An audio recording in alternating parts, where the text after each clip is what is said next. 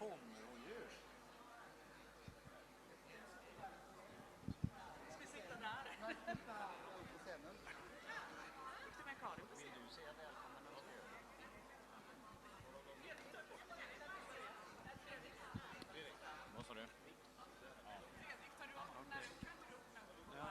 vet. Ja, ja. Så. Jag tänker de som kommer ska bara sätta sig.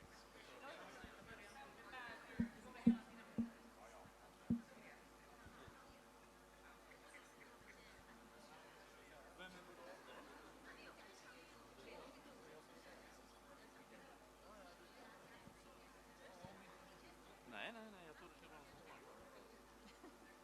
Ja, men vi har det. Det har vi i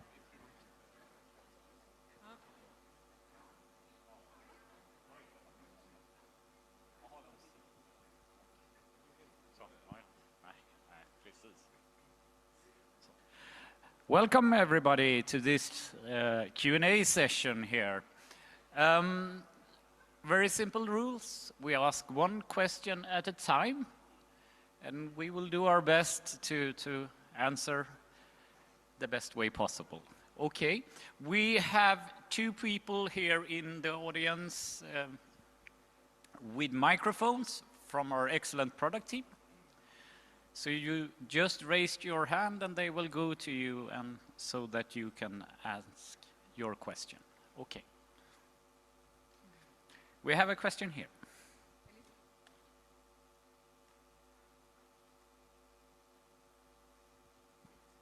Thank you.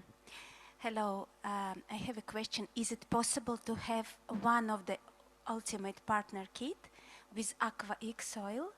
Because I personally had 3 times when people decided not to take Ultimate Partner Kit only because they need just Aqua X and we don't have any with all Aqua X oil.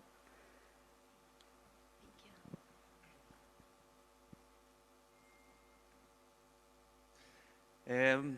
Everything is possible, but we don't have that offer today, so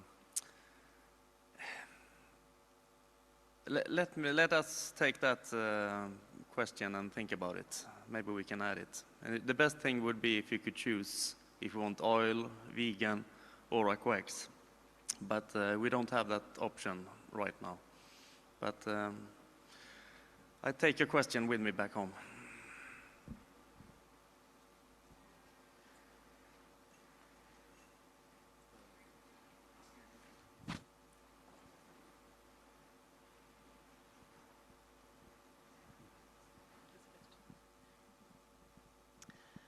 Hello, I'm Eva from Germany, and my question, I think, goes to you. We have wonderful materials to use, and in our team we often are on, I don't know the word in English. A Messe? Auf Messen. Wir sind oft auf Messen.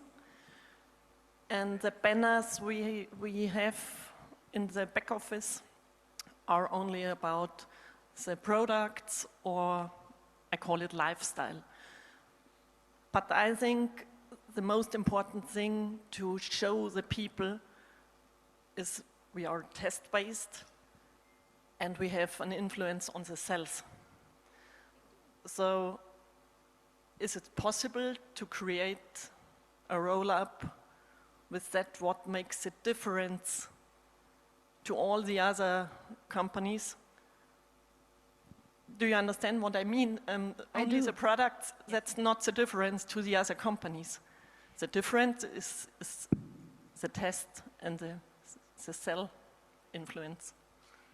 Well, thank you for asking, and I would like to say that we have most of the material available in the marketing portal, which I showed on Monday.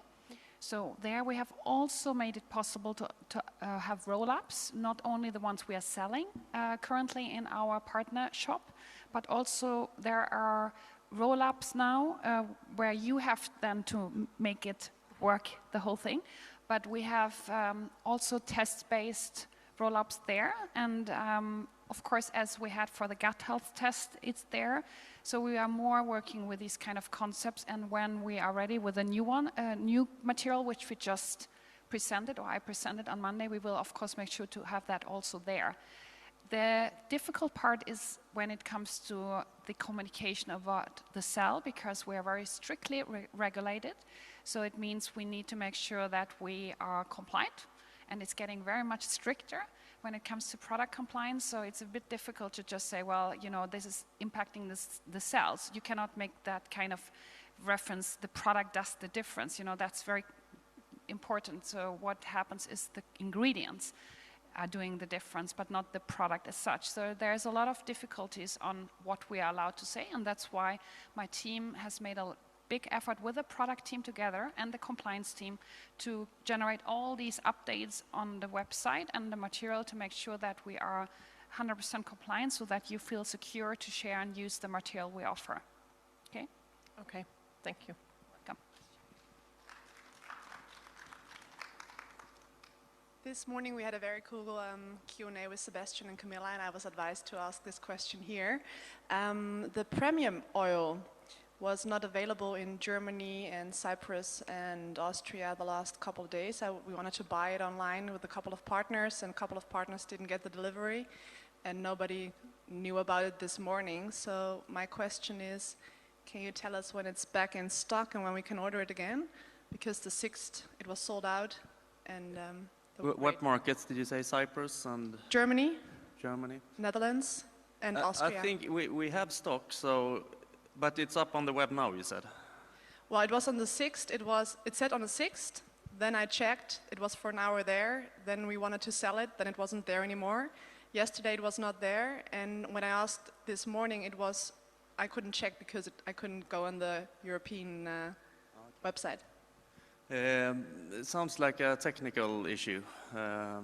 We have to look into that. It's supposed to be on the website, and it's not out of stock anymore. So that's a good thing to know. Thanks. Yes, hello, it's Barbara from Germany. One more point for the premium oil. It would be good if it cannot ship because of this, that the customer or the partner gets information by email and not, where is my package? I have to call, and then I get the answer, it's out of stock, and that's not shipped. So this information in before, this would be really, really good. And the question I want to ask is another one. You have this great video platform, and when you come out from the back office to the video platform and you share the link from the video platform, is it possible there put the partner ID inside, so when I share the video, the customer or the partner is in my back office then? That is not, unfortunately, possible from the video platform, because it's simply built with an external provider, and the external provider has a hard time to keep up with my wishes, because I have quite some wishes how we improve this platform. It's a Norwegian platform, so I have hope in it, to be honest. Yeah. But no, unfortunately not that, but that's why we offer the product concept pages and the business concept pages, because when you share them, then the person is in your back office. Yes, I know. That's very good. Yes. Mm-hmm. Thank you. Unfortunately not right now. Hello. I have a question. Is it possible to have a CSV file from the back office of our clients? Because an Excel, do you know, as a CSV file? Okay, I want to send my customers a marketing email. So, hello, welcome to Zazino. After 4 months, we can send an email for now you do the test or something like that. Is it possible to, because now I open the customer, I copy paste, and it's a lot of work. So, okay. Well, first of all, I just would like you to know that we have a flow ready for customers when at the moment for the balance, so any balance concept customer will receive emails like automatically from Zinzino to bring them on a good journey during their at least 6 months, and then we have the monthly newsletter on top of it. What we will change this year is to make sure that it's not coming just from Zinzino.com, but the communication will be immediately connected to the enroller. So that means when we are promoting, for example, upselling opportunities, that then they will be directly connected to you. Yeah, so that's coming. So you do not need to do your own communication, and that's very important. And we're doing the same for partners. So partner onboarding will be rolled out. We're right now trialing out the UK market. And then when everything feels perfect, we are rolling it out in all the other languages so that also new partners are onboarded step by step with the kind of Zinzino system we would like to use. Welcome.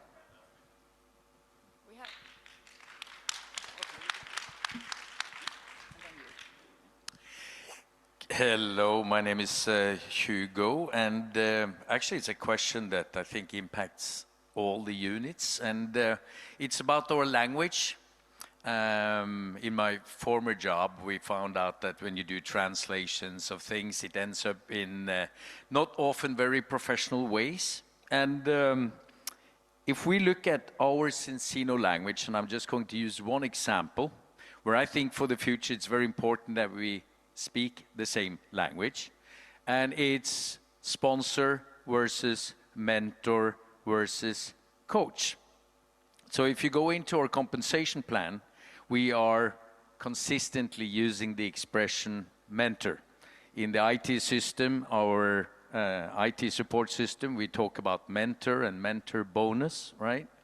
But then we go to our Bible, our Express Start, and we are consistently using sponsor, right?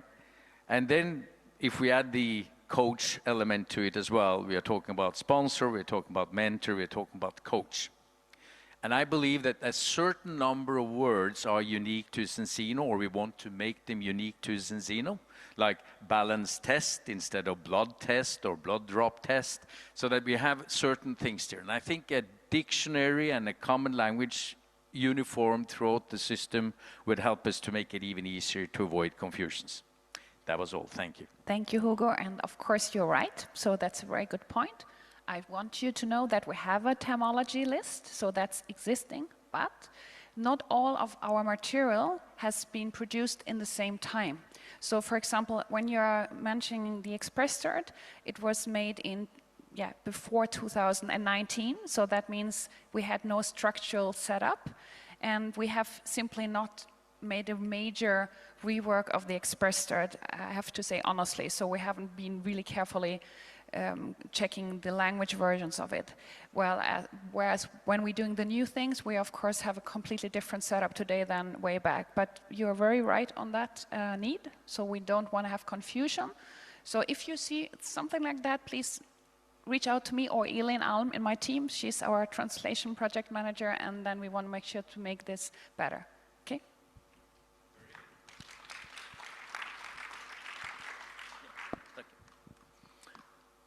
All right. My name is Tore. I guess this question goes not to you, Katrin, but but I think Daniel and Fredrik. It's about invoicing. So, you know, I understand that, I mean, you're dealing with a lot of countries and so on, but I mean, both the commission invoices and the product invoices, I mean, we download them, right, from the back office as PDFs. But if you think about from an accounting perspective, have you been looking at introducing like an electronic trade format or something where you can actually, in an easier way, upload the files into accounting programs?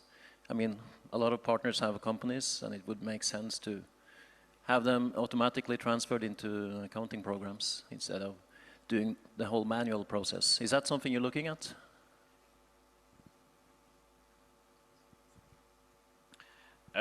Currently, we are implementing a new business system on the financial side and logistics side.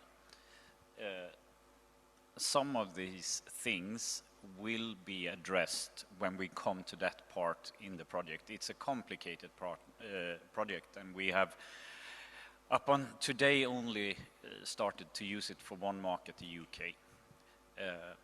But commission invoices is an ongoing project, and I know that we need to make improvements on that part.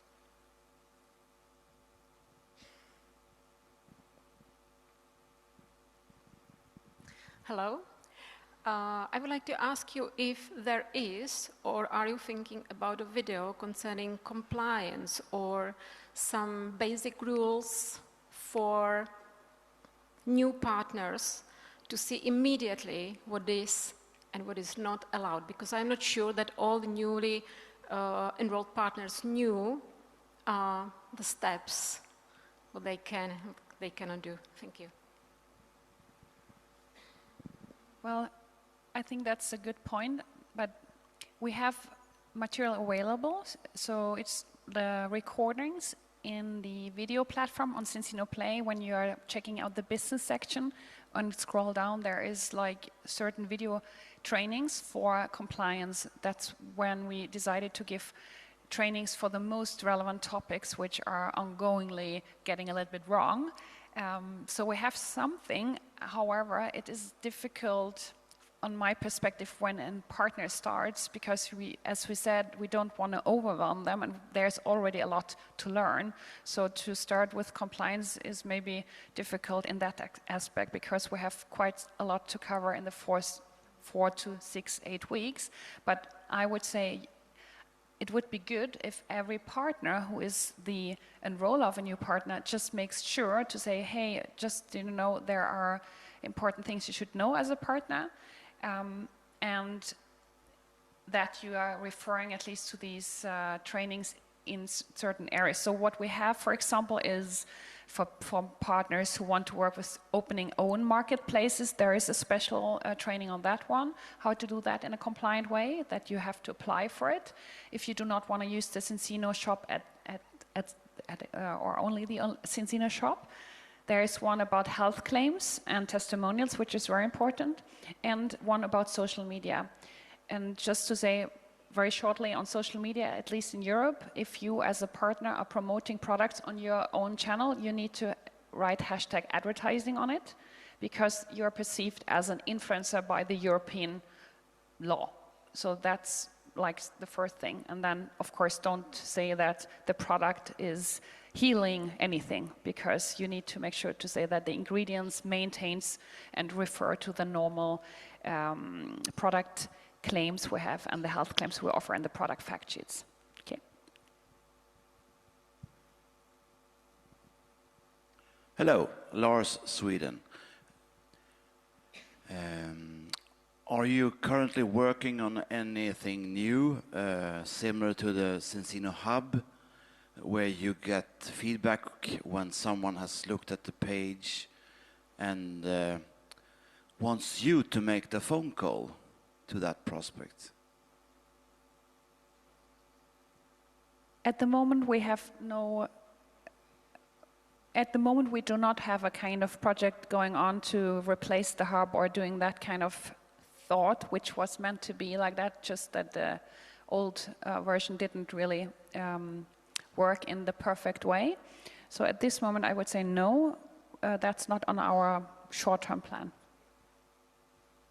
But what we are doing is actually, thanks to this man and his team, they are doing the back office improvements, and we have one project to help partners to see more actively what's going on if a partner or a customer suddenly stops the subscription or pausing it or something, that there is a notification system coming in place. So that's at least one of the important plannings, to make sure that you get notifications to act on.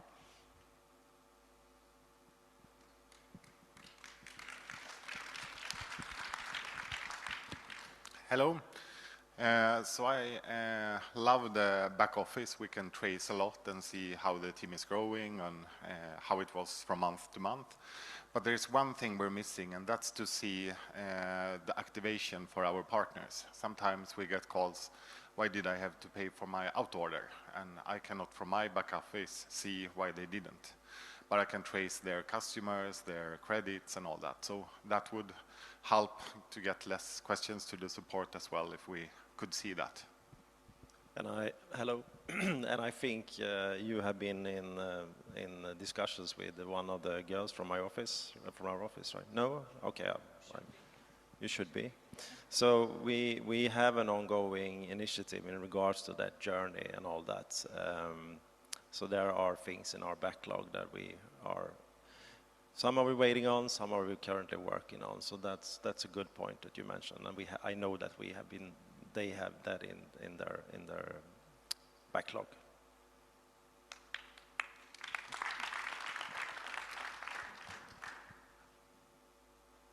Okay, one more question.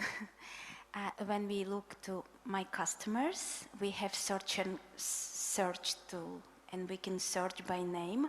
Is it possible to search by ID number, please? My customers, there is searching window where we can search by name. Can we search by ID number also? It would help. Yeah, so there is one more of those that I just said. So that's one of the things that we should do as well, and we have in our backlog. So we have tons of things to do, you know. Sorry about that. But those are the kind of things of improvements that we're aware of that we need to do. Okay.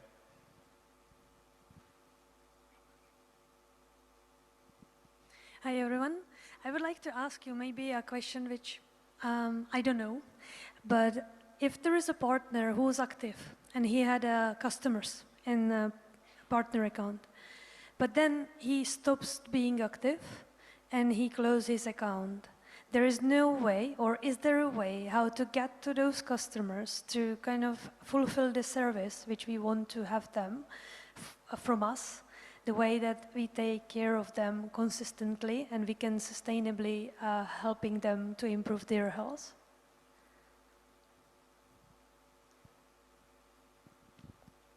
I take that, because they say that didn't hurt the question. But it's very good that you want to take care of the customers, of the partner who is not active. But then we have a list of thoughts. I'm thinking, will the partner come back to be active? Then the partner asking, where are my customers?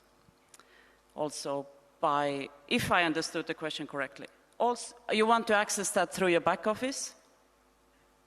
I don't want to steal anything. No, I was not saying stealing. No. But to take care of them instead of the partner who you are most welcome to take care of those customers instead of your partner. Yeah, but I can't find them. When I look into my office, you reach the partner. Then you reach out to your inactive partner and ask for the customer details, because we as a company are not allowed to share that information with you because you call us, because we need to protect customer information. Okay, so the worst case scenario, if that partner is dead, that thousand we do not hope so. It was inactive. They should take more products. Yeah, but I'm just. But now you take a very drastic example. We're talking about the inactive partner. Reach out to your inactive partner. Follow up on your partner. Hey, why are you inactive? Be my next bronze. One of the four. And follow up the customers. But if you have a customer, well, a partner in that situation, let us follow up on that. I don't think you have 100 list of those. But I want to repeat, we need to protect customer information. We cannot share customer information here, there, up and down, because there is European law. I think you are from Europe, so we need to be a good company.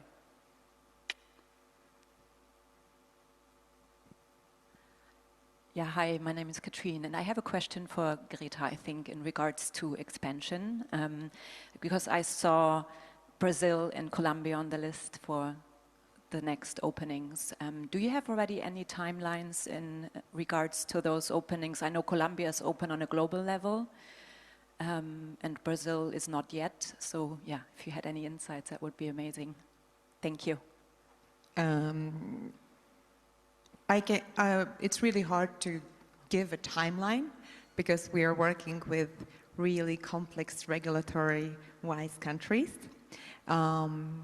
We are aiming for launch of Colombia in 2026, that I can share with you. Regarding Brazil, the timeline is a little bit longer, I would say, or it's much more complex. Does that answer your question? Thank you. Thank you, Sebastian. A question here on behalf of one of the viewers online. And that's a question that is regarding to the use of Z rewards, buying the Sensino collection, the clothes. And the question is here that the new items can be paid with Z rewards, but the old collection of the Sensino clothing cannot be paid by Z rewards. That was one question. The second is to Daniel, IT. When do you think we will be able to access and do all the work that we currently need a laptop to do and be able to do it on our phone? Two questions in one. You first, Henrik. Regarding the clothes, they are supposed to be, you're supposed to be paying with set rewards for the clothes. So we have to look into if the old collection, if it's not activated. So.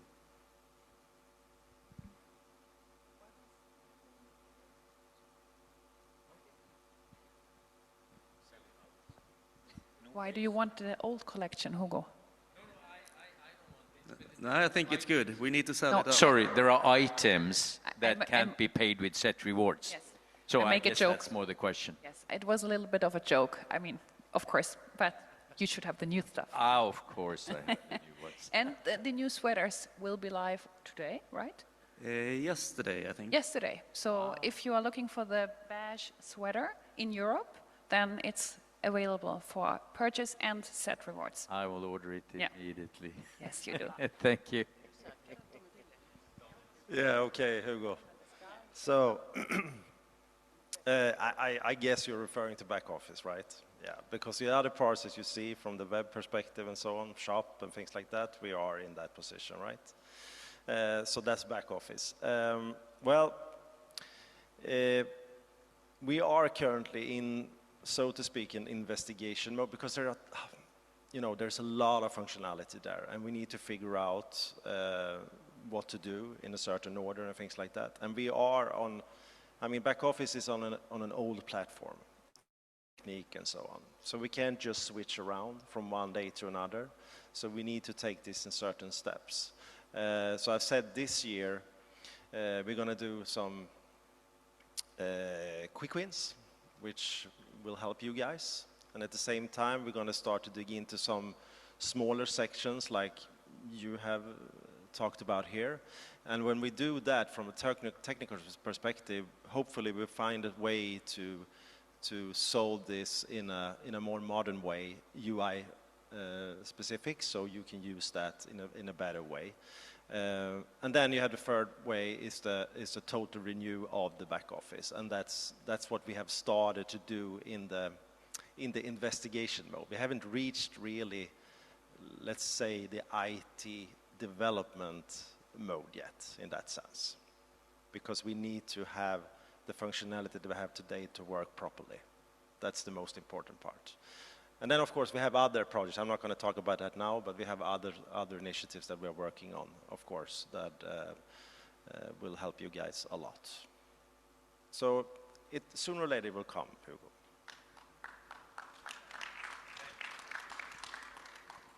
Hi, Jerry from Houston, Texas, USA. Good news, bad news. Good news is we're testing a lot of people. Bad news is test results are coming in 4 weeks. Can you help us in any way?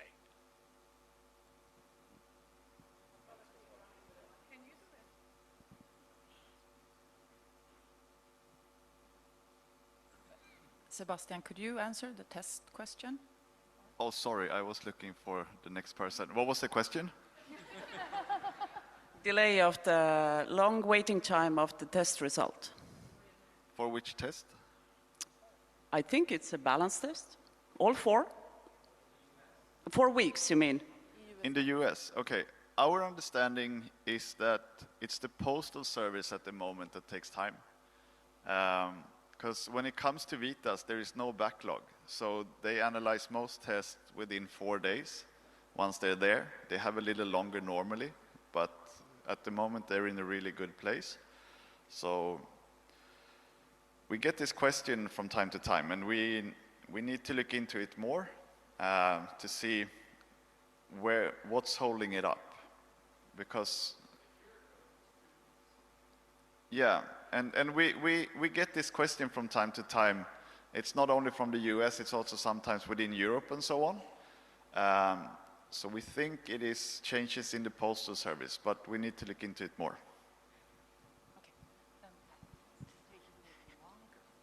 That should not be the case.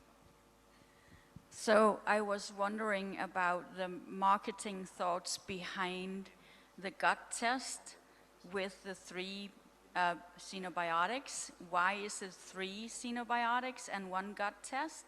And did you look into having another kind of subscription on the xenobiotic, like the balance oil, having 1 test at the beginning and just 1 xenobiotic, and then a second test 4 months later?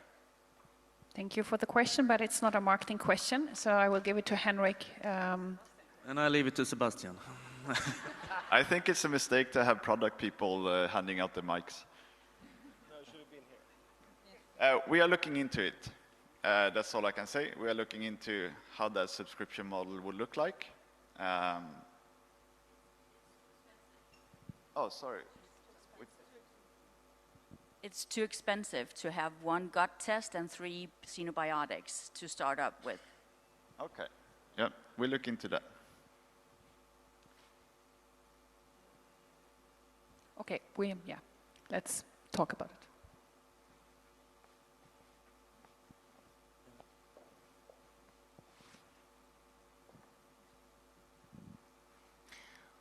I have one more question. I have a lot of questions, but the one question is, the improvement of the back office is going on, I heard.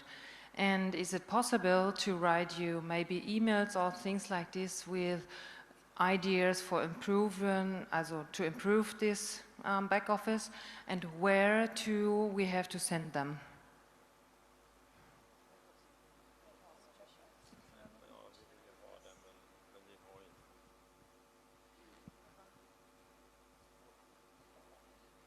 Okay, so this is, I don't have a good answer on that, actually. Because we have, I mentioned that before, we have a team that is focusing on this, and they reach out to partners. It could be a good idea to talk to your sales managers, so they can they collect that information, and then they get to us. Okay. So I would say that from now. But we don't have today like a specific email you can send a list or something. Yeah, that's my answer right now. Yeah, sometimes that's only some small translation failures. Yeah. So like team customers, and that's vice versa translated, and so it's total confusing. I totally and would be a very small thing to fix. Yeah, you can always send to marketing as well, of course, in that case. We have been thinking about some kind of form on the website where people can add those kind of suggestions and make reports. Mm-hmm. But that's also in the backlog from our point of view. Yeah, so send it to marketing@sensino.com. Okay. Okay.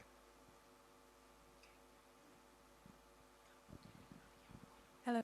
Just a question for logistic, if I may ask. Is there any description for customer claims? If the product comes to the customer, there is something wrong with it. Is there a description what they should follow up? The way that they can help you to progress the claim to the warehouse or etc.? Do you mean if if they would like to return the package or when it's unclaimed?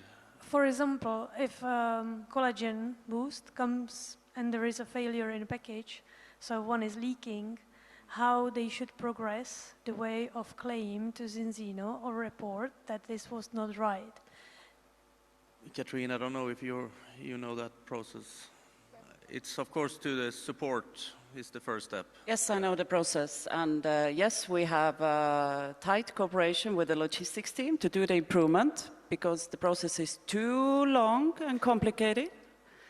And with the new TIXA program that we talked about, well, not TIXA program, but the AI function we're going to launch in Q2, we will have a form on the web. Hey, I have this situation, what should I do? Then you get all the questions, what you should provide us to speed up the process. Isn't that great?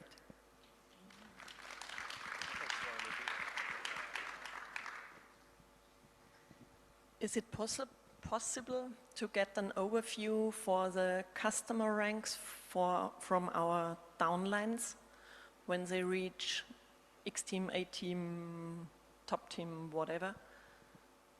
Yeah, it's also in the back office development package. And I do know that it's frequently asked questions, so I think it's quite high prioritized. Great, thanks for it. And the second question, when a customer gets set for free, and this customer quits, so the credits from the downwritten customers, you know what I mean? Second generation customer, yeah? Yeah. No, it was verbiage. I need to be correct when I say something. Was it generation, I should say, when the customer on a different level, Hugo? Yes? I understand what you mean, but proceed with your question. Yeah, when the first customer quits, what is about the credits? Yeah. Wrong question. Will that customer end up as a first generation customer? We have the second generation and the third generation. And the second generation quits. Is it possible that the third generation comes to the first generation of customer? Everything is possible, but that needs to be investigated. We need to think that through very thoroughly, because we don't know what the partner has idea. Do they want to replace that second generation customer with a new one that will actually get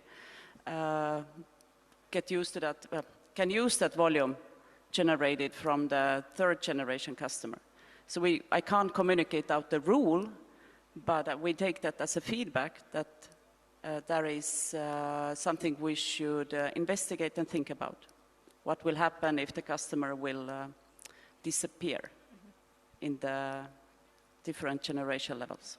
So if we have this case, should we write to the support or? What do you mean feedback? The case? Yeah.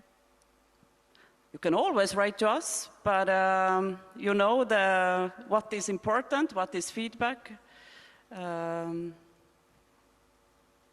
you can of course write to us. Okay, thank you. Hi. Can we have a show password option on the login page, to verify the password before signing in? Sorry, I didn't hear the question. Can you someone? No, the option to have a show password option on the login page. Okay, why? No, some people, when old people, when they try to log in, the password, if it is incorrect, then it locks for another 10 minutes. So in order to avoid that, incorrect entry, it would be better if we have a show password option on the login page. Yeah. Oh, you mean like seeing the password? That's what you're saying. Okay, oh, very good feedback. Okay, so no, we don't have that now, but we will add that to the wish list. Thank you.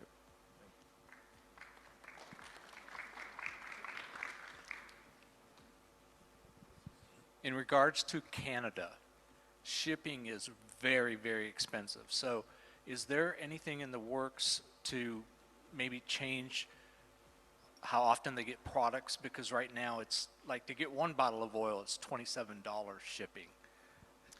Yeah, it is expensive in Canada to ship products, but we are working on right now to negotiate with our warehouse in Canada, and hopefully we will lower the rates, and then we will lower the rates for the customers and partners as well. Great. Second question, any new products coming into Canada?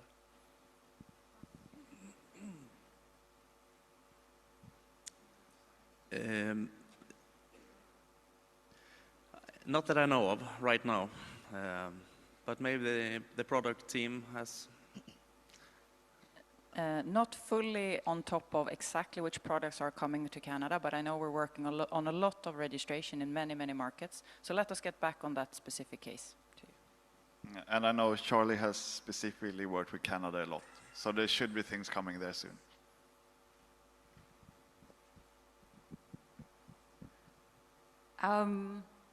A question for testing. Could we have a bundle, test bundle, to buy more tests, like balance test, gut test, and vitamin D, maybe in a bundle for customers? You mean mixed with all?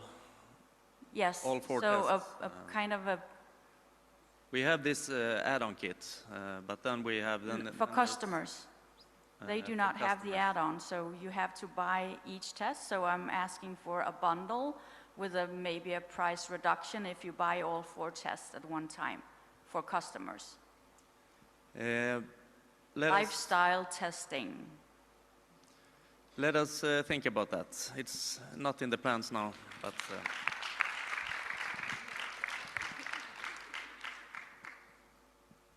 But as Henrik said, we do have it for the partner.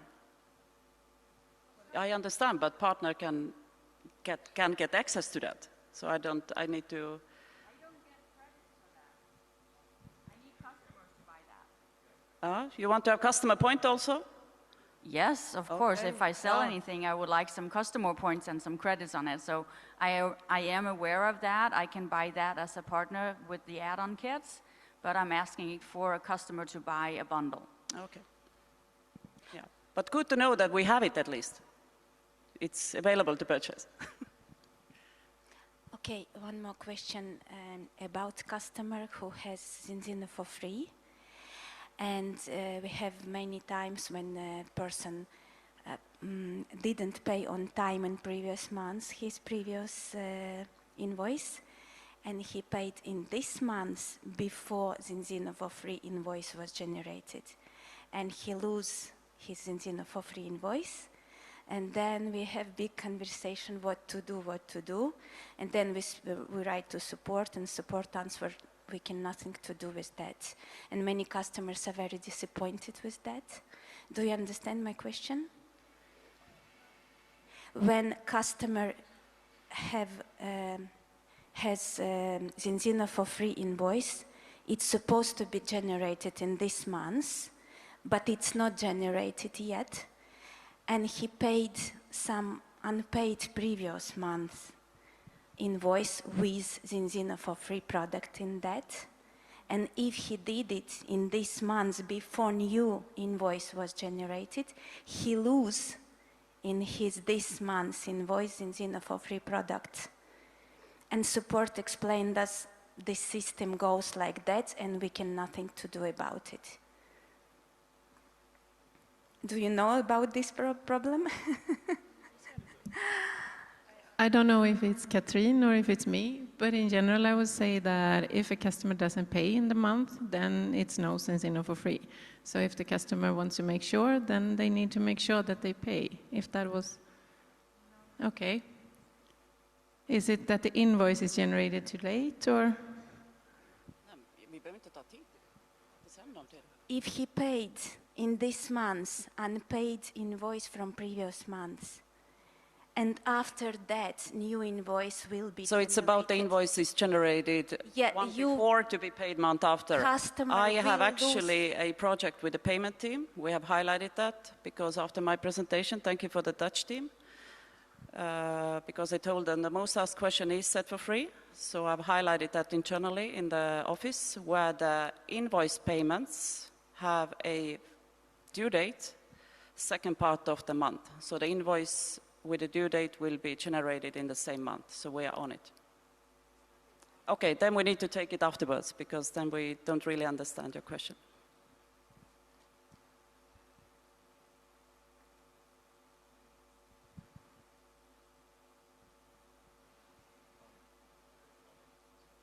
So if we have time for another question, I have another question. Please ask. Is it possible to have these tests sent back for partners too? Because that's very practical for customers, so that I can just put on, send one test to sponsor. Is it possible when I make out of the prospect not a customer but a partner, that I can have this choice too? And I don't have to say, if you get the package, then please send me one test to me.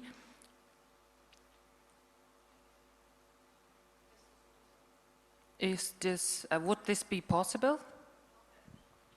That send test to Zensino sponsor? Yeah, which one? Which test? Usually the balance test. But we have that option. Not in a partner package. Aha, okay. But it's, I just think that we need to take that to an investigation, because if you buy a big kit for the partner, perhaps you don't want to have all tests sent to that one. So that makes it much more complicated when it comes to the partner kits. But for customers, it's much easier that you already handed it out, and then we can have that feature. But I'll put it on the list here so we can investigate.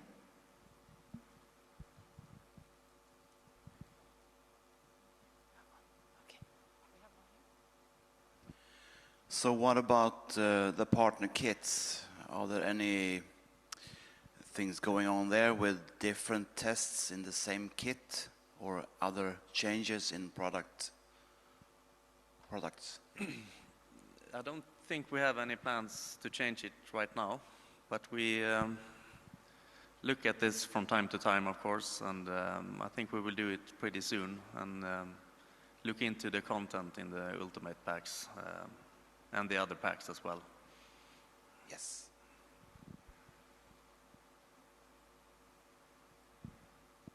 Yes, hello. Regarding USA market, is possible to have their collagen kit with 25 collagens? In what market? USA. No, I don't we? We have you have Partner help me kit. here. We don't have that kit in US right now. You saying? Yes, we don't have. It's possible to have it. It could be possible. I thought you had it already, but no. No, we will take it to the list here and look into it. Thank you.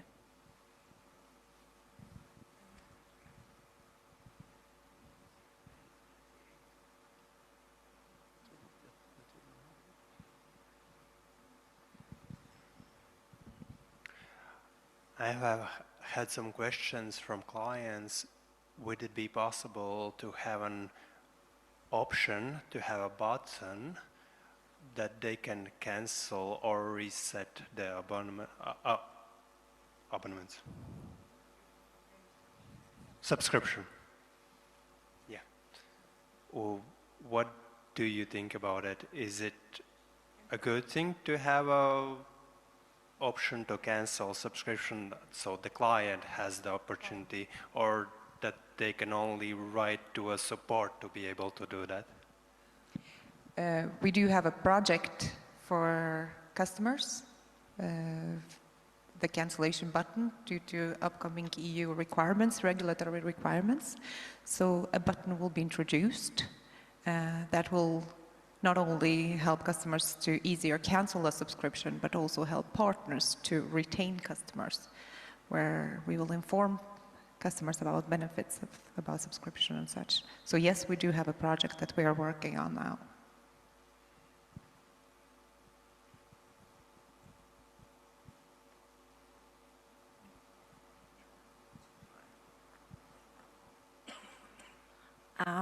Some minutes away, Stephanie said something about the premium oil, that it's sold out. In Germany, the same problem is with Revo. If you want buy it, since 6 weeks, it's not available. It's the same problem, or it's not available?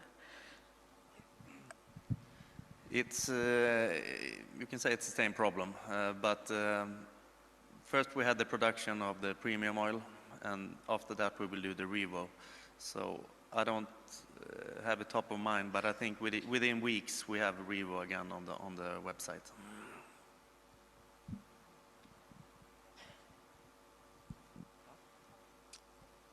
Hey, I have a question about the auto order for new partners when they're coming in, because we know it's running from the Censin for Free kit to the last month. And often we wait to register them because we know they only have 1 day before the new month, and then they have to pay for the auto order. And it's very important with the Ultimate to pay it right away. Is there any solution there? Do you understand my question? Not really. Why you don't register the auto order? I don't understand that. Because we want to help them get it for free. And most of the time, you know, when we can see the month is closing, we are waiting sometimes to either get them in, and we know it's very important to the first day to have the auto order there active, so they're going to pay for it also, plus their partner kit. Mm-hmm. So is there any solution? And is it okay if we wait to put it in next month? But what is the solution? That they don't should pay for it. Or maybe that could be okay to register it the next month. And let's say we put them in the 25 and we have 4 days left. I know that you could say, make some customers. But if not, is it okay to put in the auto order next month? Yes, because you can choose to activate that in the current month and subscribe. Yeah. So also they would not count in the money back guarantee? If you pay that next month, then it's counted for the money back. Still, okay. And no matter what day in next month, we just have 30 days still in the next month? If I understand correctly, yes. Okay. But this is the life at the support, what you're actually asking, how I understand, and the expectations on the answer. So you need to start to pay out order month after the Ultimate Kit purchase, with or without the discount.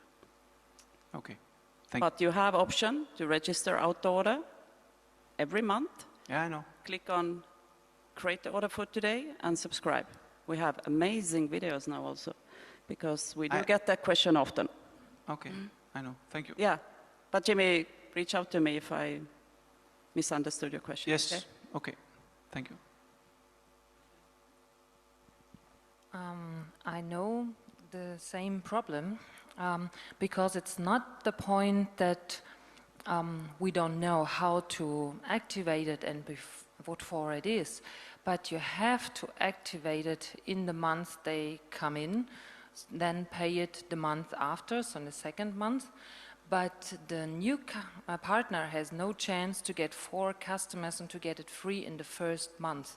So the ones they are at the end of the month, they start, have no good condition like they start at the beginning of the month, and that's the point.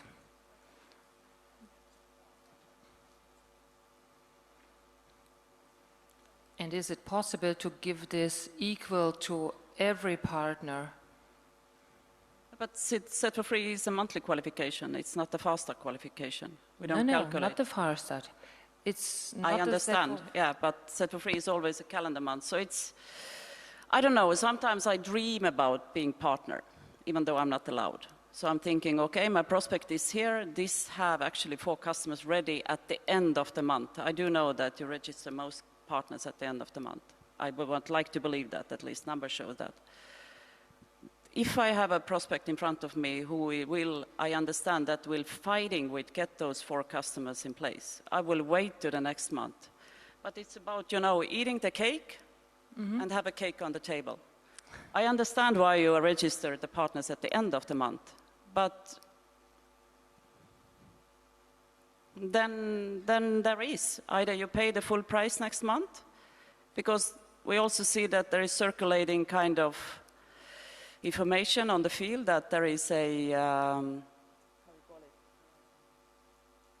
free month. The partners don't need to pay out order at all, and we don't really know where is that routine coming from. So, yeah, if the refund campaign is what you aim for, we can count every out order paid month after Ultimate Kit is paid, with or without the discount. Okay, yes, okay, thank you. I will give it so further. Thank you. But help out if you have a solution.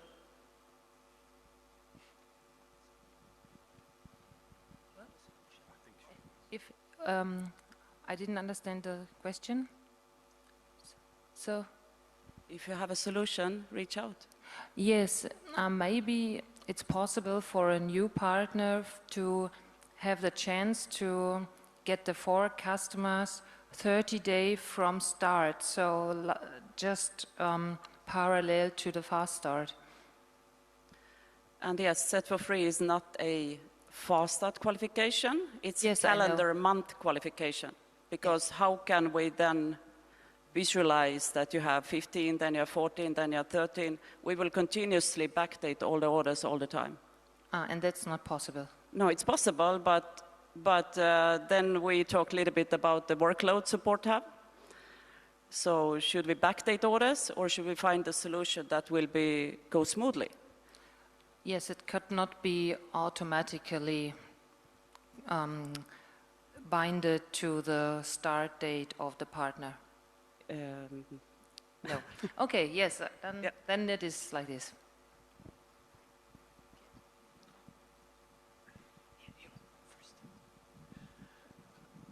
Good afternoon. That is probably one of the biggest challenges that we have in South Africa as well, is you start a partner and you say, if you have your 4 customers within 30 days, your automatic order is for free. If you start a partner at the end of the month, that's not true, because they've only got 2 or 3 days to do that. It would be, and being an engineer, I think it's a programming. It's not necessarily backdating. You should be able to program and say that a person's got 30 days to get the next order for free. I understand how the system works. I'm asking, is it possible to change that to give the same for every partner? Changes are possible to do, but this is not us on the stage who are deciding that. So I suggest to reach to your leader council upline. So that needs to be discussed on that level. If it's a huge handbroms,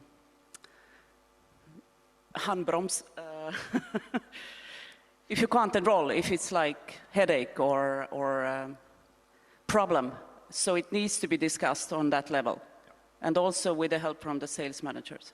Effectively, all we're asking is that all partners coming in any time of the month has the same opportunity.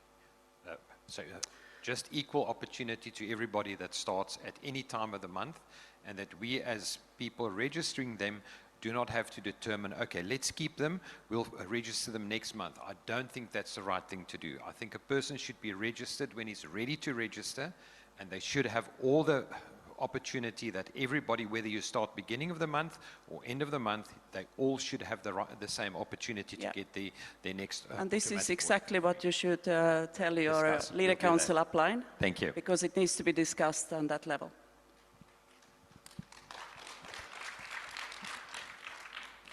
Sorry, one more question about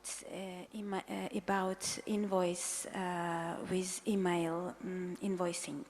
For example, customers with subscription, they choose email invoice, and then he got invoice 15 days before the date.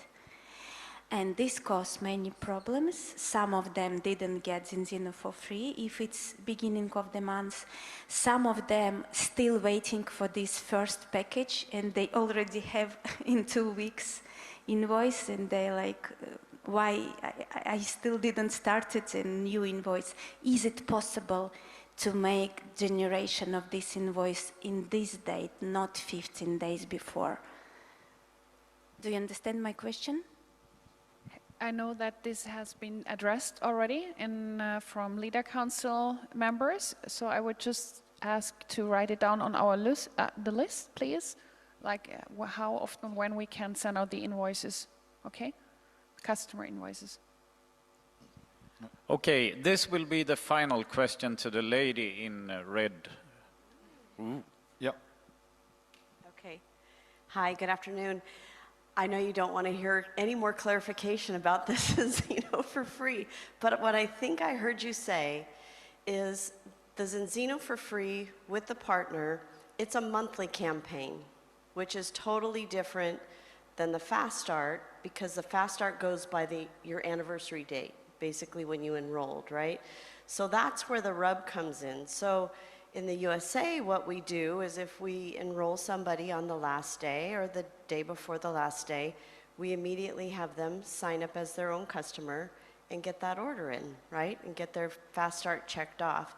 But just for clarification, what I wanted to clarify, what I think I heard you say, is that if we do enroll someone on the last day of the month and they don't sign up for Zinzino for free because they don't have their 4 customers yet, they can enroll in it the next month, and it's not going to impact their refund, because the refund takes in the last 13 months. And is that why the refund takes into account the last 13 months and not just the last 12 months?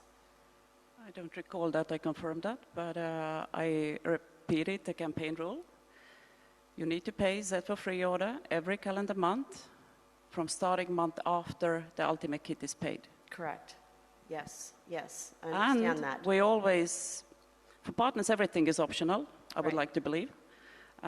So that's why we have this friendly reminder when the partner kit is added to the shopping cart, to not forget to add your auto order.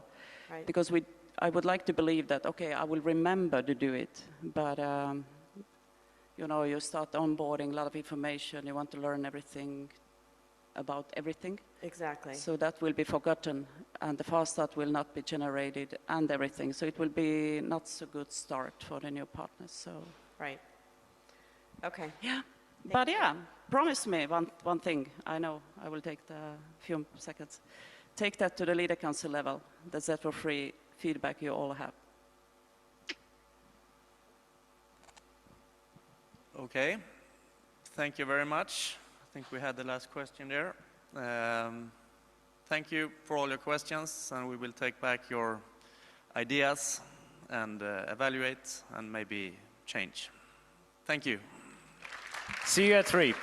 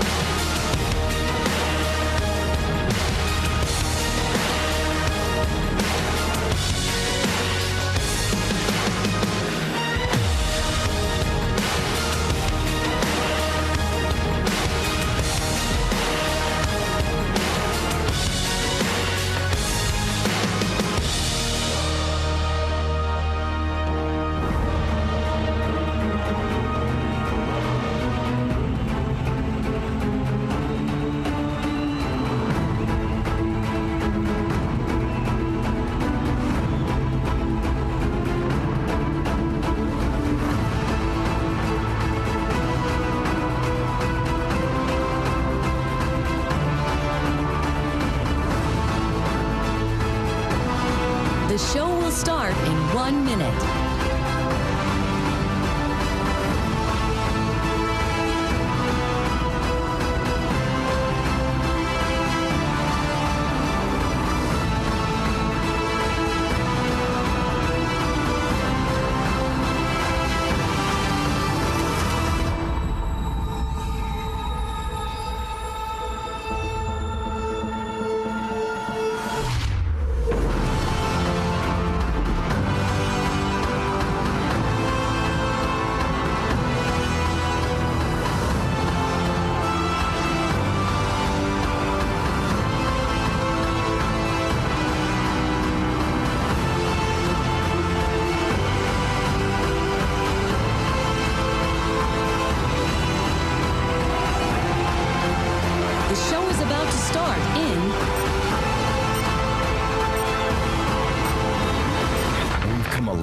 Since 2005. From a bold vision to a global movement. From zero to more than $300 million in revenue. But in the bigger picture, we are just getting started. The potential is enormous. In the coming decades, the omega-3 market will be worth around $200 billion. In every category, there's always one player who takes the lead and owns the space. Who will own test-based personalized nutrition? Many factors will play a role, but one thing stands above the rest. Ambition. Zinzino's ambition is grand. $1 billion in sales in the next 3 to 4 years. 20 million customers by 2035. 100 million customers by 2050. But numbers alone won't get us there. Your ambition will. Your state of being, your decision to build the life and business you once only imagined. Your desire to change people's health for the better. Your discipline to show up every single day. Even when it's tough. Especially when it's tough. Ambition brought us here. Ambition will take us there. Please welcome our MCs. Let's go. Crown, Elena Carblum. Black Crown, Kirsten Pierce. Make sure the sign is on. Welcome to the last day.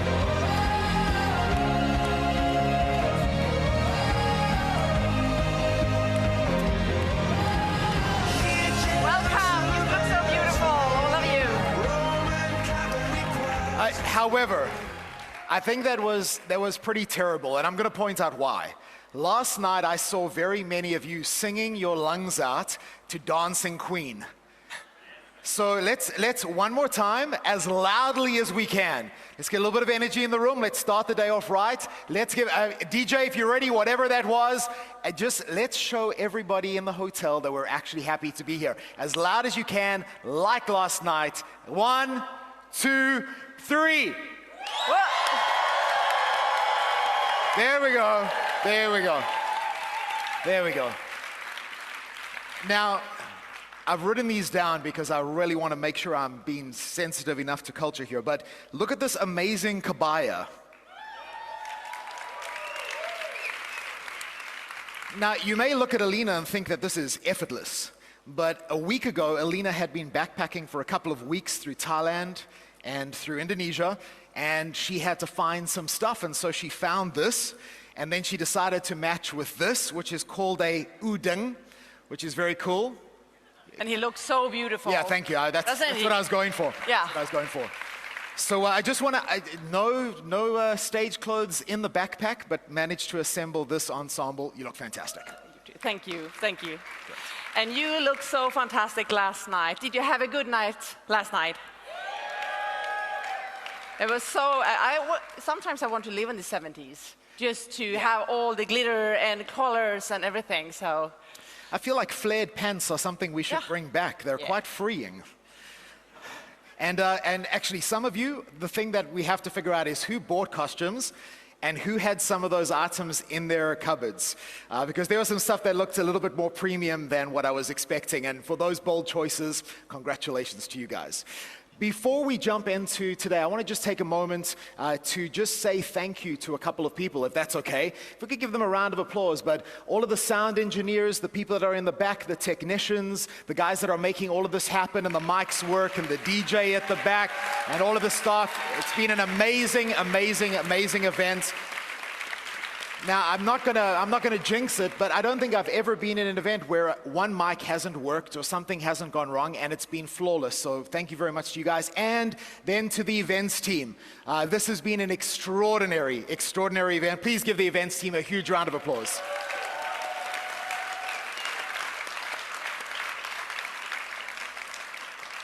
I have a question, though, for you. Okay. So I was busy working yesterday while you were playing volleyball. Yeah. And the Swedes were so loud, we had to move. Now, we were at the pool. You guys were all the way on the other side. We literally had to move over. You guys must have won the volleyball with all of that shouting. I think the Swedes are over there, and I think we won from the bottom, like last. So what were you shouting for? We were so happy that we got the ball of the net. And also, it's fun to do it together, just the team, and like we were the happiest ones. I'm really looking for a teaching moment out of that right now, because that's not how I expected this to go. But we can have a coaching afterwards. Okay, like, great, yes. How Swedish people do it. Great, get the ball over the net. Okay, fantastic. Well, guys, we're going to run into a fantastic day. Yeah, we are. But you forgot to actually recognize some people. Yes. And that is actually the people who haven't slept anything since Sunday. And that is the photo and the video crew. And now you will see the results. So play the video. Leaders from all over the world are here in Bali. You can feel the energy the moment you arrive. This community is unlike anything I've ever experienced. The mission is bigger than any one of us. And this week is only the beginning.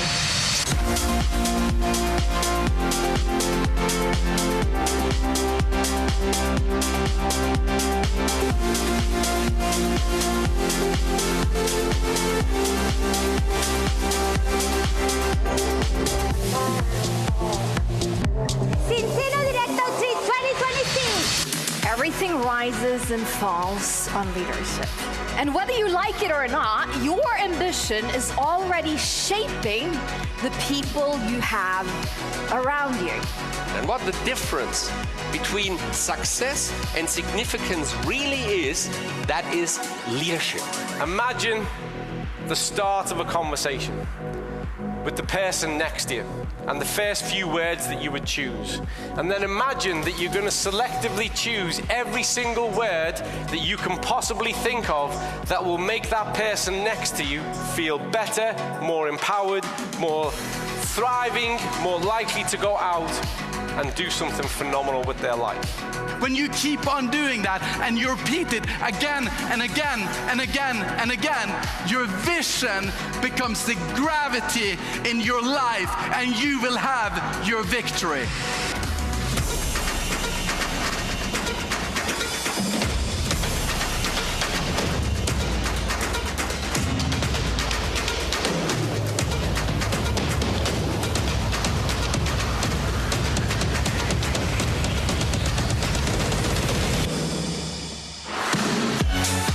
There you are right now is simply a reflection of what you've done in the past. And that's a beautiful thing, because that means that any one of us have the ability to do something about it.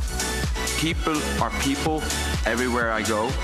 People would like to have something to look forward to, someone to love, something to do, maybe something to believe in. And this is what connects us all together.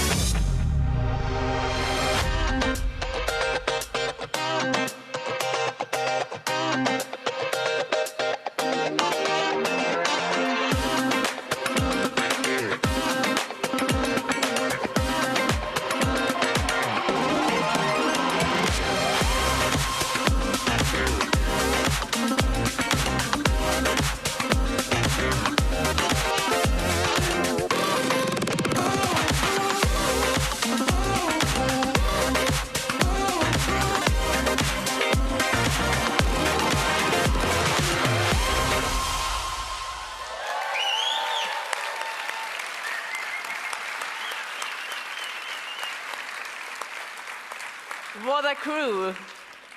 And do that so quick.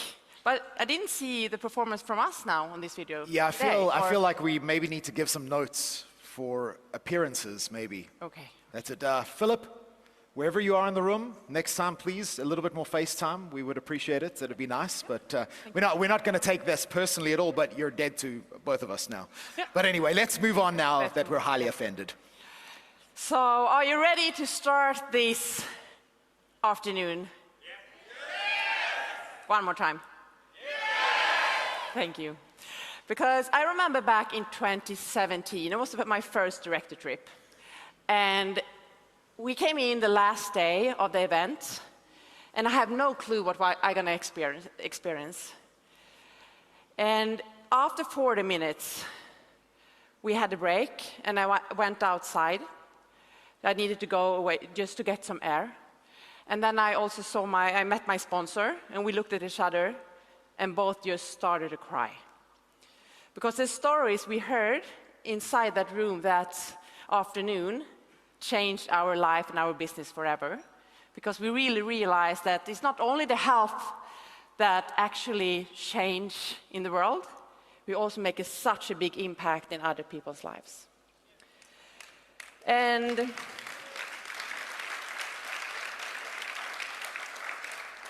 you know, sometimes in life you meet some people who just see the world in another way than the traditional way, and those people just don't follow the normal path. You know what I mean? They actually create one.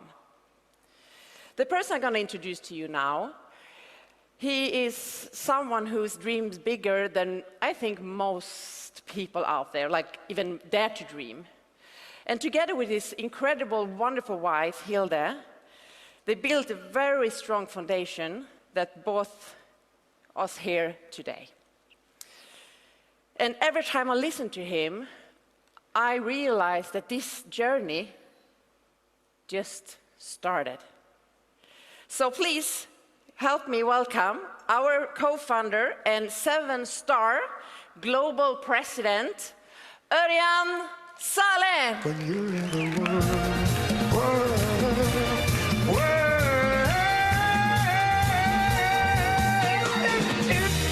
If I was on a rooftop, I'd kick off my shoes. I'll run a few verses, and then I get the blues. But the sunbed white guy, I wrote the song.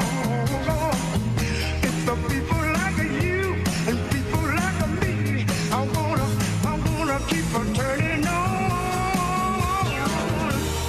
So it's you and me. Thank you. Did anyone have fun last night? Probably the most fun session so far. I love it when we get to the theme party and people come up to me and they say, "This is the best moment of the conference."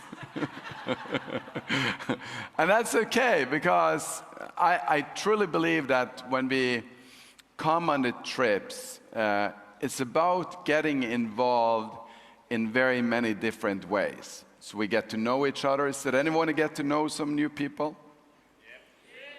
Okay, and then we get some time with the people that are important in our life, correct? So did you have some good coachings? Anybody had a good coaching? And then we learned some new things. Anybody got some new knowledge? That was a little bit weaker. And anybody have some fun? Okay, that's good. Anybody starting to get a little bit more hungry? Okay. Did you upgrade your dreams? Did you spend time on your visions? So our senses is what we use to navigate our life. And most commonly, we have our 5 senses, and in one way, we don't talk so much about this when we talk about building the business, but we are impacted by what we as humans are feeling, and what we're feeling is navigated by our senses. Did you know that? So what are the senses that we have? We have sight, so we see it, and we have this saying where we say that anything that you can see, so if you can see it, that's the vision, and then you can feel it, then you can actually go and achieve it. Then you have other senses like hearing. So faith comes from the hearing.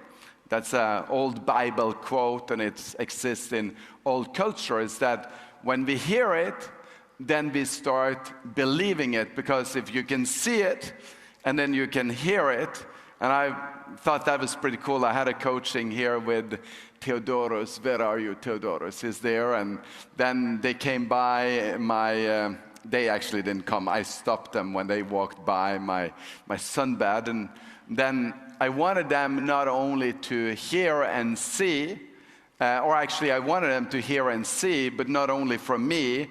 And when they saw somebody sharing, they could hear it, then I saw belief spark inside of them.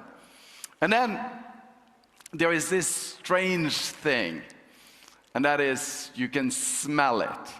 And smelling things can sometimes be a negative, but in this room and when you walk around this place, you can smell success. You can smell prosperity. You can smell that some people are about to have their breakthrough. If you're about to have your breakthrough, give yourself a hand. And then I talked about vision, that there is like a taste. You can taste the good life, you can taste it. So if you can see it, hear it, smell it, and taste it, then it's getting to be really good. But then when we did I had a session here with Michael's team, Fire Adler team, I think they're called. That's your name, isn't it? Okay. I'm now on minus point when I didn't really remember it wasn't planned. But one of the things that happened was that we were going to take a picture, and I was sitting down together with Michael, and then I think Sasha was on my other side, and then somebody behind me touched my back, and they said, I'm touching him. And I was laughing because they had no idea that I was going to talk about senses in the opening. So when you can touch it, you know you can get it.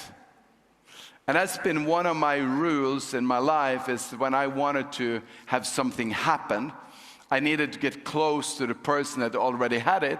And if I could touch their shoulder, I could have a conversation with them, and I understood the conversation, then I could go out and do what they've done and more. And these are the 5 senses that we normally speak about. But did you know that we don't teach 5 senses anymore? That they've actually expanded the group of senses a lot, because you've got awareness, so being present. And the people that have the ability to be present in the conversation listens and hears much more things than just the people that have ears, which means that they're hearing. But if you don't have awareness, if you don't have presence, you don't necessarily hear the same as other people. So 2 people can be in the same room listening to the same talk, and they get a completely different message. And that's why it's so good to discuss that when you get outside. And then there is balance, and balance is really important.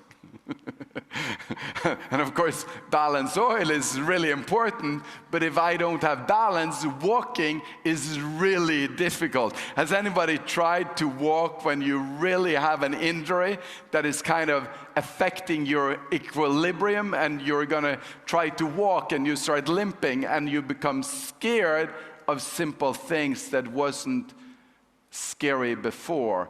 And this very often happens on our path to success.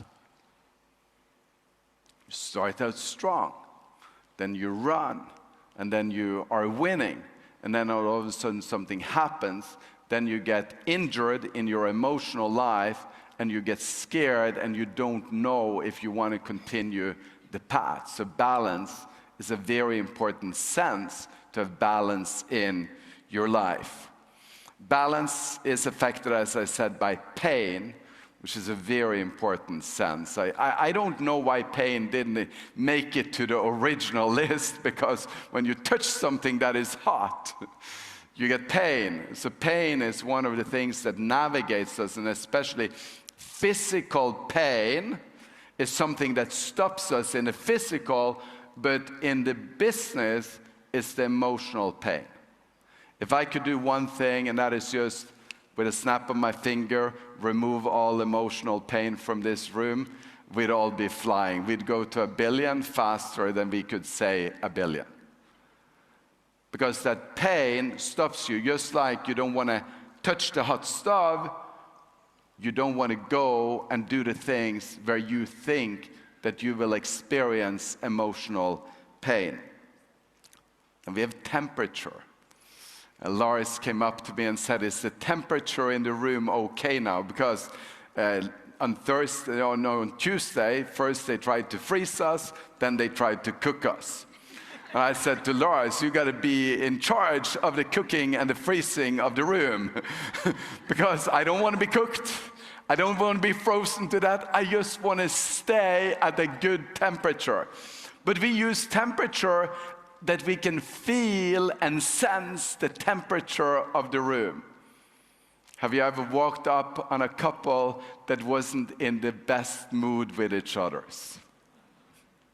You could feel the temperature.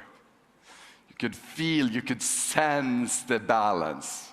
See, so these are things that are important. And then when you feel the itch of discomfort, then that will drive you to become hungry, and you'll cast a vision so that you will leave that itch of discomfort behind you for forever, and you'll move on to another place. And then we have introspection, which is the gut feeling.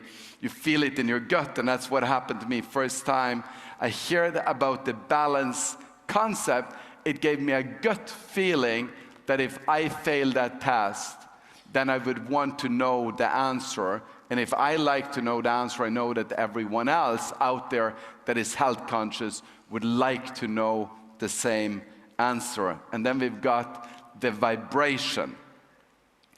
And the vibration is an important part of knowing and feeling what the other person is thinking. And some people have problems with vibration. Have you ever been with somebody that is like getting too close to you and can't sense that your vibration, you see the discomfort of vibration that he is getting when I'm getting closer and closer. I know he manned up, about to give me a kiss. We were swimming with dolphins yesterday, and one of the things that we needed to do was that we needed to put our cheek out so that the dolphin could come and kiss us, and then we would give the dolphin a kiss back. And then Hilde gave the dolphin a kiss while this is how it happened. The dolphin gave her a kiss while I was giving her a kiss. I haven't seen the picture yet, but I did not like the competition. This session is about you sharing some of the things that moved you emotionally during the days that we've had, so that everyone else can be blessed by your breakthrough story or by what you're going through. So who wants to be the first one to share some highlights, some things you worked through, some things that impacted you, some things that you think will impact the people around you? Yeah, right up here in front.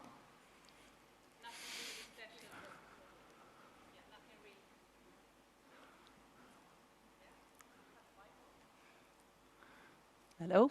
Yeah, now. There we go. Okay, nothing really special, but it really caught me when you said that the vision will be your gravity.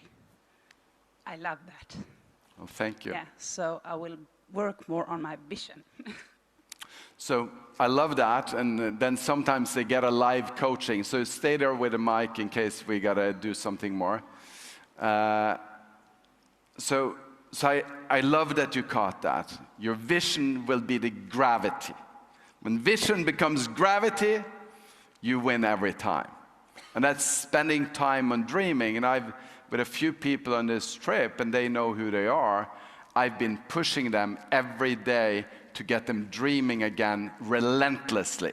Do you know, when you dream relentlessly, you can't let go of it. Then it's something that you just have to do all the time. So as soon as you get a break to be with yourself, you're dreaming.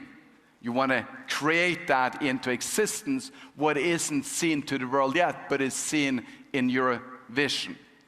Now, one of the things that will make you go to a whole nother level in your life, and I know her a little bit, and she's a powerful, great, amazing woman.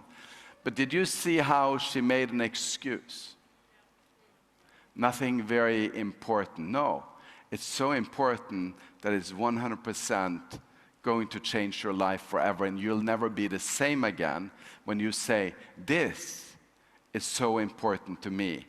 I'm going to share with you an impact that will change my life, and I believe it's going to change your life again. So don't make excuses when we talk about our vision, when we talk about our life changing. Be bold, be hungry, stay foolish. And foolish is that we're going all out and we're not holding back because we believe that we are creating the future. Who wants to go next? Okay, over here. And did I have somebody else? Okay, so next over there. So you got to run, Daniel. Can't spend too much time. Hi, good afternoon. When you said about that burning desire and how it's attached to our vision, and it really made me realize I lost that hunger. I lost that burning desire in my belly. And to get it back, I had to dig deep. And really, it paired with something that Hildy said, is that, you know, the ambition of our team falls on us as well. So if I'm not clear on my vision, if I've lost that burning desire, guess what? I'm attracting the same thing. Yeah. So it really woke me up. When we got on our team call, we talked about that. I was transparent about that because we want to change it around. We want to take the USA up. Yes, and what is the burning desire that you're going to have achieved in this short period of time? Oh, that burning desire. I really got to say it out loud, huh? Yes. Oh, that burning desire to go Royal Crown because of the impact it will make in my family, the impact it will make in my life, the impact it will make in my team. Because, like Hildy says, we leave taillights. We don't. Give her a big applaud, everyone, and let's go to the next one over here. Thank you. You can pass the mic over there.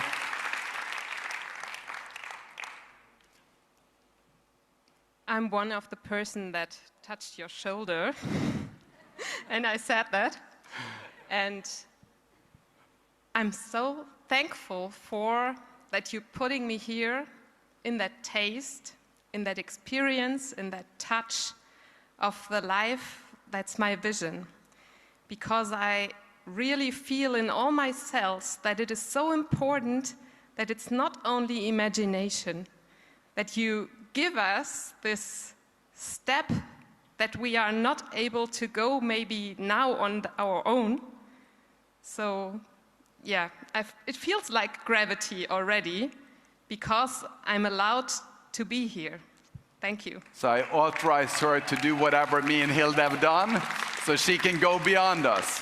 Okay, good. Let's go here. Thank you. Almost 2 weeks ago, I was in hospital. I had gotten dengue fever in Indonesia. Sorry, I lost my voice yesterday. After dengue fever, maybe you should party a little bit more quiet. No, I love that. I was talking to many people yesterday. But what happened yesterday in the morning still has such a big impact on me.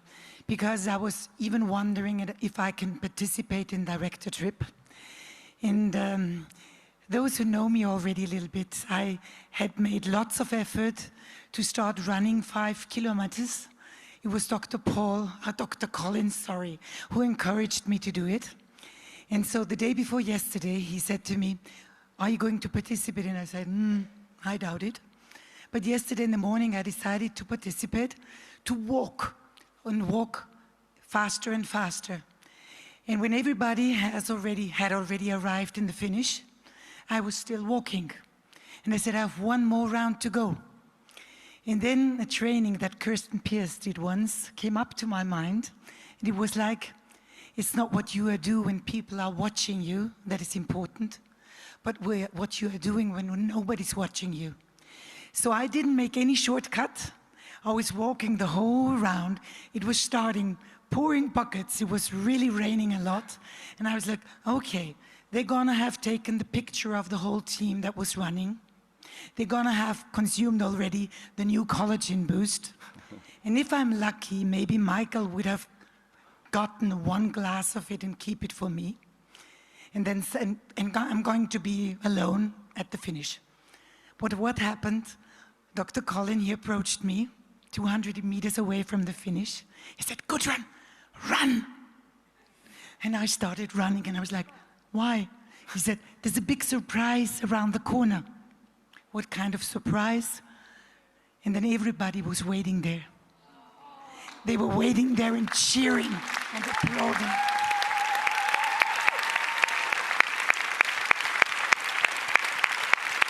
I love you so much. Thank you, thank you, thank you. Thank you.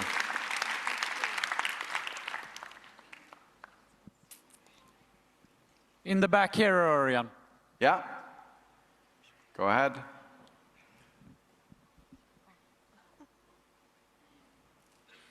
Hello, everyone. I would like to share.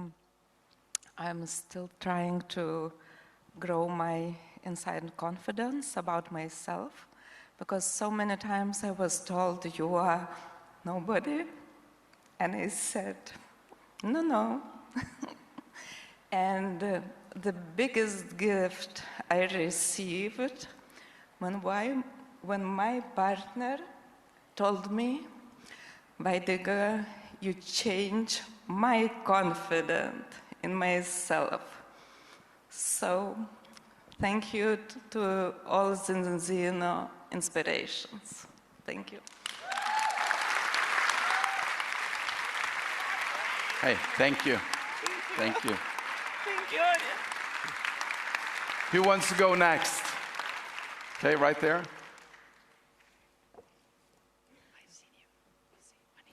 So, hello everybody, and actually I take the chance to push me out from the comfort zone, because I remember 3 years ago when I go to Oslo, I don't understand nothing in English. And this is the way, actually, how we are growing, not just from the business side about our sales or what's happening in our system, but a lot of things is going here around only this. But why I take this microphone?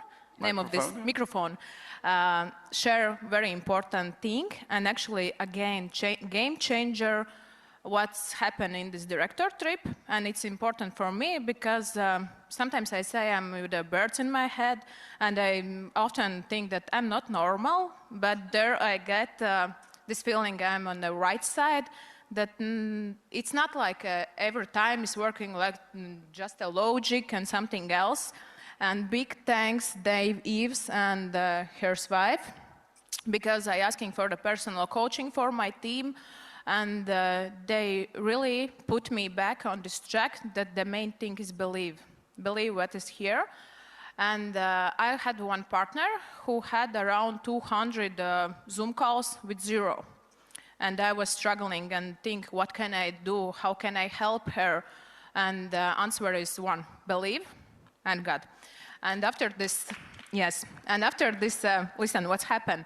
After this meeting, I call her on FaceTime, and asking, please do one thing. Go and ask, God, if you are, please give me now big partner.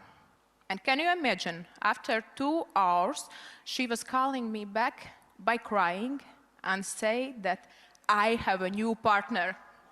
Woo!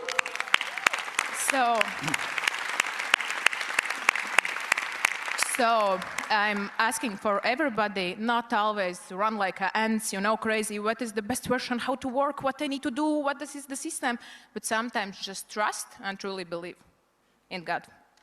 Thank you. Thank you. We've got over here. Here. Over here. Over here? Yeah, and then later on over there. Hello, everybody. This is Myra from India. So my journey with Zinzino has been very, very overwhelming because I was one of the members who actually launched Zinzino in India.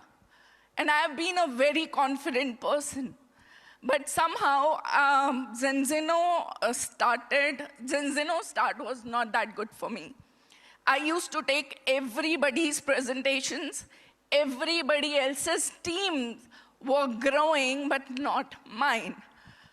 I was skeptical whether this platform is for me, whether am I doing anything wrong, I'm not making partners. But one thing I was doing, I was researching for the subject, I was researching for the technology, I was using the product myself, gaining that confidence in the product first, so that I could recommend at least. If I'm not making partners, if I'm not able to build the team, because I've seen people grow with lots and lots of partners where I have been struggling. But then, one day, very recently, from last 2 years, the minimum I did was doing my part, just making my ID active, and bare minimum tried to maintain executive through customers. Just 2-3 months back when Andrew, throughout my journey, I would like to thank my immediate upline, who has always, we are partners from 7 years, Divine, Tushar, everybody, I guess, know him from India.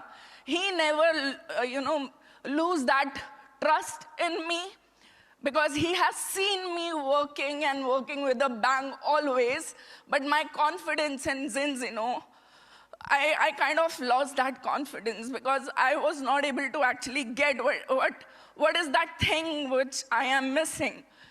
Why I just cannot make partners, and if I'm making partners, why I am not able to retain those partners. But then I just educate people on social media, and today I have grown my audience to 125,000 followers, where I can actually talk about Zinzino and recommend people this product because it has actually made so much of difference in my health. So I was sure that that product is very good, which I can now recommend to people without any doubt. And recently, when Andrew came to India, he saw me speaking on the stage, and he was so impressed, and he gave me a token of $100 there, and he told me, Myra, this is the token of blessing from my side. Today, for the first time, I listened to you, and you are going to rock in Zinzino. If you don't believe in yourself, believe in my words today, you are going to do something in Zinzino. And with that belief, I am now going to put my blood and sweat to make people aware of this amazing product, Zinzino, and really want to make difference in people's life. So thank you so much. Thank you. Who was going next? Okay, so there is a problem in this room. Actually, it's a good problem. That is that there is only women here today. Just telling you. Okay, go ahead. It's my 4th director trip, and I started Zinzino 6 years ago. I'm a crown in Zinzino. I started with a lot of doubts about myself, network marketing, and all this stuff. And I became crowned so fast, and it was so easy to came there. But with the rank, the challenges started because I started doubting again if I'm the leader my team deserves. And I became lazy the last years. And this directorship truly changed everything for me because I talked to a lot of people, to Michael, to Nikolai, to some of the Fire Adler team, Daniela, and I remember who I am at this trip, and I made a decision to really become the leader I'm very nervous because the last years, Michael always asked me, did you ever think about standing up and talk? And I said, no. And now Nikolai challenged me, thank you for that. And I will be here for my team, and I know I have to grow in order my team have to grow. Thank you for everything you do, Orion and Hilda, and all the other people there, because the culture in Cincino is truly amazing. Everyone is supporting each other, and I want to give back to my team and to all the other people who are still not in my team, but they will join. Thank you. Thank you. I could get the mic here. So we had someone here. Hi. I will say something a little bit funny. So, from Vilnius to Poland, from Poland to France, from France to India, and from India to Bali. It took me 50 hours to come here, and on the Saturday I'm coming home for 50 hours. So next time, definitely, I'm going on business class. Thank you. High five for that. Did you want to say something? Before I say nugget, which I take me with, I want to ask everybody, is there anybody who's stuck somewhere on your way in Cincino, on a position? Yes? Lot of? And what I am taking from here is that I think Hilde was saying this, that next level needs or requires a different version of you. And this is, I think we have to realize and really come up. Thank you. I believe you can do it. Thank you. Örjan, over here. Then we've got one man over here. Proud of you. Thank you, Orion. So for me, this is the 4th director trip as well, and Tamara got me and my beautiful wife at home started in Cincino 5 years ago, and I grew the ranks quite fast to director because I had discomfort in my former job, and I got comfortable doing Cincino in full time because I think it was about me all the time. And I had to rewire my system that it's not about me anymore, getting away from my job that I didn't like. Now it's about people in my team and helping them to achieve their personal goals.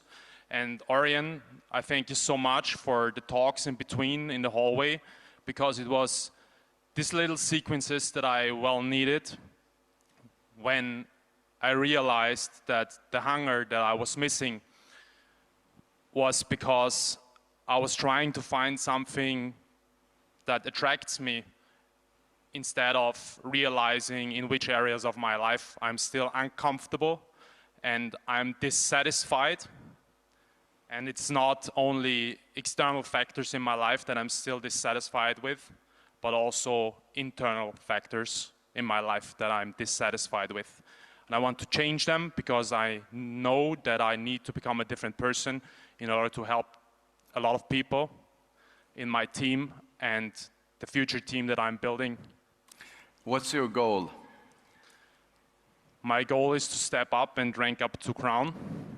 Okay, and long term? Ambassador. And very long term? 3-star global president. And do you believe in it?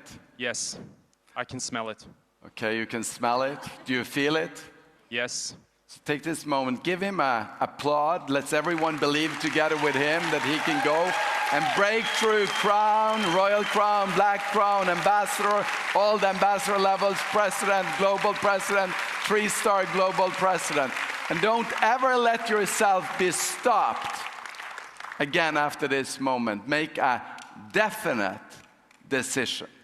Because if you have a burning desire and you make a definite decision, it means that you will never go back, because you're going to follow the desire of your heart, and you're going to have that vision turn into gravity, and you're going to make it happen. And I 100% believe that you can do it. Thank you. This is our first director trip. What's happened up to this point is extraordinary, because in my world, having seen the caliber of content, caliber of professionalism, caliber of speakers that's up to this point has already been presented in front of us, it's impossible for any of us to not transform. It's impossible for us not to grow as individuals. But I'll give you a couple of takeaways. Dr. Colin Robinson just cemented the value that's in the balance oil.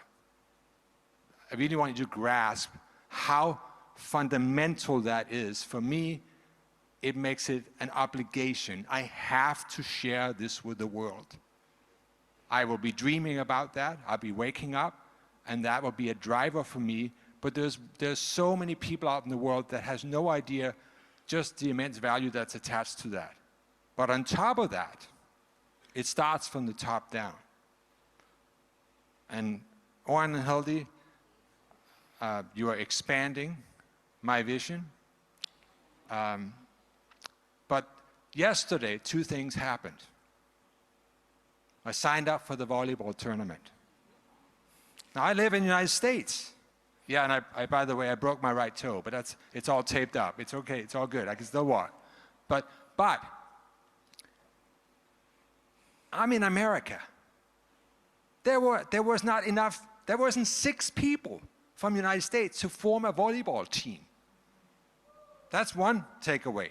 Then we got to the... And there is a lot more than 6 Americans here. I know, but I'm just saying. Then we got to the evening of Studio 54, which was fantastic. But again, the only thing in my brain was, this is a room filled with primarily non-Americans. Right? So I want to thank all of you for going before. You're paving the way for me. You're also paving the way for the 124 million people that live in Japan, the millions of people, the 42 million that lives in Korea, the over 100 million people that live in Indonesia. And Brazil, we haven't even talked about that. There's a whole world out there waiting for us to capture. I can't create it, you can't create it, it's there for us. It's a low-hanging fruit for all of us. So I just want to thank you for creating this. I think the word ambition is so appropriate, because I am more ambitious than ever. And again, I want to thank Michael Stutler. I'm going to get my pair of sunglasses. I'm going to sit there and I'm going to sip my cup. Nobody else knows what's been accomplished, but all of us, we got to get mentally into that mindset. 90-day runs, 90-day runs, 90-day runs. Yes, we're going to take the balance oil. It's going to keep us in balance, but we need to be out of balance, because that's what the world needs. Thank you. So there's 2 things that I want to touch on. One is, thank you, Michael. Thank you for your vision. I love that. He's going to be one of the world shakers for sure. But you can be here on the trip, and then your team and your teammates and your country can be here without getting into the Cincino culture. And I've seen this many times before, that people come in for a little period. And then they enjoy it and they step their toe into it. Bad example after you broke it. But you step your toe into it, but you don't go all into it. Then our culture might not be strong enough to transform. But when you transform, you become a version of yourself that is a 10x of who you are today, and then everything changes. So I do recommend everyone to, for the next upcoming years, lead your team to step all into it. And if you see that there isn't enough Americans to play volleyball, then you get whoever is 6 people that can speak English. Doesn't matter which accent they have. And you give them an American flag and they fight for the honor of America. And if that is Germany, or I saw one team and they asked me which country they're from. And I said, I have no idea which country they're from. There are 6 players, 2 of them are Germans, but they're definitely not the German team.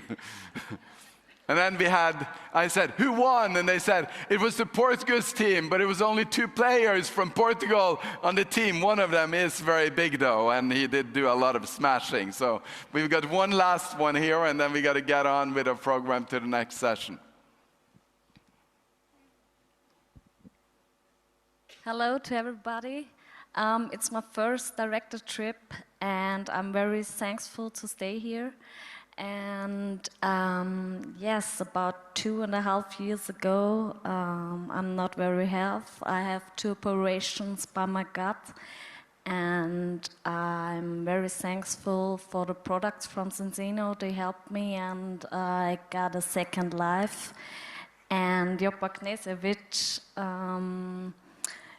yeah, he wrote me a message about the 5th of March last year, and she wrote, we will fly together to Bali. And I find the message on the flight here, and now I'm standing here, and I'm very proud and thankful. And I make a decision on this year at 15th of January, and I've canceled my job. And now I'm full-time by Cincino, and I will give a lot of people the chance that I get. Same. And I'm thankful that I'm standing here and, yeah, make the vision and get it together. Thank you. Thank you very much. Give everyone that was sharing a big applaud.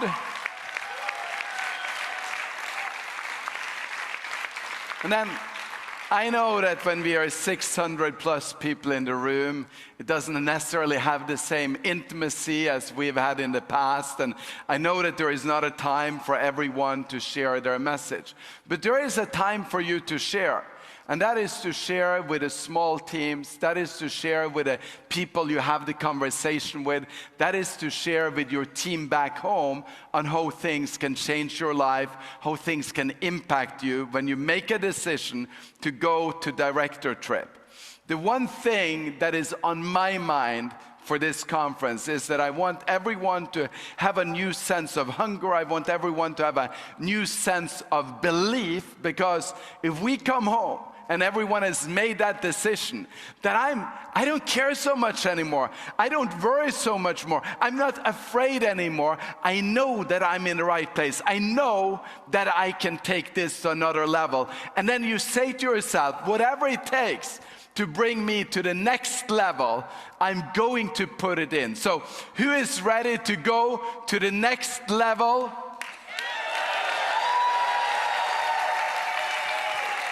Who is hungry enough to bring your entire team with you to the next level?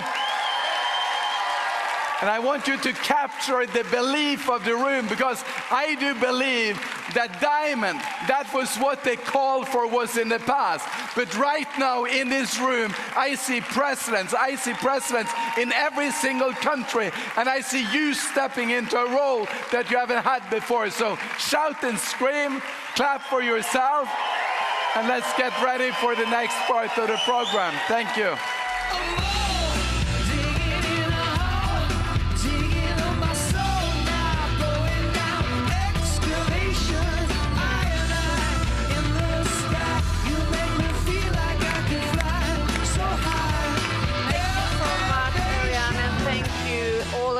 shared your stories, and bring the stories with you home so you can tell your teams just the inspiration you got from this sharing part. Our next speaker is one of my personal favorites in Zinzino.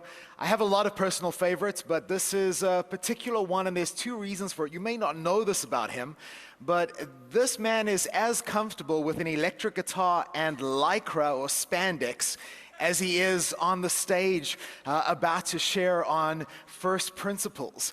And that's an extraordinary thing. And I've seen the photos, ladies and gentlemen. This guy did actually wear spandex and play a mean rock guitar in the 1970s and 80s. It's an extraordinary story. But what I love most about this individual, when we met him for the first time, and I'd known of him in the industry before, we were at an event in the UK, and I was having a chat with somebody who said to me, well, what was he like? You know, sometimes when you meet people that you've known of, you are sometimes not always, they're sometimes just not quite what you expected. And one of the things that as we were chatting through it, I said, what I get from this individual is just super, super, super stable. And I'm so grateful that they decided to be a part of the Zinzino journey. They've added a huge amount of value and shown how you can get started, get moving, and go all the way to President. Ladies and gentlemen, please, will you stand to your feet and give a huge round of applause for President Art Napolitano.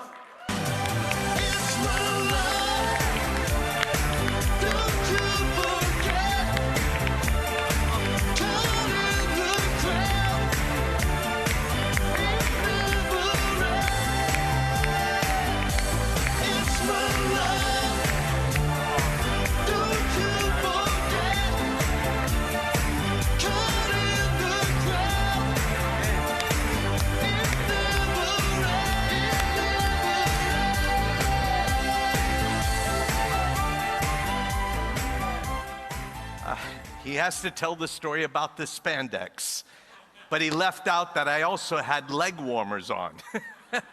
Thus was the glam rock days of the 80s and rock and roll. That's where I started. In fact, it was 13,281 days ago that I walked into my first network marketing presentation. Yes, Kirsten, my hair was down to here. I wasn't broke, I was below broke, I owed money to everyone. I was 29 years old and I needed an opportunity. Like most of us, when we start this business or this industry, we don't really know what we're looking at. I didn't have business background at the time. I didn't understand distribution. I just wanted an opportunity to change my life. So that can be different for everyone. So that's how I got started. But I started with a mindset of being a student. Not just a regular student, I wanted to be an excellent student. I took a lot of notes. I went to meet people who were more successful. Fortunately, my dad introduced me to personal development when I was very young, at the age of 16. Started listening to Earl Nightingale, a series of cassette tapes called Lead the Field. So I wasn't necessarily poor, I was just broke. I had enthusiasm about the concept of residual income because I thought it was like having a hit record. So I decided to get started, even though I didn't have a lot of money. I had to borrow money to start, and I went through the ups and downs of this industry. I ended up becoming successful, hit the top position in that company in less than a year with no experience. That company had a lot of legal problems. I ended up having to leave. I went to another company. Some big names went there. I said, great, we can be first. Went to the top of that company. First time I hit 7 figures, $1 million in earnings in that company. 3.5 years later, Chapter 11 bankruptcy, another company ended. I then was invited to a startup company. First time I heard about a binary compensation plan. And I started to study and learn the benefits of that and also the downsides of it. And I had become sort of an expert by this time, a professional. I went from amateur to professional. But then that company failed. I'm thinking, is that the way it's always going to be? So what I'm going to do for all of you today is share a talk I don't often do in public. But I want to give you an education about why Zinzino was my choice 2 years ago after a 25-year incredible run where I became the top global money earner working all over the world, that they made a business decision to pull out of all the global markets, and I had to sit down with Stacy and make one more choice for my last run in business, and I could not make a mistake.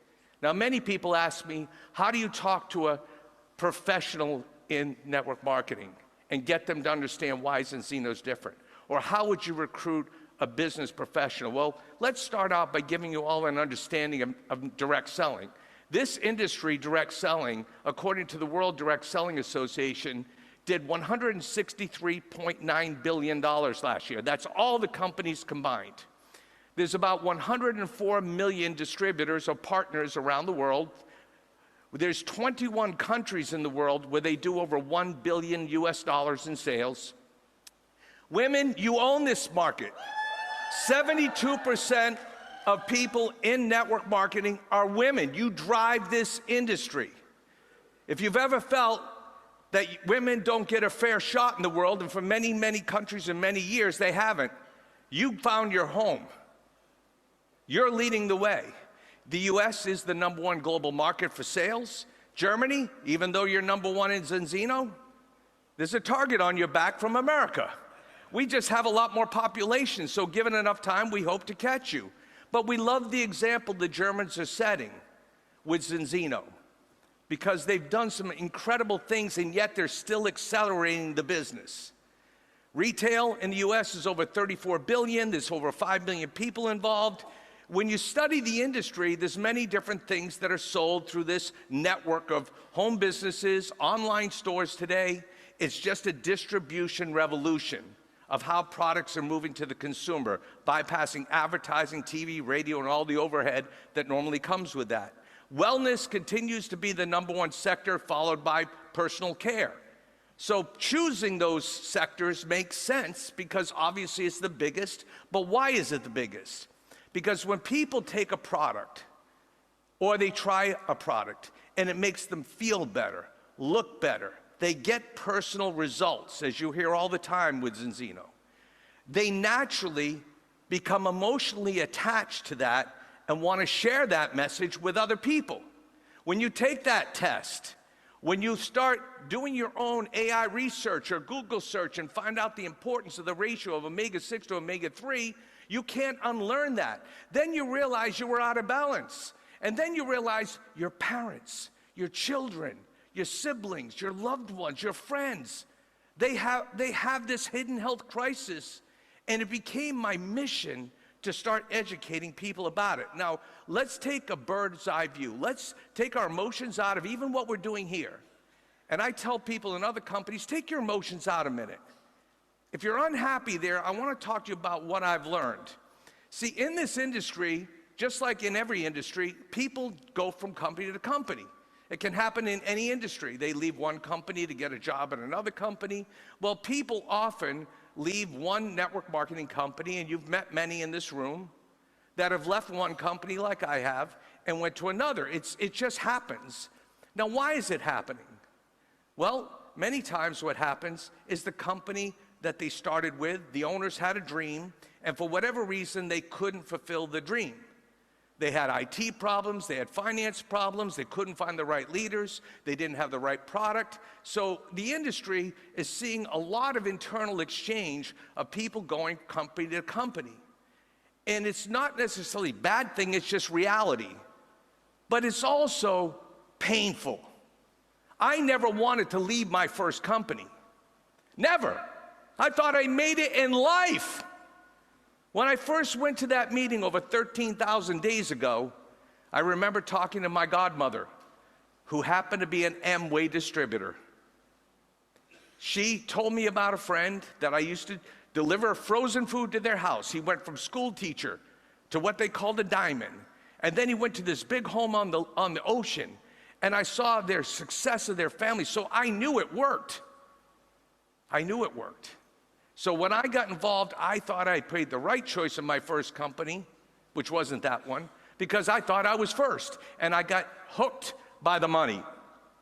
I didn't really think too much about product. I didn't know to analyze ownership. I didn't think to analyze anything, but somebody told me they were making a lot of money. So I was at that age where that's all I cared about. What you need to know when you make a choice of a company is who you're going to be in business with. It's so critical. You know the vision of the founders, what the mission is. If you're not interested in that, or if they're not, you're talking to the wrong person. You need to know what they are offering. What is the offer in the market? If it's a product, does it really fill a need? Could it possibly withstand the test of time? And what about the potential of competition? Why would you get involved? Now it's about you. Can you win there? What is the opportunity? People are going to go from company to company, and they don't even know why they made a mistake. And I feel for some people because they tell me they're going to do this new thing. They tell me being first is where the money is. I said, I've been there. There's nothing wrong with trying, but most companies fail, period, in all businesses, in all industries. It's hard to make a company become a Zinzino. What I first look for is that company outside of what's already been being done in the industry? Is it something different, not easily duplicated? And that's when I learned about Zinzino's test-based nutrition. Now, I followed Zinzino since they were a coffee company. I've known people. In fact, Orion and Hilda, we knew of each other. I actually recruited a lot of their people into my other company. They recruited people back into my company. A lot of people in this room have actually been in my organizations years before in other companies. I've been doing this a long time. But what I learned here is the ownership had a vision. That starting with Orion and Hilda, they were willing to be in the field and get paid just like me, just like you. Having to qualify, having to get customers. Most owners sit up in the ivory tower and tell us what to do, and they get paid in a different way. So, when I saw Zinzino, I was part of a group of people that you've been meeting that were professionals that made a move to Zinzino. I call this the internal exchange. It can elevate growth quickly, but it's not going to be the reason Zinzino becomes a multi-billion-dollar company. Too many companies, they'll talk to a leader, they make a deal, they get these people to come over, the company runs up artificial growth, and guess what? They can't attract people that have never been involved in the industry. So the industry can only expand if we keep attracting new people. So one of the questions you should ask is how attractive is what we're doing here in Zinzino, or any business you're evaluating, to people who've never been in the game? And when I saw the timing of Zinzino, when I understood the external market, and I met many of you that had never been involved in this, when I met Kesh, who 15 years ago had never done network marketing, was a medical professional, was a real estate investor. He went all the way to president. Yes, it took him a while to figure it out. He tells me in the back of the room that he still doesn't do network marketing. Amazing story, right? It's just proof that even if you're not me, or you don't have the experience of a networker, that Zinzino is your long-term home, and I'm going to prove it why you need to be here.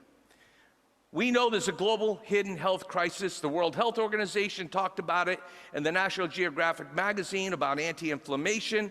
6.3 billion people are deficient in omega-3.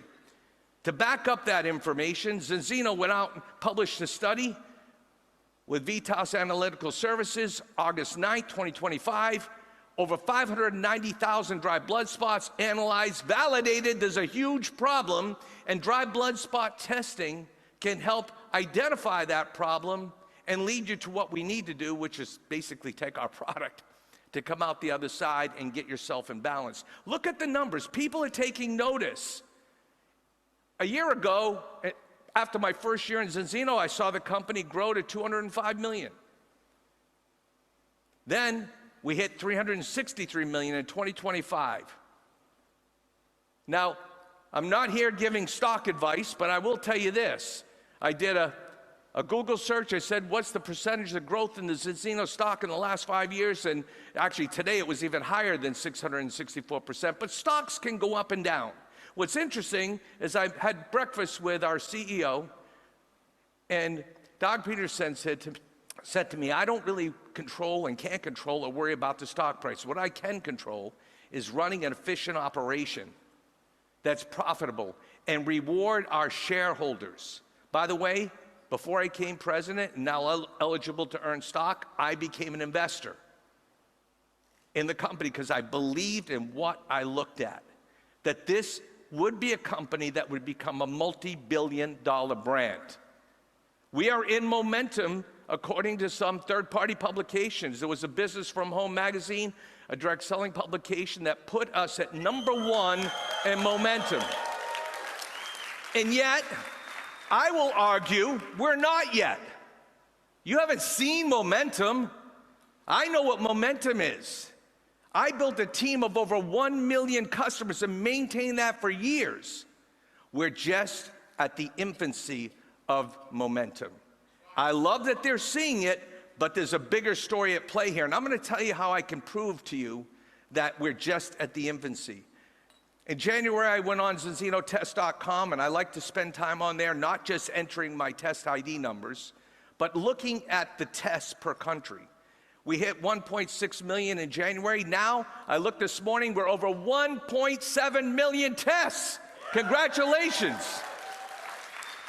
Now, when I was looking to join, realized I'd worked around the world. So I wanted to know, is the timing right for me to go in? Can I be first, but better, can I be right? And can I be first and right? That would be, that's it. That's a home run. That's hitting it out of the park, right? Sorry, an American analogy there. But let's look at the numbers. Orion Zali and I had this conversation about business, and we looked at each country. And I made a chart for myself, because on ZenzinoTest.com, you look at the map of the world, and it shows you the country, the number of tests, the first test score, and the second test score, showing that in 4 months, how many people have dramatic improvement in that 4 months. So I noticed, of course, the Scandinavian countries usually test much better on the first test, and then all of them improve, just like around the world. America, for example, I got friends here from India, your numbers are horrible, but yet the improvements are incredible. So what I did with this chart to illustrate to my contacts that are players, I said, I want you to understand. I made a chart here based on the number of tests. Germany was in #1 place at 268,000 at the time in January. Sweden was 150, Norway 111, and so forth. And I went down to the US, was all the way down at the bottom of that list at 61,000 in January. I then looked at the populations, and I analyzed Germany's 83 million people, yet there's only 0.3%, not even 1% tested. And they're growing faster and faster without having to bring network professionals in. Now, they're smart if they come, but they're growing with the external market, proving to me that this has longevity, that we're going to keep attracting the people that have never done it before. I looked at Sweden, 10.6 million people, 150,000 tests. I compared that to America, 340 million people, only 61,000 tests. I got excited. As a business person now, with all my years of experience, I got it. We have something legitimate. We have something that's not just another pill and potion. We have serious science. No one's doing what we're doing. And I looked further into it. I said, Orion told me, Artie, we've got a number of countries that were about 1% or more tested. Now, for this analogy, I just used 1 test per person. Now, truthfully, we probably have most people on average 2 tests, right? But it doesn't matter for what I want to show you. I then put by country the countries that had the biggest percentage of tests. It was Iceland, Norway, Latvia, Sweden, Estonia, Denmark, Finland, Lithuania. But what I saw was the Scandinavian and Baltic countries, where Zenzino has operated the longest, got into the 1% category based on what I explained. Now, what I drew from that is, given enough time, we will become 1% of the market tested. It's not a stretch to believe that. That's just data analyzing and looking at the facts. Then Orion said something interesting to me. He said, Artie, do you realize that in every one of those countries, we are the #1 direct selling company? Either we have the most sales or we're really tied, maybe 1 or 2 right there. But I then said, analyze. Eventually, given time, we're solving a real problem in the world. there's a huge problem.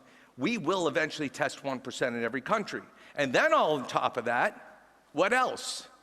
We will become the largest direct selling company in every one of those countries. So when I joined Zinzino 2 years ago, a lot of my friends didn't think it was a popular choice. They even didn't hear about it, or they thought it was too difficult to get somebody to take a test. Whatever they thought, they made a huge mistake.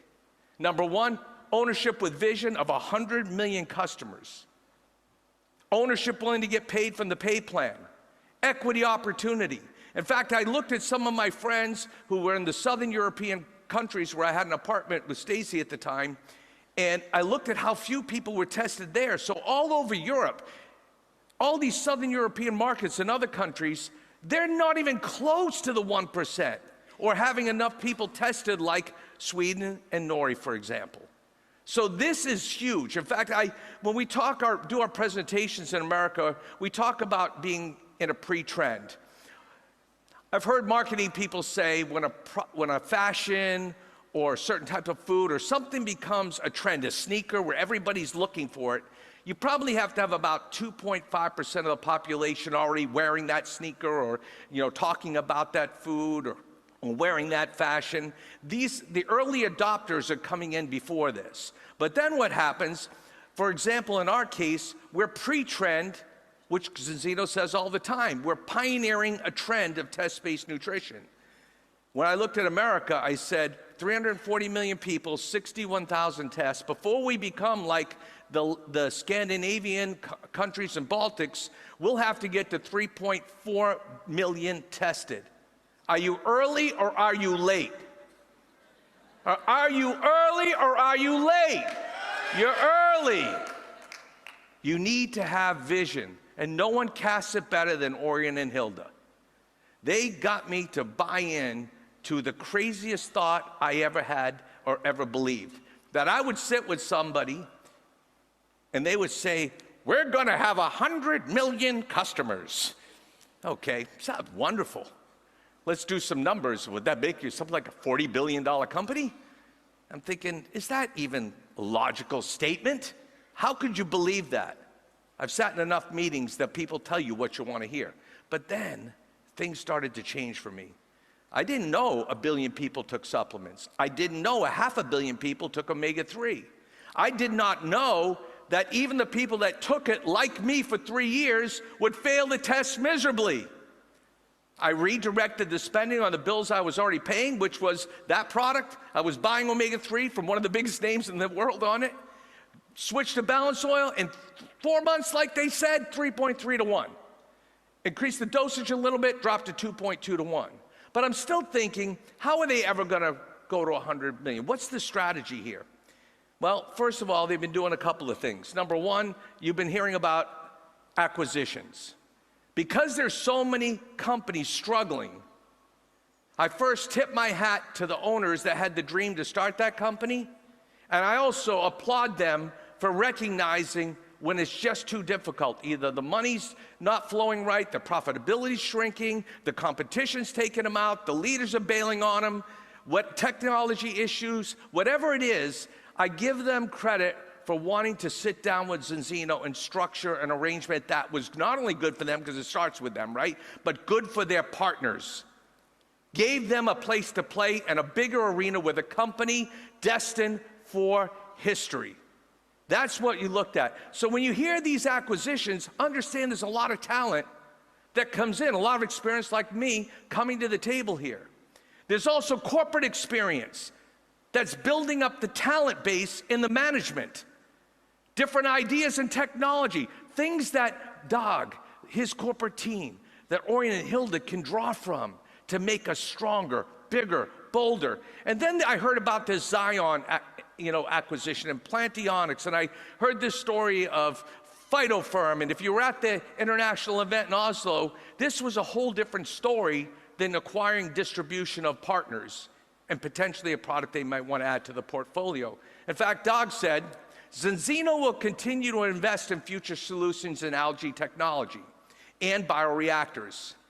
Together with Zion, we intend to set up a company specializing in omega-3s under the name Phytopharm.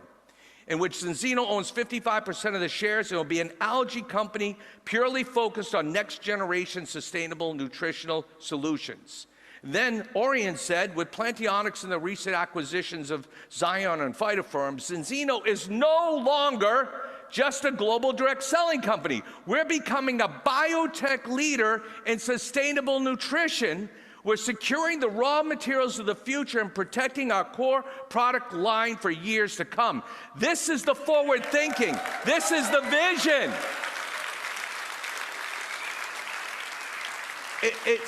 Look, it's one thing to say, we're going to have 100 million customers. Tell everybody what they want to hear. It's another thing to put a plan into action and be willing to bet on yourselves. And everyone like me and these other companies realize this is a great bet. Do I believe we're going to 100 million customers? I think we're going to get there faster. That's what I think. Now, there's another reason professionals in this industry need to wake up. I've been there. I've made all the money. I had all the nice homes and toys. And yet I'm doing this again. I can't make a mistake. And I really empathize with anybody that's gone through it, but I need them to understand something. There's a different game being played in Zinzino. There's a different arena you're playing in. Now, we all start out with looking for that extra money, and that's important, to have a real opportunity to make whether it's a few €100 or dollars, a little extra money for the family, for clothing, pay off the bills, get a new car. Those things start the process. Bonuses and commissions attract us in. But what really is important here is the idea that you can become an equity holder. Get to the president level and start earning equity in Zinzino.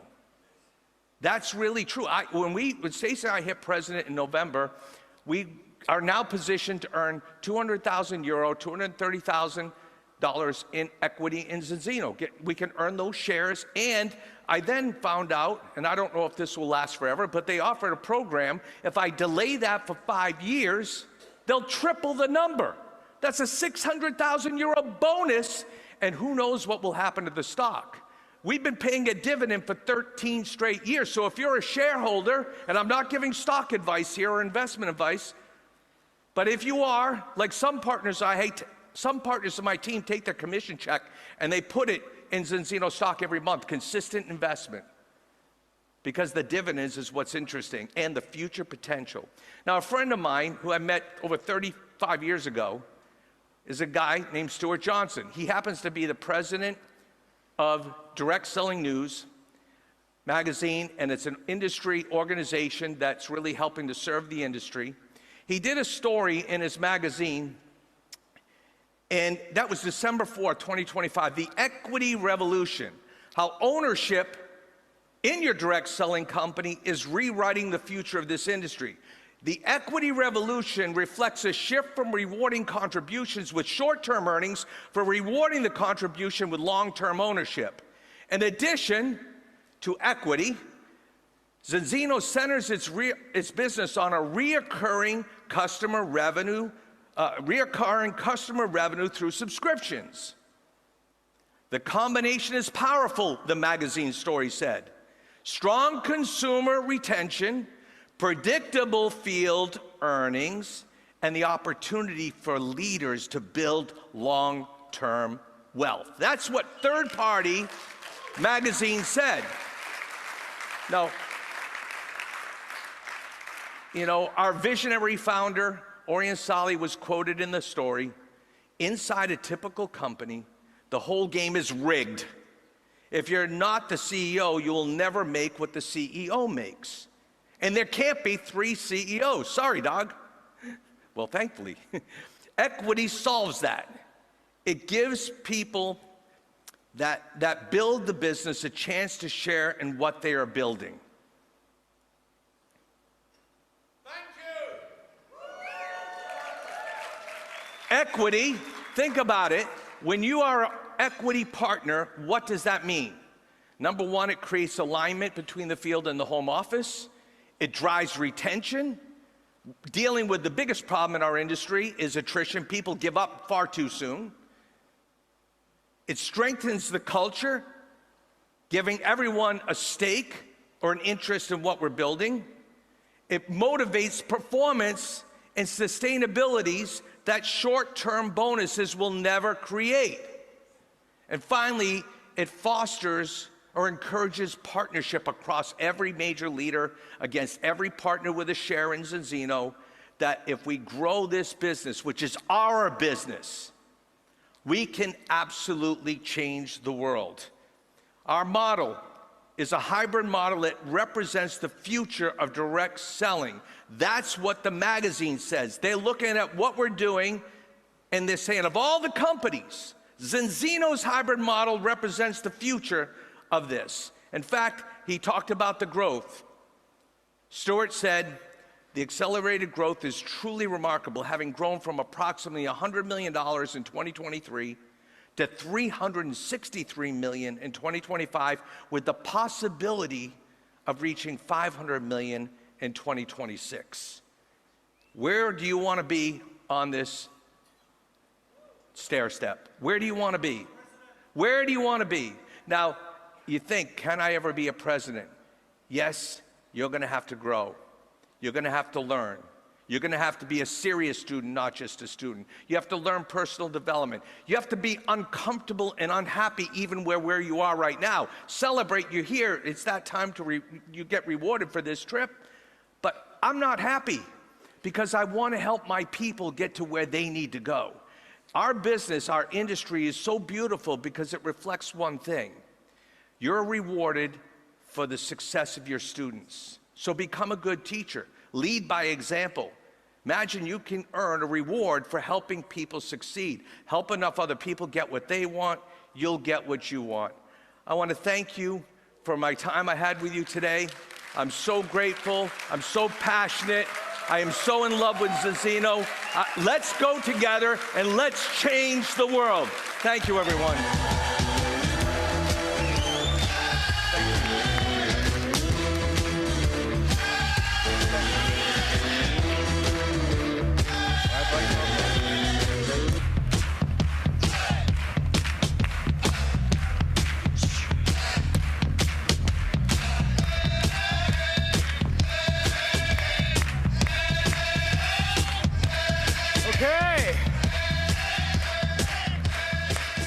I told you that now that's fired up. And I think when you see the numbers, what a great slide to end with. Art, thank you so much for sharing that today.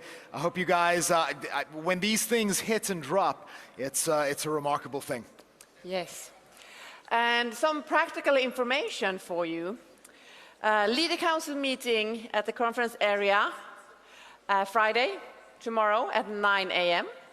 Then after that, we have the President lunch at 12:30. And let's also meet up here in the conference. The gala dinner. Are you ready for the gala dinner? And did you bring your nice, beautiful clothes? It's Friday, tomorrow at 8 p.m. here. And then, I'm sorry to say this, but on Saturday, this amazing week is a memory. So sad. And we have the breakfast first that are included. And then you need to arrange your own transfer to go to the airport. And you will also have a luggage room available, so just talk to reception for that. And you can also book the transfer through Trails, and you see the email address there. So just quick, do a picture of the slide. We're going to have one more speaker before our break, and one of the things that I think everybody would agree is Zinzino has a great leader-led example, and we have a remarkable culture within the organization. I believe that culture and that example is driven and maintained by Orion and Hilda's consistency that they've created over very many years. But one of the things that I love is we get to see this worked out in so many different ways. I'm going to share just a little bit of an insight about our next speaker. Just a couple of weeks ago, this individual flew into South Africa for an event that we were hosting. And when they arrived, and that's there's a flight to Amsterdam down to Johannesburg, somewhere in between, they got ill. And so they landed at the airport. I picked him up and we got him into the car, and we headed into what was going to be the most jam-packed about 36 hours, rolling straight into a Diamond and Above event where there were 3 keynote sessions, rolling into a dinner that evening, waking up the next morning for a leadership event, which this individual spoke at multiple times. We went into our Super Saturday national event where she had 3 keynotes and she delivered, and in every break was still taking photos, chatting to people, listening, sitting down. I've got a picture of her kind of hunched over, signing things, and just not once was there ever an excuse or a reason not to do what she set out to do. Friends, so often in our lives we have the examples that we have the opportunity to set, but what a great ability for us as a team to be able to mirror the culture and the example that this remarkable individual shares in servant-hearted leadership every single time. So I'm going to ask you to please put your hands together for the one, the only, 7-star global president and Zinzino co-founder, Hildur Rishmer Sala.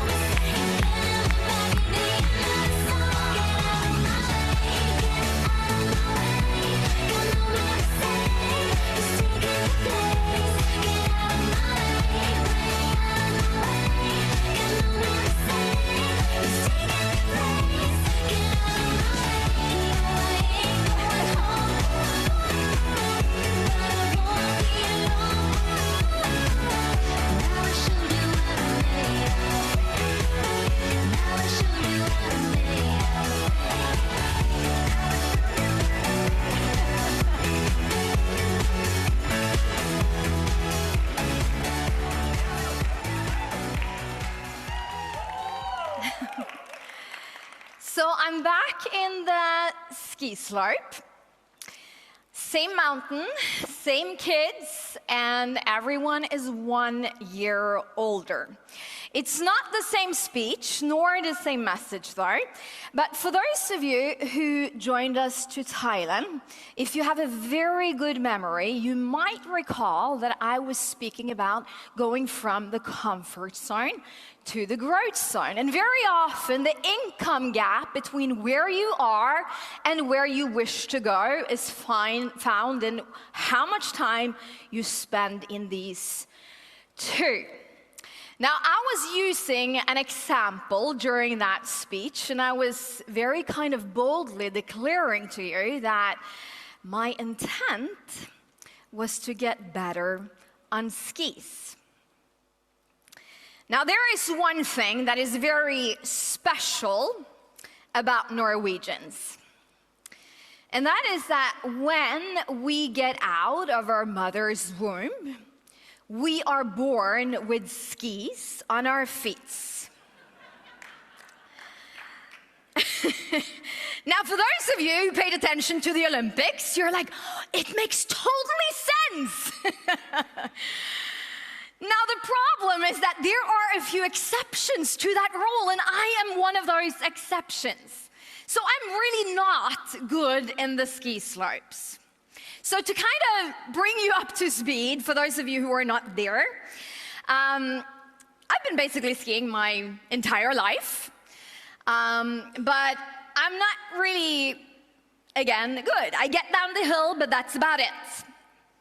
So here, when Gabriel was about 8 years of age or something, he quickly became a lot better. And you know, you can accept that as a mom, you know, it's good for your son to win against you, it boosts his self-confidence, right? But then when Sarah was shy of 6 and she totally crushed me down the hill, I gotta admit that my pride took a bit of a hit. Because for the past 25 years, my loving and caring husband has basically said, honey, you gotta work on your technique.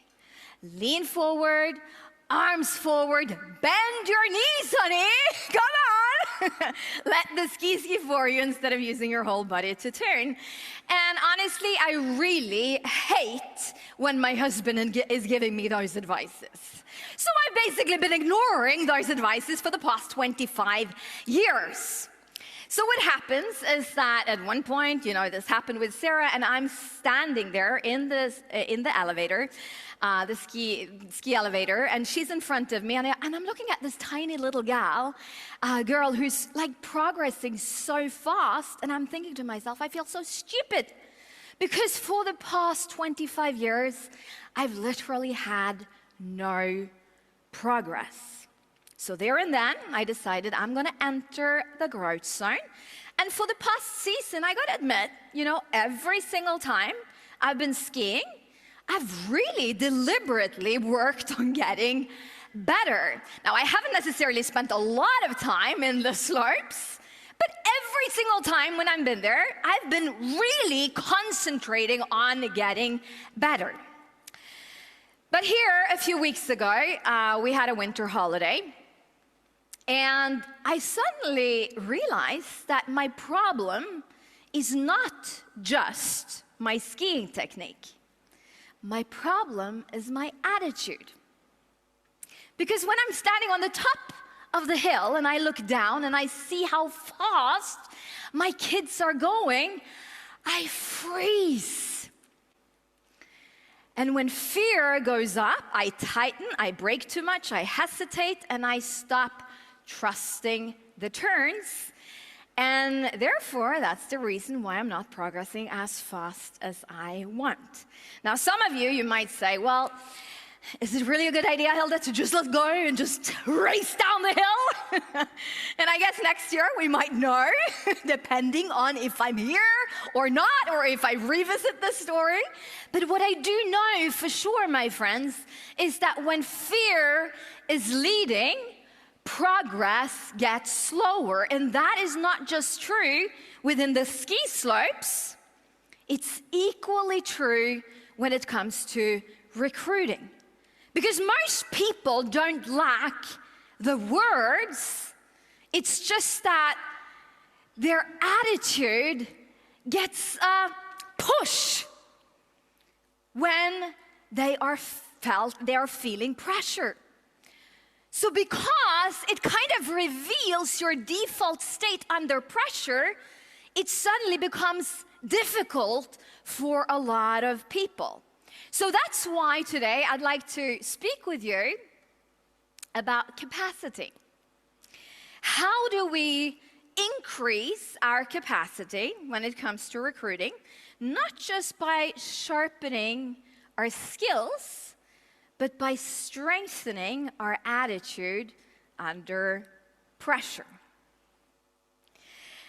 So what's, the sentence that makes your body tighten up when you're in a recruiting setting? Now, for some, it might be, I need to think, it's expensive, I don't feel like a salesperson, is this some kind of a pyramid? Or maybe the worst one, just silence, they disappear. Now, these sentences are not just a sentence, it's actually a mirror, because it reveals your attitude under pressure. And again, here is the uncomfortable truth. Most people, they don't lose because they don't know what to say. It's just that pressure changes their tone, posture, and pace, and very often, it's very easy to start to talk like you need approval. And this is truly where recruiting is won. Now, are you with me on this? So here, let me just make this real. A few months ago, I was having a conversation with a lady, and she basically opens up the coaching with the following sentence. Why do I destroy my meetings? I just want the result a little bit too much, and I end up doing strange things. I don't know if you've ever been there. I know that I'm to blame for that several times during my career. Maybe you're in the middle of a strong 90-day run, or end of the month, right? And then suddenly there is this picture-perfect prospect landing on your lap. And to just nail this one. You know, it's going to change my entire life. Anyone? Now, what's happened to me from time to time is that I've noticed that my sentences get longer. I speak faster. Sometimes I have, during my career, started to answer questions that they didn't even have. I've even gone into objections they didn't ask for. Now, shortly after, I've told myself, you silly lady, why did you destroy that meeting? Really good internal growth, right? Maybe they said something completely normal. I need to think. And then instead of slowing down, I speeded up. Have you ever been there? Trying to sound perfect, smart, or do the right things? And again, it's not because you lack knowledge. It's just that pressure changes you. So let me define a word that really decides everything. Attitude. An attitude is not just be positive. It is actually your default state under pressure. It's the lens that decides your tone, confidence, posture, and whether the skill comes out natural or awkward. Now, two people can say the same exact sentence. The price is 1,198 euros. And one person sound like a leader, and the other one sound like they're apologizing for existing. Now, it's the same skill, it's a very different attitude, very different results. So two people can, in many ways, have exactly the same skill, but still a completely different result. Now, here on Monday, I was speaking with you about ambition, and I truly do believe that everything rises and falls on your ambition. It really boils down to how hungry you are, how driven are you. Now, Orion went on later that same day, and he spoke about hunger. And then the next day, we went into looking at the pipeline, and he basically asked you to give yourself a score on every single part of the pipeline, starting from -10 to +10. Now let me ask you a question. No matter where you scored yourself on the pipeline, if I challenged you, anyone likes a challenge? Would you be able to recruit one ultimate partner by the end of today? And I just want you to kind of stand up if you take on that challenge. One ultimate partner by the end of today. We have 1, we have 2, 3, 4, 5, 6, 7, 8, 9, 10. Anyone else? 12, 13. I like it. Okay, very good. You may still stand. So let me just rephrase the question. If I, in addition to your normal commission, kind of threw in 1,000 extra euros, kind of topped it off with 1,000 extra euros, and you can't cheat the system, you can't pay for the kit yourself, okay? How many of you would now be able to recruit one ultimate partner by the end of today? You may stand up. So we have a few more people now standing up. The other one is surely not so driven. Okay, that's fine. So let me rephrase the question again. Okay, what if I threw in 10,000 euros on top of it, one ultimate partner? How many of you would now recruit one by the end of today?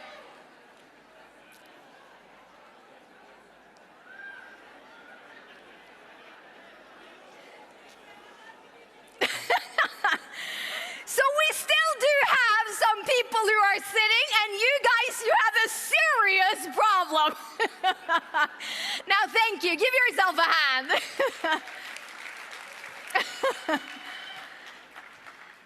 Now, it just proved my point. Obviously, I could have thrown in 100,000 euros, then I think that maybe everyone would be standing. But everything boils down to motivation. Because if the intention is clear, you will always have the result. You will figure out a way. No matter if you scored yourself -10 or -5, you would still figure out a way.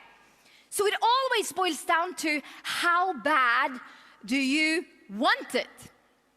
That is one of the reasons why we say that working on our drive, working on our motivation, our hunger is one of the most important things that we should do. Same also together with our team. The more we can work on our team's hunger, the easier it will be to create the progress that we want. Happy birthday, by the way. I see you over there. But there is one more thing that is also very important. Surely there are several other pieces to the puzzle, but one of those things is capacity. Now think about someone in your team. They can recruit one person, but then they stop leading. They can maybe lead one person, but then they don't have the capacity to recruit. They can have one really strong month, but then they are out for 2. And it's not because they're bad people. It's not because they don't want it. It's simply because they don't have the capacity. Now, the way I picture this, probably because I'm married to a man that likes cars very much, is that capacity is like a car in a turn. Now, there are several ways you can upgrade the car to make it go faster in the turn. Now, if you upgrade the tires, you will get a better grip and you can go faster in the turn. If you upgrade suspension, you get more control over the car and you can go faster in the turn. If you upgrade the stabilizers, you will get less wobble and you can go faster in the turn. If you upgrade the aerodynamics, you get, again, more stability and you can go faster in the turn. If the tires are warm, anyone likes to race here? If the tires are warm, you will automatically be able to go faster in the turn. And if you upgrade the driver, that will make a big difference as well, right? So you can do a lot of different things to make the car go faster in the turn. Now, similar in our business, recruiting is a turn. Inviting someone strong is a turn. Following up is a turn. Answering to what I need to think is a turn. Dealing with people's money issues is a turn. Getting someone started strong is a turn. Getting someone to work consistently is a turn. And the reason why a lot of people's attitude collapse in a turn is not because they don't know what to do. It's just that they can't do it calmly. So what I'd like here today is that I'm going to do a very basic training on communication skills and principles that I suspect the majority of you know very, very well already. You're probably working on it every single day. You know the theory, you know the practice. But the magic, my friends, happens when you match each skill with the right attitude, because that is when your capacity multiplies. Are you ready for that? Recruiting starts with asking questions. Now, you've heard me ask this many, many times before. What makes a good communicator? Now, many answers to that. Clarity of message, enthusiasm, body language, facial expressions, empathy, respect, adaptability. But I would still claim this, that if you fail to ask enough questions, you will usually always fall short in every conversation. Now, selling is not really about sales. It's really about you asking enough questions to figure out if the person that you're sitting with, if what you're offering is the right fit for the person that you're sitting with. That's basically it, right? And it really starts with finding someone's need or their pain point. Now, the way I picture it is that, first of all, you want to clarify why they are there. Then you want to figure out their current state, their desired state, and then you want to picture yourself as the bridge between where they are and where they wish to go. Now, most people move because of two reasons. They either move away from pain or they want to move towards pleasure. Now, a monologue makes people drift in their own mind. Pressure makes people defensive. However, curiosity helps people open up. Now, I've had so many meetings, where I come to the meeting, I'm ready, ready to present my message, but because I know how to read the room, kind of because of some experience after some years, I understand, I got to just jump into a lot of questions here to be able to figure out a way forward. And because I asked the right question, the whole conversation shifts. And I don't need to talk very much because they're basically selling themselves in to me. Now, there is not, a right or a wrong answer or question in this regard, but like some of the questions could easily be, have you ever thought about doing something else? What made you open to take a look now? Now, if you were to change something within the upcoming 6 to 12 months, what would it be? Now, what matters most to you? Is it money, time, purpose, or growth? Or maybe the most important, what would happen if nothing changes? Now, it's so easy when you get someone to talk, you get so excited, right? Because it's perfect. This person is perfect, Now I need to explain.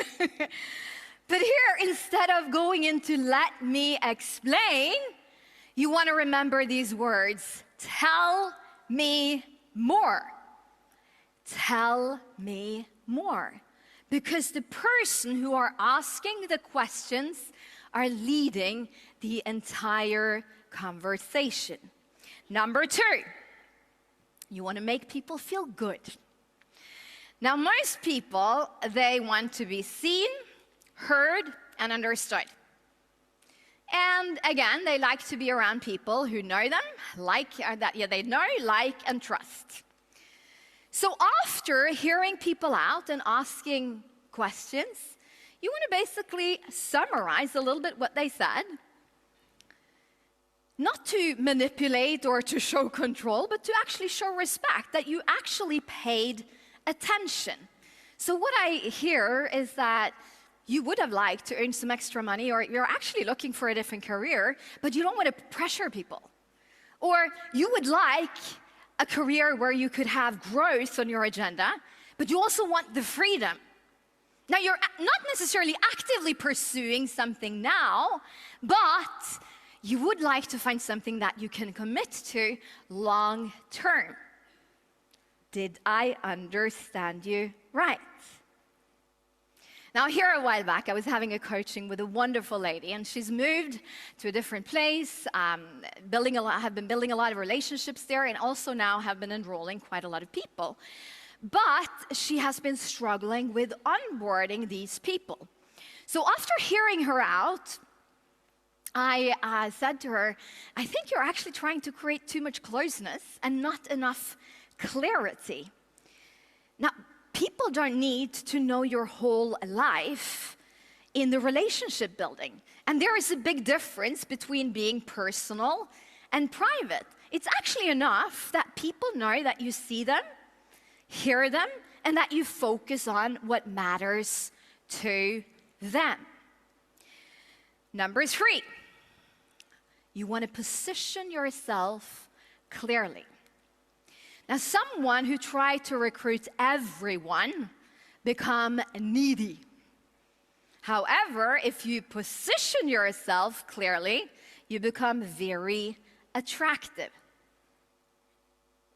Now, I do believe that one of the reasons why some people struggle with recruiting is because they haven't really figured out their target group yet. And as leaders, we learn to work with all kinds of personality, and that's one of the things that I love about my work, is that I get to meet so many different people with so many different backgrounds, and it makes, my life very colorful. But at the same time, I do believe that one of the reasons why I initially created my breakthrough was because I figured out my target group. Now, as you know, I was very young when I got started, but I actually figured out that my target group was 10 to 30 years older than me. And normally, my target group came from sports, business, sales, or the military. And I always created incredible results with this particular group. Now, luckily, I learned the skill of working with a lot of different people over the years.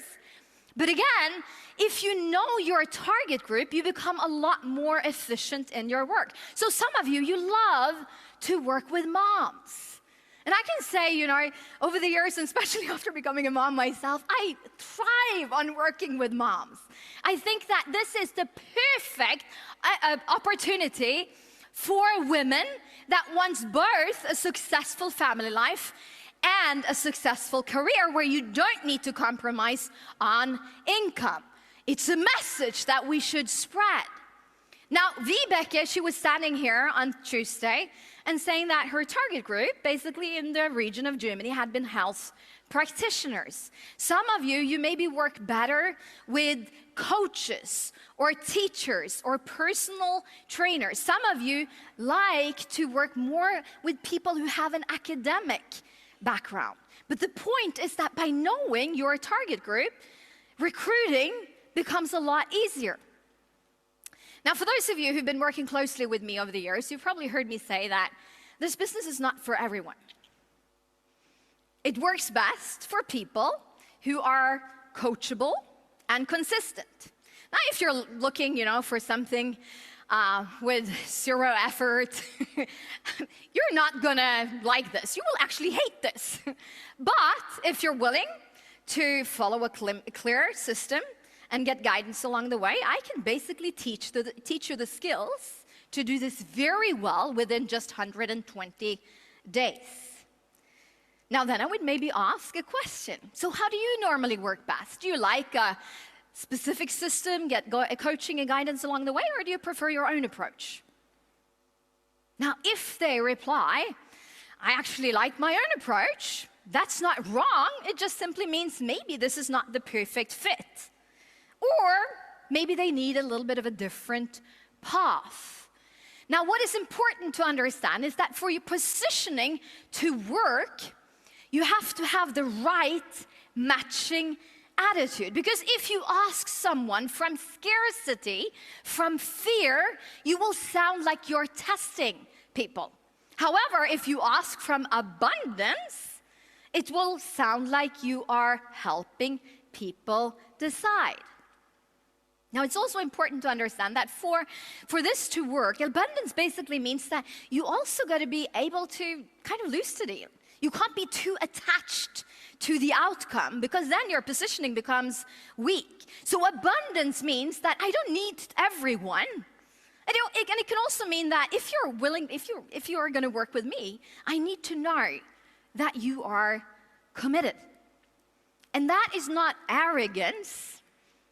It's simply leadership. Number 4. Are you still paying attention? Yeah. Good. So number 4, you want to call people higher.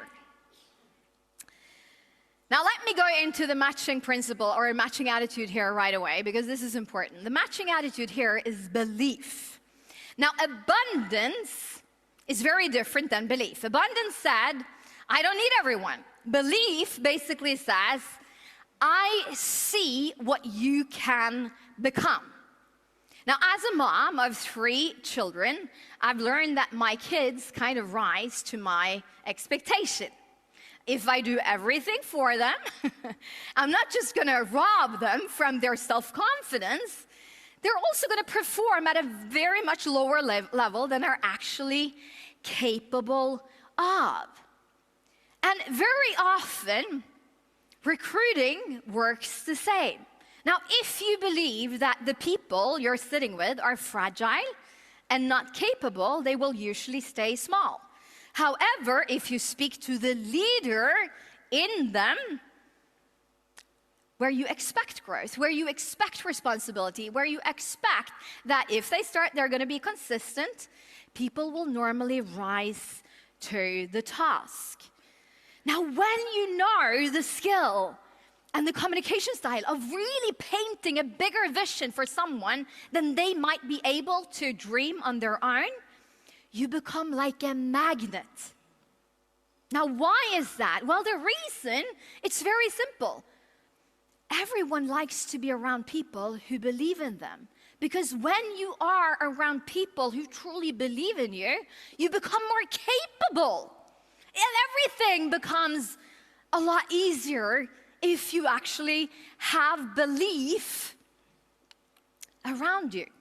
Now, let me say something with maybe a little bit direct, but still with love. Now, if your default state is that you don't really believe so much in people, this skill is going to be very hard. Positioning is going to be very hard as well. Now, during the upcoming months, we're going to pass 1 million customers. And, we're not thinking small from there. But if your default state is that you, on a general level, you don't really believe that people are capable on their own, that they're lazy, that they easily quit on you, you will unconsciously cap your own business. And by the way, you're not going to see the person sitting next to you on the flight back home. That might just be the someone that will bring in 50 million customers into your downline. So belief isn't soft, it's strategic. It says that I see where you are, but I still choose to speak to the potential of who you can become. So instead of saying, I'll do everything for you, you can say, I'll support you all the way, but I need to see that you take ownership. Now, you don't need to know everything now, but I need to see that you're coachable and are willing to learn. And that is not something that will easily help people slip away. They will understand. They will rise to the task. And that is really also belief in action, because it shows that you're not here to rescue people. You are here to help them grow. And that one shift in communication will both solve your recruiting, onboarding, and leadership all at once. Number 5, value proposition. Now, when we get someone started, our job is not just to sign them up. It's to actually help them choose the right start. Now, you're never going to hear Orion or I say that there is only one way to get started with Zinzino, because there are multiple ways, and we're very proud of offering multiple ways. At the same time, I also do believe that the stronger commitment, the stronger engagement. So if you start someone for free, it might be a struggle to get a hold of them later. If you ask someone to invest 5 to 10K in the business, maybe you don't get rid of them. Now, we're never asking people to invest that kind of money into their business. But, again, it's important to understand that this is extraordinarily important to teach our partners. Now, I've seen it in my own life as well, that sometimes I've bought classes for a bargain. Or I've been on social media and bought certain apps without thinking about it, and then I do nothing with it after. Because again, the commitment wasn't there. So again, when someone, you or someone in your team, get into the place where you're going to present the offer, a lot of people feel that when someone is hesitating, they believe it's a rejection. Now, I do believe, however, that it's simply the prospect's way of saying, I don't really know if I've understood the whole value of what you are proposing yet. So in this process, I would say that it's important, again, to know how to teach the skill to your team. Now, I've never been a hard closer. I'm very much of a soft closer. And I tend to always go back to asking questions. I ask questions. So, are you more interested in the product or the business? What did you like the most? Now, because my personality tends to be that I like to know, if I say yes to something, I need to know what is next. I treat often most people around me a little bit of the same. So I would say that if you were to get started, we would always do, an onboarding meeting where we go through a plan, and we also go through the different tasks that you need to learn to create the results. If you were to get started, what would be important for you? And then I'm silent and I'm waiting for their response. Now, in this, I know that the majority, they will, with their words now, let me know if they're ready to get started right away or if I should book a follow-through. Now, if I understand they're ready to get started, I would say, so let me show you the different options. Now, about half of our partners normally start with this kit called the Ultimate Partner Kit. It's valued around 6,500 euros, but when you get started as a partner, you actually get 66% discount, so you save about 2,300 euros, and you only pay 1,198 euros. Now, what I really like about this kit is that it includes 10 tests, so it's going to be very easy for you to get the first 10 customers, but it's also, a variety of products, so you can gain your experience and be really confident when you recommend it to others. But the best part of it is really that it comes with a refund. So you remember that we spoke about the 25 customers? Well, it's actually 25 products. So if we get 10 people on 2 or 3 products, you're already going to be qualified. And if you get 25 by the end of month 12, you will get the money refunded. But, when we make a plan, we can do it within a quite short period of time. Which option fits better for you?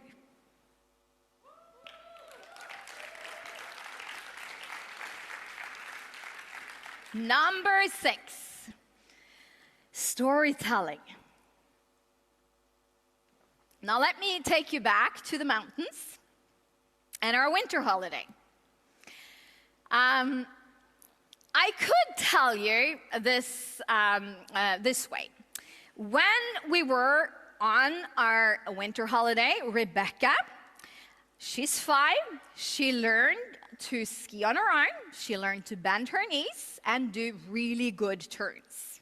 It's a fact, and it's true. Or maybe I could share it in a different format. I could say, the last day of our winter holiday, I had been out working in our cabin because I was getting prepared, different things for this trip. And then Orion was out in the ski slope together with the kids. And then he just suddenly, by the end of the day, he comes in with this huge grin on his face. And he's like, you have no idea what just happened. She's only 5, but she's been going up and down and up and down. And down. She's so good at it. She does the perfect turns, better than you, honey. But what happened actually the last time down, she decided to go backwards. It was insane.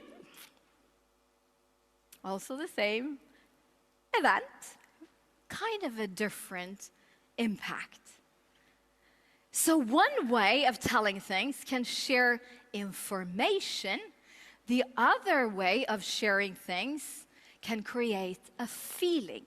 And in recruiting, both is very important. Now, people pick up about 7% of what you say, the words that you use. So you're probably not going to remember a lot of my words during this presentation. Now, 38% is coming from the way you present it. So your tonality, the way you use your voice. Every time that I'm coaching someone to be on a stage like this, I would usually say sameness kills, variety thrills. So you want to use your voice. Now, if you are hearing someone speaking like this in a very long way, you know, you're gonna shut off. At the same time also, if someone is like high pitch during like 30 minutes, you're like, oh, my brain, protect my brain. So you're gonna be mindful of how you present your message, but 55% is coming from your body language. Now, that does not necessarily mean that we're gonna stand on chairs shouting to people when we are in a presentation. But the way you share something, your engagement truly matters. So facts tell, stories sells. People buy with feelings and they back it up with logic.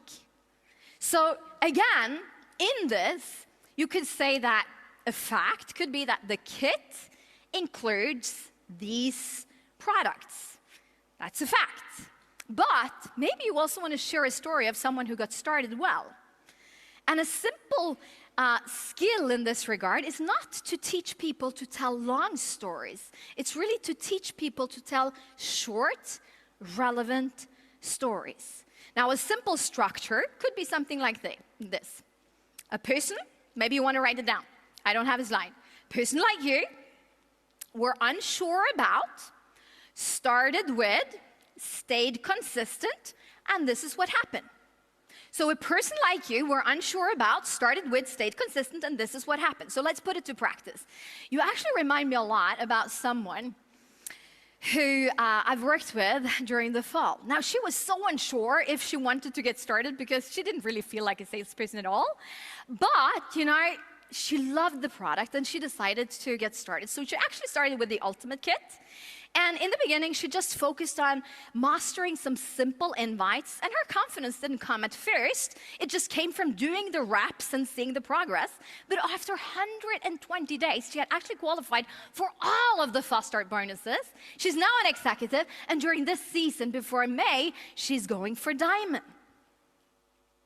So we want to teach people how to tell stories. And then this one, how do we handle objections? An objection is not a rejection, it's simply information. And over the years, I've learned to welcome objections. I even praise them.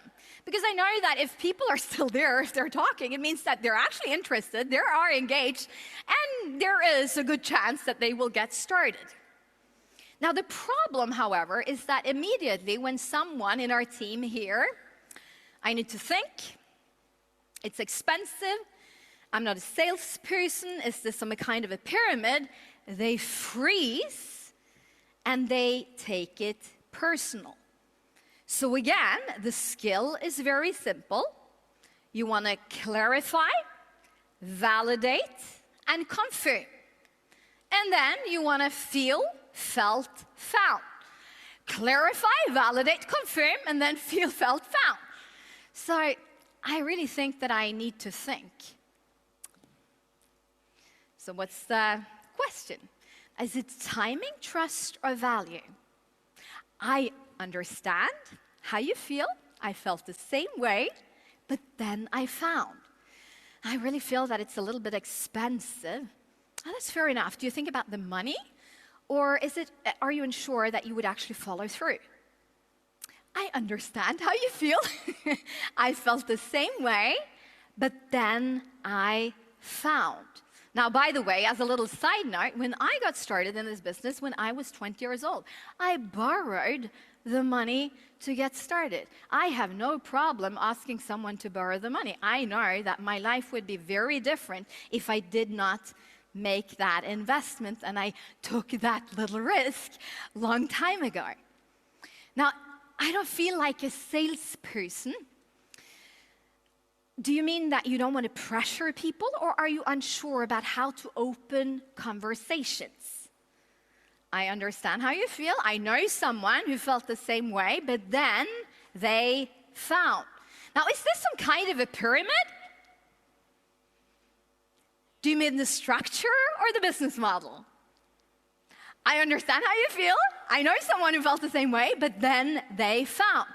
I really need to speak with my spouse. Of course you should speak to your spouse. Now, when you speak with your spouse, what do you think her main 2 or 3 concerns might be? So just I can help maybe in the communication. Now, by the way, I would love to meet both of you. When would be a good time to meet? Now, this last one here is really about validation. They just need a confirmation that they're making the right choice. So let's wrap this all together. Now, to every skill, there is always a matching attitude. Now, you can use the skill, but if you don't match it with the right attitude, the skill becomes very awkward.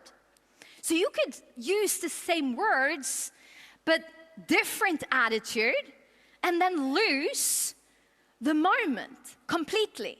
So I don't have the time to go into all of these. We've already been touching on some of them, but this is important that you really get. But I really want to touch on 3 of them.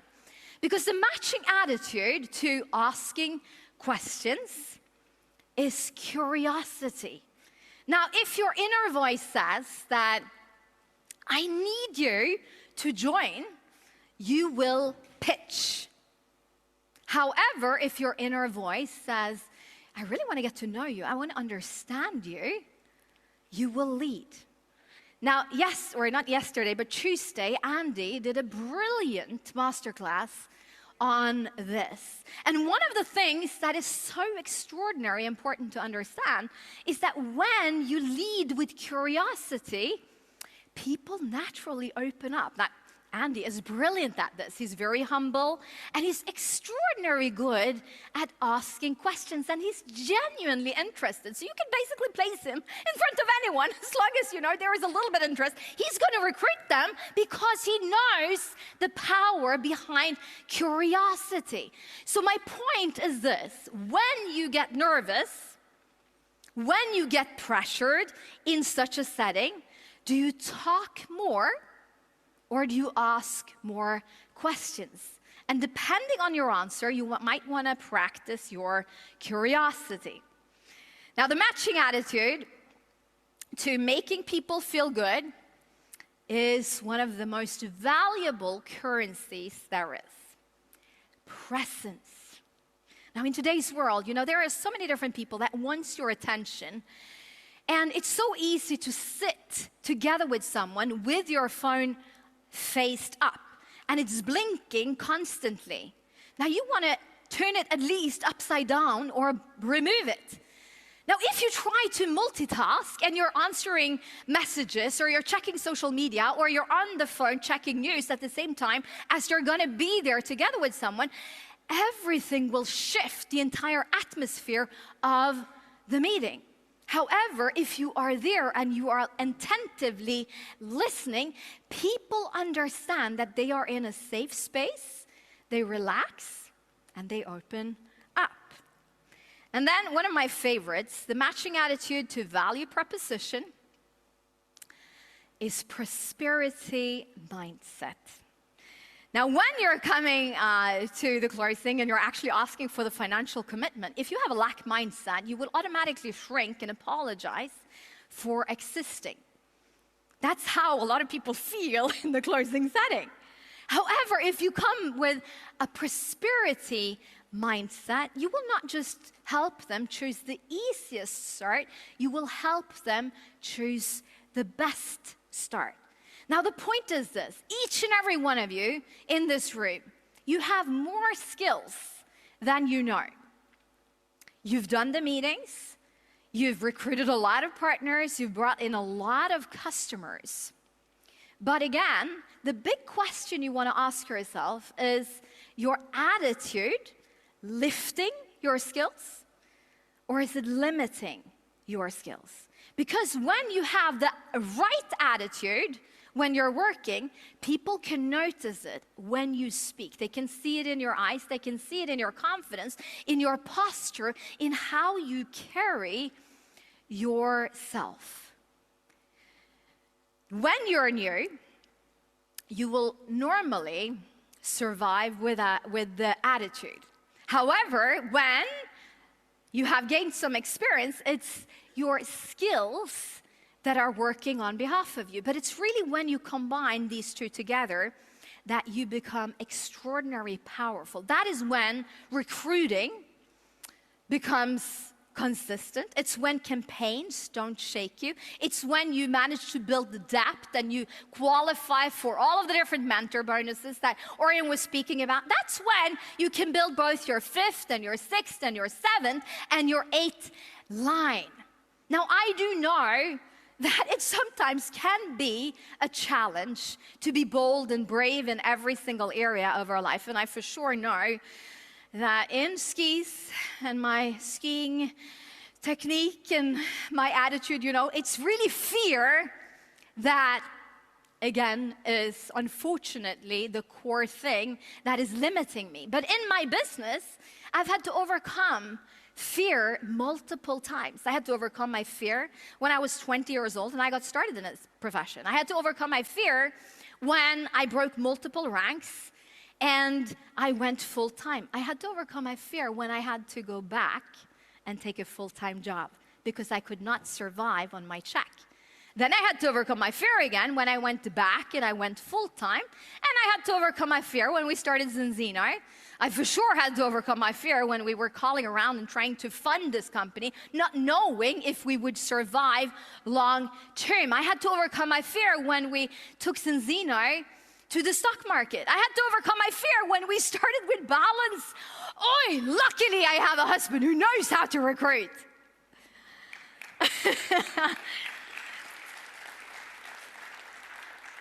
I had to overcome my fear when we went from little Scandinavia out in Europe or over to the United States or over to Asia. There's been so many times over the years where I've had to push through and overcome my fear. But what I've learned is that fear never leaves you, but action conquers fear. And what is 100% true is that when you match the right attitude to each skill, that's going to lift your capacity. So moving from here, don't just train your words. Train your state. Because recruiting isn't one when everything is easy. Recruiting is one when pressure comes and you rise with strength. Because that, my friend, is true capacity, and that is leadership. Bless you. Have a great break.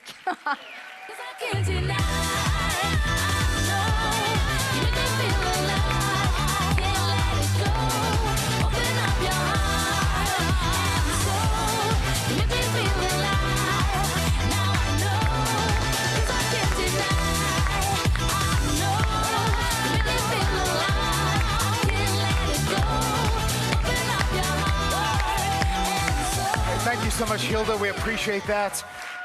Guys, we're going to wrap this up really quickly because we are on a tight schedule today and there is still tons more to come. Yeah, so just stand up, stretch your leg a bit, go outside, just grab a cup of coffee, and then come back into the room again so we can continue this lovely afternoon. We'll see you in a couple of minutes. See you soon. You make me feel like I'm alive again.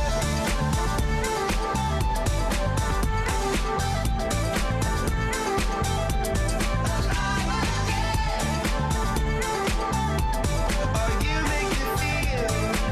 See you.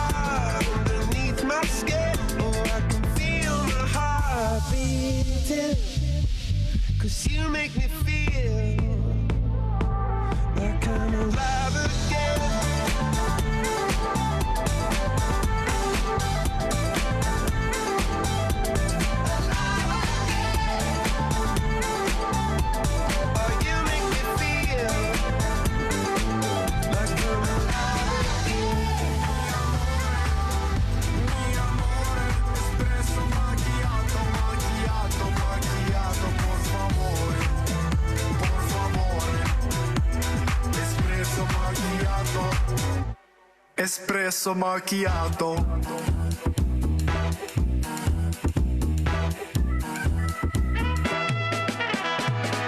Ciao bella, I'm Tommaso, addicted to tobacco. Me like me coffee, very importante. No time to talk, scusi, my days are very busy. And I just own this little ristorante. Life may give you lemons when dancing with the demons. No stresso, no stresso, no need to be depresso. Mi amore, espresso macchiato, macchiato, macchiato, por favore, por favore. Espresso macchiato, corneo. Mi amore, espresso macchiato, macchiato, macchiato, por favore, por favore. Espresso macchiato, espresso macchiato. Me like to fly privati with 24 carati. Also mi casa very grandioso. Mi mani numeroso. I work around the clock. That's why I'm sweating like a mafioso. Life is like spaghetti. It's hard until you make it. No stresso, no stresso. It's gonna be espresso. Mi amore, espresso macchiato, macchiato, macchiato, por favore, por favore. Espresso macchiato, espresso macchiato.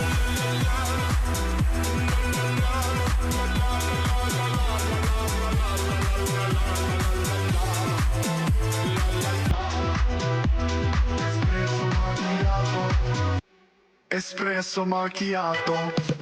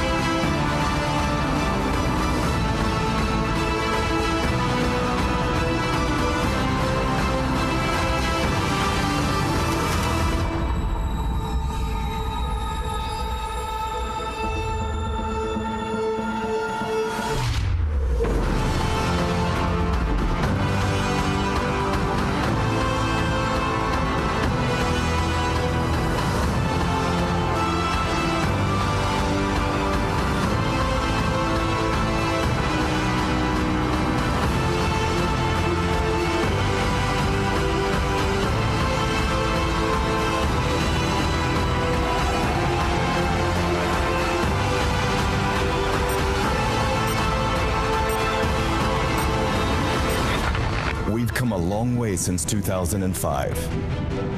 From a bold vision to a global movement. From zero to more than $300 million in revenue. But in the bigger picture, we are just getting started. The potential is enormous. In the coming decades, the omega-3 market will be worth around $200 billion. In every category, there's always one player who takes the lead and owns the space. Who will own test-based personalized nutrition? Many factors will play a role, but one thing stands above the rest. Ambition. Zinzino's ambition is grand. $1 billion in sales in the next 3 to 4 years. 20 million customers by 2035. 100 million customers by 2050. But numbers alone won't get us there. Your ambition will. Your state of being, your decision to build the life and business you once only imagined. Your desire to change people's health for the better.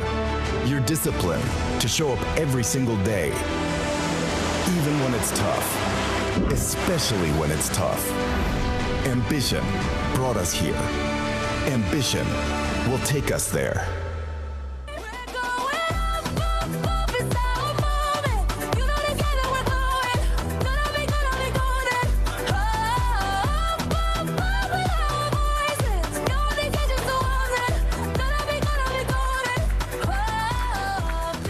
Welcome back, everyone. So the next speaker is a guy that really inspires me. He actually originally comes from South Africa, but now lives in the Netherlands. And he also did another move. He actually come from the corporate, but then started to work with us along here on the field. He is known for his kindness, that he really sees people, and telling stories that actually capture every heart in the room. So please help me welcome Black Crown and my partner in crime, Kirsten Pierce.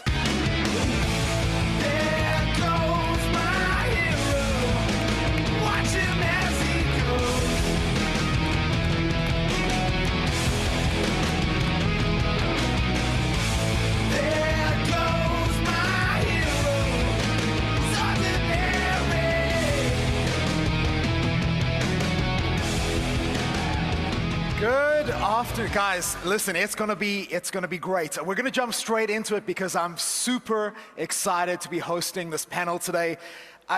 Listen to this: 6 presidents on stage.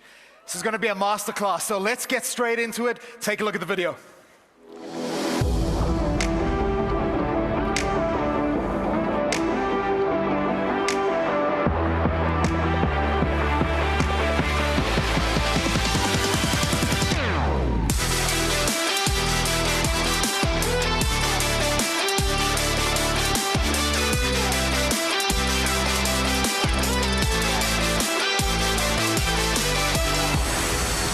Fantastic.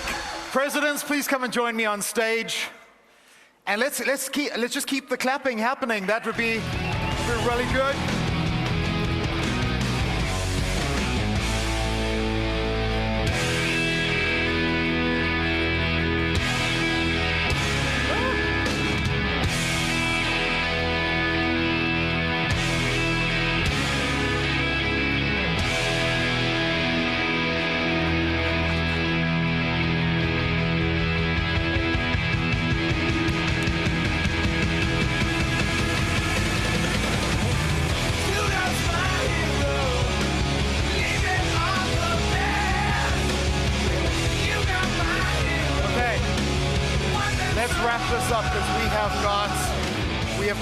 That we need to get through now.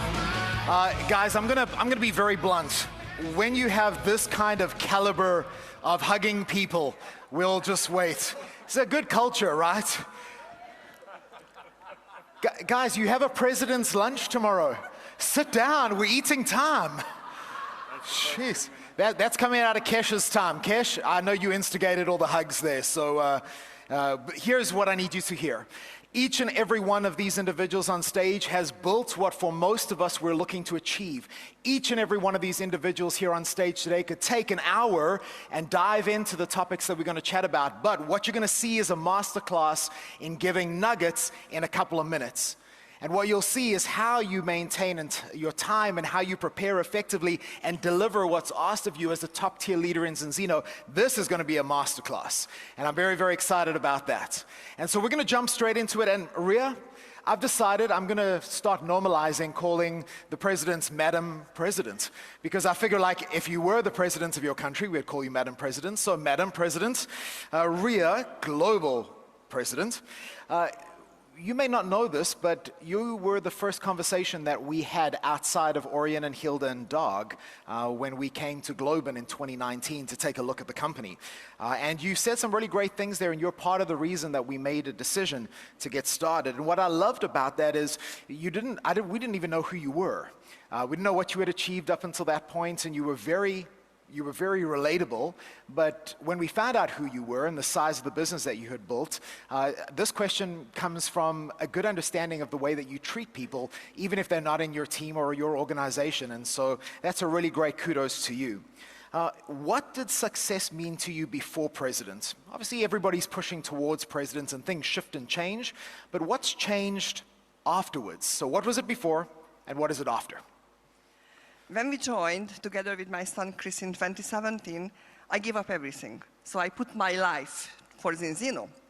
And that was a very tough decision, obviously, but the smartest I've ever made.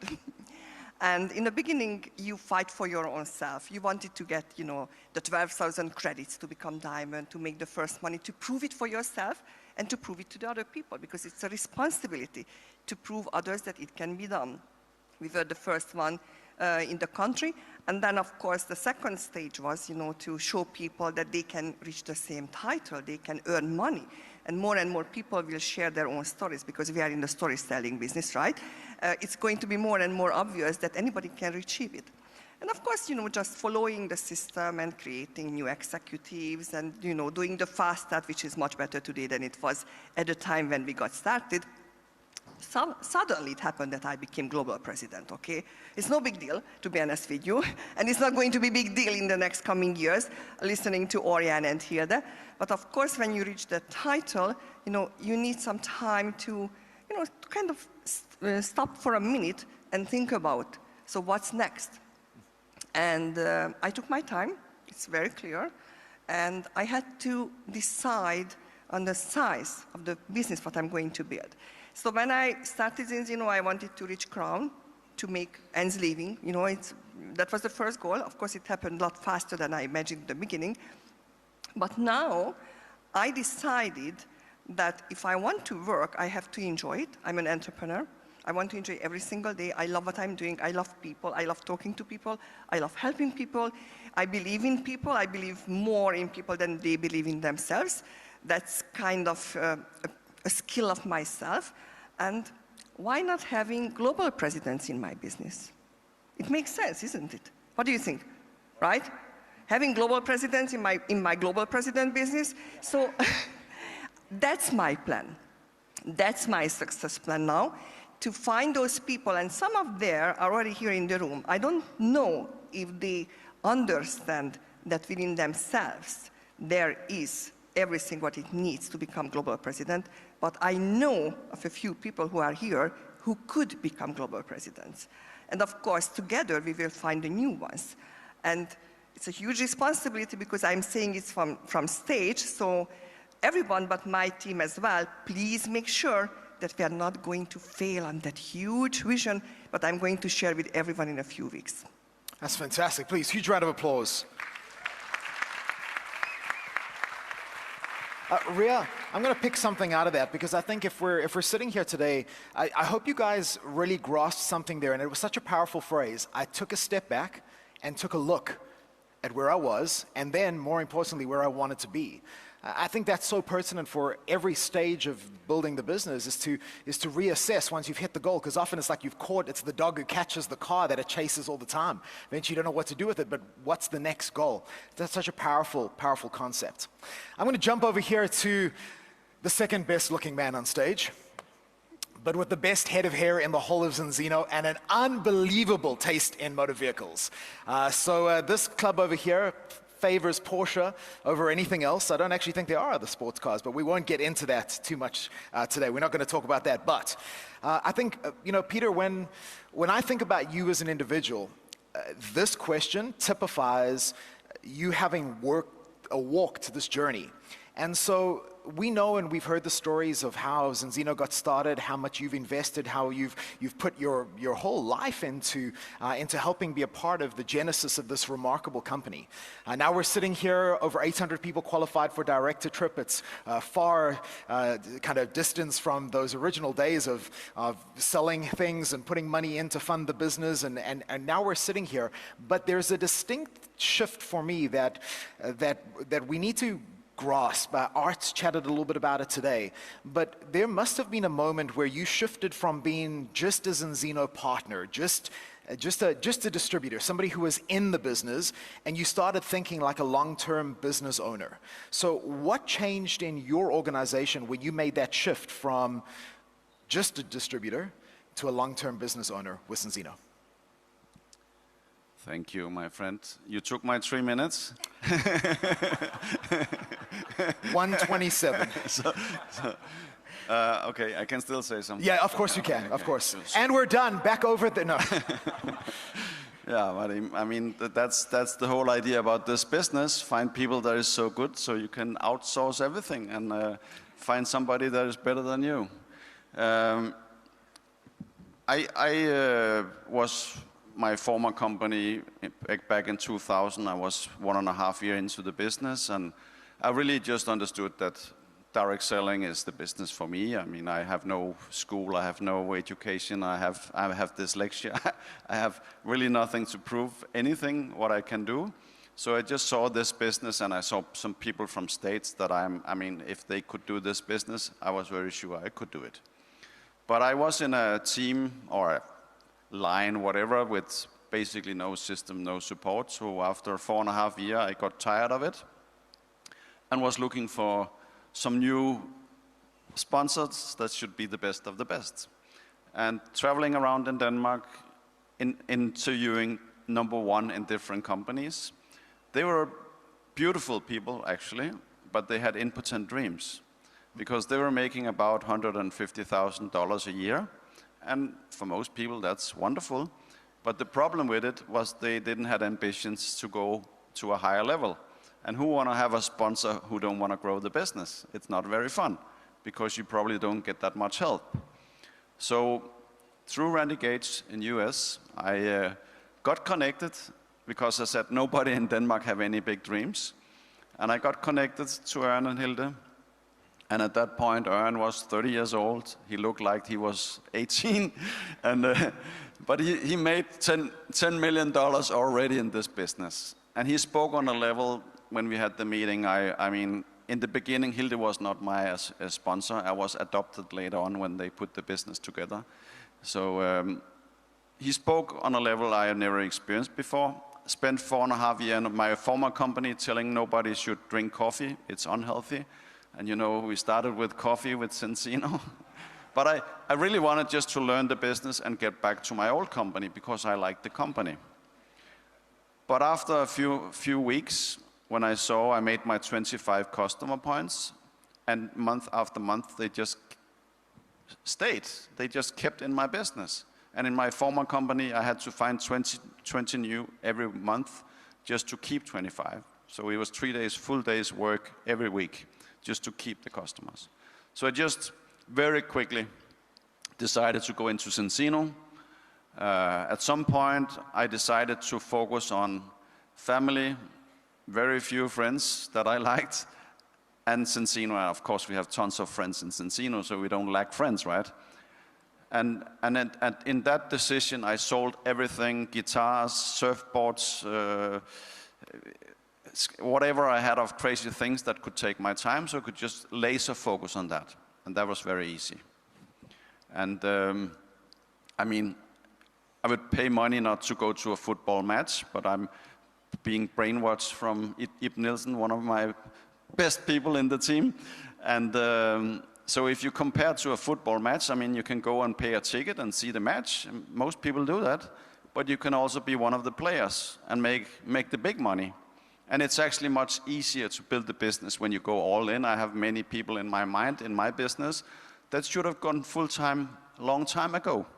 But they didn't dare to do it. And now, after many years on the same level, they are having some problem because it's not that exciting, because the people in their teams are not growing. So we need this fire. We need this high ambitions to be bigger and further and have global presidents in all your legs. I mean, what a dream. That opens up for that team to grow and prosper and conquer the world, because we'll do that with Zinzino anyway. Yeah. I love it. There's something here. Hilda said it earlier on.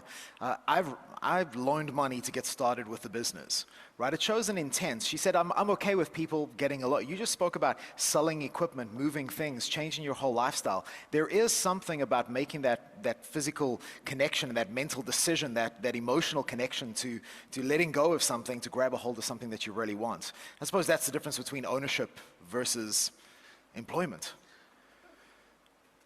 When I started, I was just gotten out of bankruptcy. So basically, I had a loan for about, $25,000. And I asked Ern very seriously, because I will do whatever you tell me. I will just follow the system. I want to have success now, and I know you know how to do it. And he said, so I wanted to go full-time. And he said to me, if you go full-time, I will not help you. And the reason why he said it, because he asked me, do you have $30,000 or $25,000 on your account? And I had to admit, I had minus $25,000 on my account, so I didn't have any money to live from, and that just put you into problem from day one. So I had to have a job on the side. I had a job full-time, but I worked so much on Zinzino, so it was kind of on the side. My heart was not in that job. I hated it. But I kept it for 6 months because it was a part of the mission to get a good business. And then I went full-time, and things went crazy. Pernille stopped working as a nurse after 3 years. After 6 years, we were financially free. I mean, we didn't have the crazy expenses back then, but it was some huge steps that happens very quickly in our business. Fantastic. A round of applause, please. So we're going to jump to Caroline. Caroline, when I spoke to some of the people that you have in your team, they mentioned words like focus, consistency, and disciplined execution. And we're waiting for, there we go. Here, we can grab this one. There we go. 很多人都在谈5年。 Kara, 1 second. I'll give you the question first. I was just saying nice things about you first. So here is the question. You often talk about the power of concentration and the importance of making a 90-day plan. How does this method affect your long-term development in Zinzino? 很多人都在谈5年跟10年的梦想。 Many people talk about the 5-year or 10-year plan.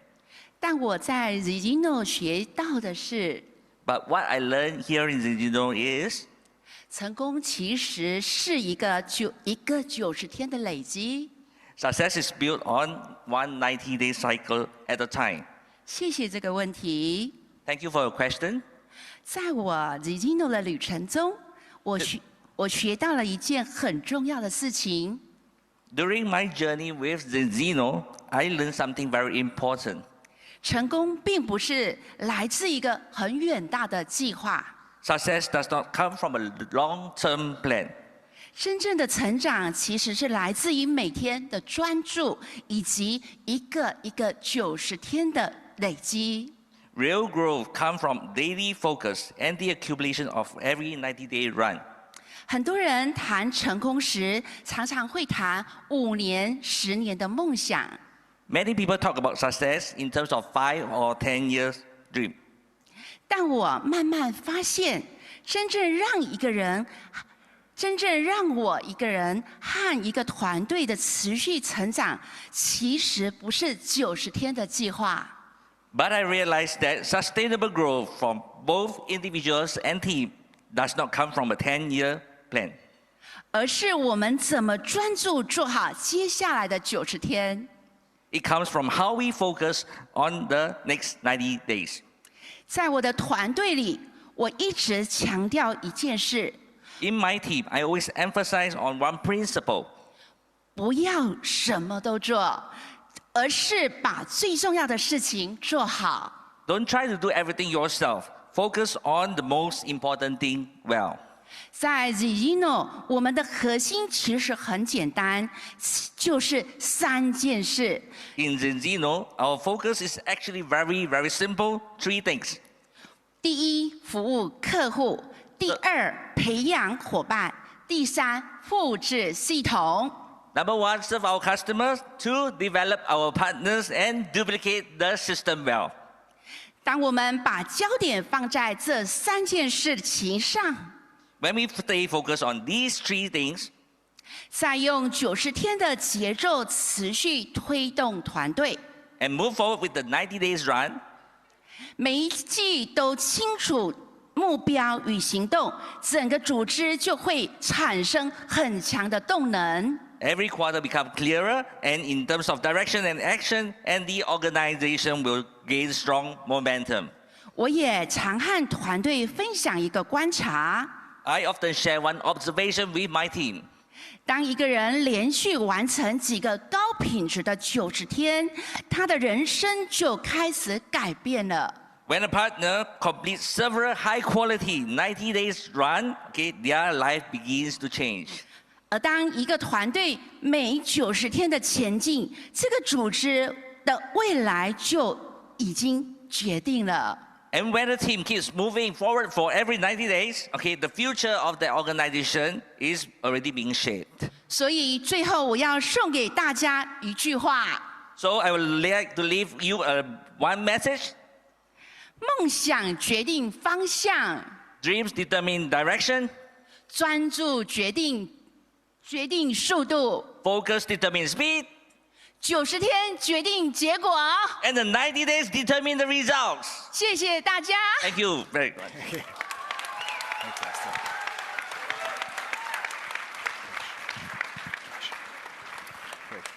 Thank you so much. Kesh, let's jump to you. Now, I know you as a disciplined individual, but I think what has stuck out for me is that every time we've had a conversation, you've always been open to growth. That's something that I would easily say. I would stand on I put my hand up and swear in a court of law. You're always open to growing. Here's a question. I mean, everybody expects at President you're perfect. Everything's done and dusted. That would be great if it happened, but we know challenges continue. So here's my question for you. What has challenged you most recently in your own leadership? And how are you choosing to grow through it? Well, first of all, let me tell you a little bit of the story. Before, I was a businessman 24/7. I didn't have a family, kids. I slept when I wanted. I worked when I wanted, partied when I wanted. And then, yeah, somebody's laughing already. And then all of a sudden I have 2 children at home, which is like multiplying the time spent for that by far. And then I have schools and tantrums. And how many parents are here in the room? Almost everyone. Yeah, not sure. But how many of you know what that is, that even those who are not parents, to be a parent? So it went from being in the business to 24/7 solving home tantrums and challenges and emotions and schools and whatever. And as you said, being a president, everything solved. Money doesn't solve that. So we hired 2 nannies. I see Hilda is clapping, or who's that? No. Yeah. No,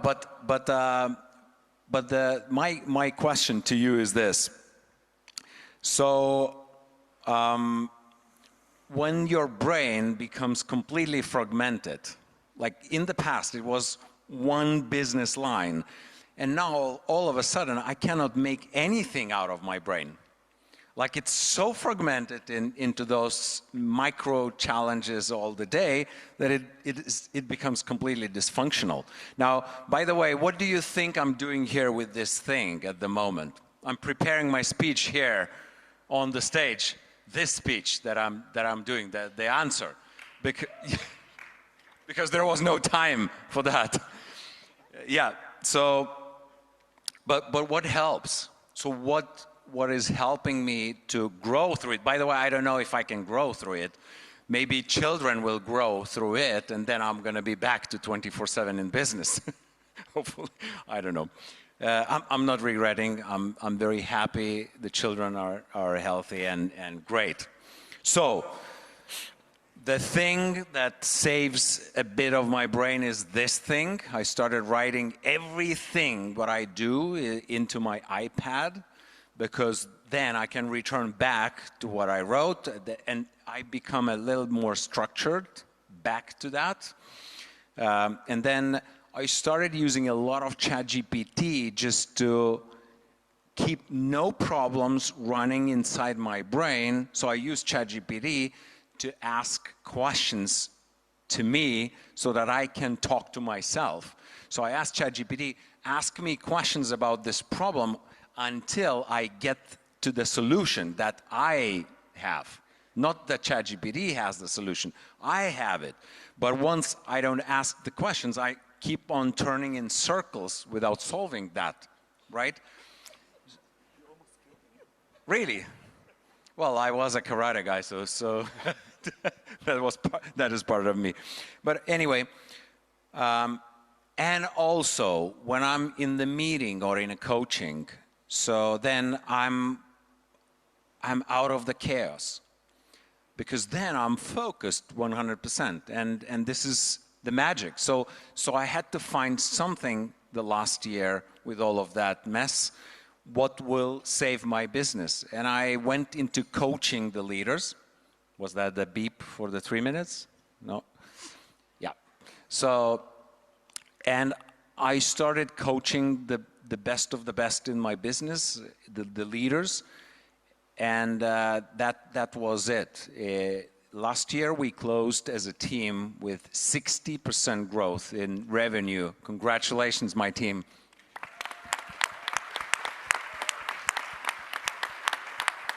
Four minutes and 30 seconds. That's great. Let me just, I want to pick something out here, because there's a really powerful principle that you shared here. This is a very realistic problem, right? It's something that you're facing now, that you're dealing with, but the concept is exactly the same. We apply it to anything that we come across. You're sitting battling with something, maybe in the business, maybe there's a leadership challenge, but it's identifying. They're not just identifying and leaving, but identifying and finding a way to be able to address it, finding those things that help you move through it, finding the support, finding the tools, doing whatever needs to be done. But that's a really great principle that I'd like to leave with the team here today, because if we identify and can move through it, it gives us the ability to be able to patch those things. Thank you very much, Kesh. Thank you. Round of applause, please.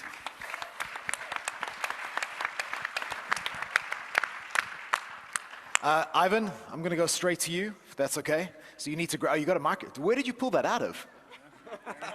That's impressive. Ladies and gentlemen, and for our next trick, we're going to see.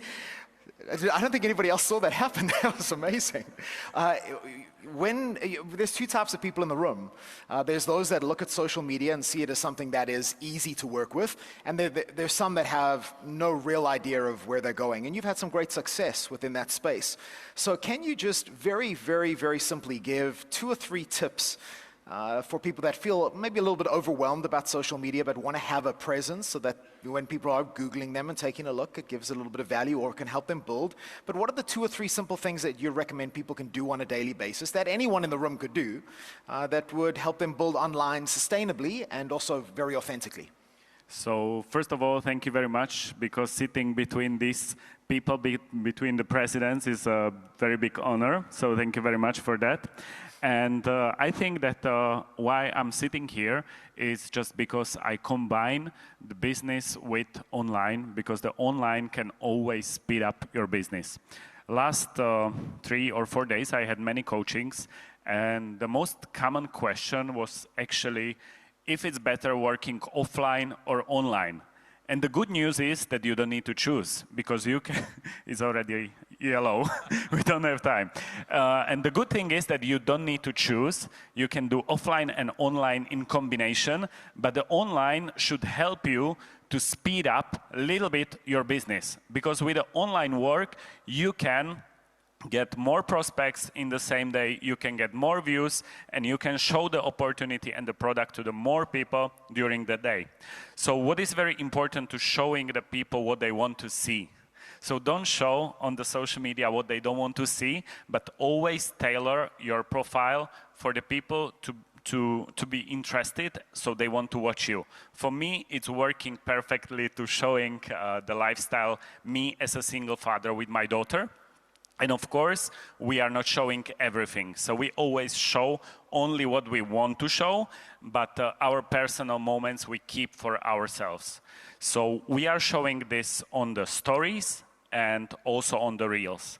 Very important on the stories on social media is to showing yourself, maybe 80 or 70%, and the rest showing the opportunity and the product.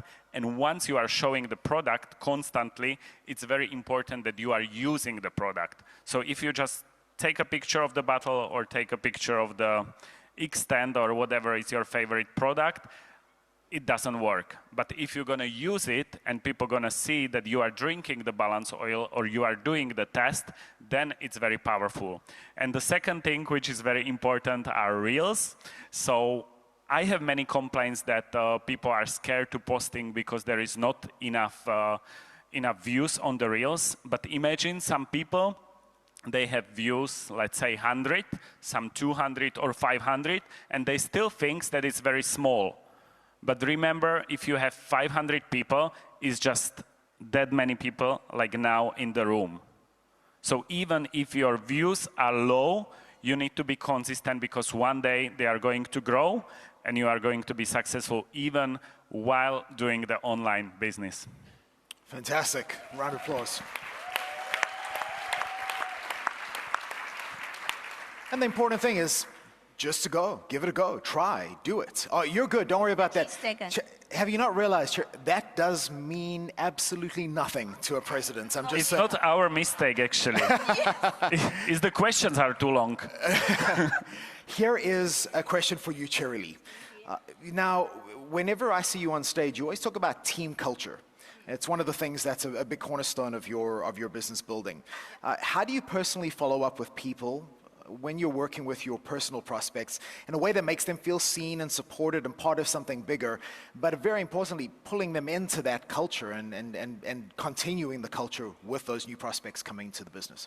Okay, thank you. It's a good questions. Okay, so I'm Asian. So for the Asian people have a little bit different culture than the Western people. Okay, so today I'm just talking about how can I inspire or lead the team to enter the Zinzino culture. Okay, and during the past years, I was in this industry. I was learned. So people not only follow the business, they follow the culture and the missions. Okay, so now, for the team members, I always found something behind the credit, behind the ranks. Okay, so I always found something they are really think about, their dreams and their challenges, also the life stories. Okay, so when I can understand and pick up some thinking, feelings inside, so I can find the ways to lead in and inspire them. Okay, in the right way to get the, a huge achievement. Yeah, and also, I think, so I always celebrate something, smaller on progress. So not only the recognition, the big achievement, like the president. Okay, so I mean, every month I just recognition the people. They make the small progress. For example, some people did the most balance test. Yeah, some people to enroll 2 or more UBKs. Some people, they become the X team and A team. So if you can, yeah, thank you. And if you can recognize the small progress, people, they feel good, they feel very confident, and they will, working forward. And also, and always I'll try to be accessible and the president to my team. And some of the leaders, okay, don't give your contact number to some, beginners. So I'm not. So I open my contact details for every single of them. So I try to be there to give them some advice and coaching and also the leading. Of course, I'm not to do everything for them, but I try to teach them and show them how to do that. And because I believe strong business, they built on the strong relationships. So I keep, very good relationship for all the teams. Thank you. Fantastic. Huge round of applause. Thank you.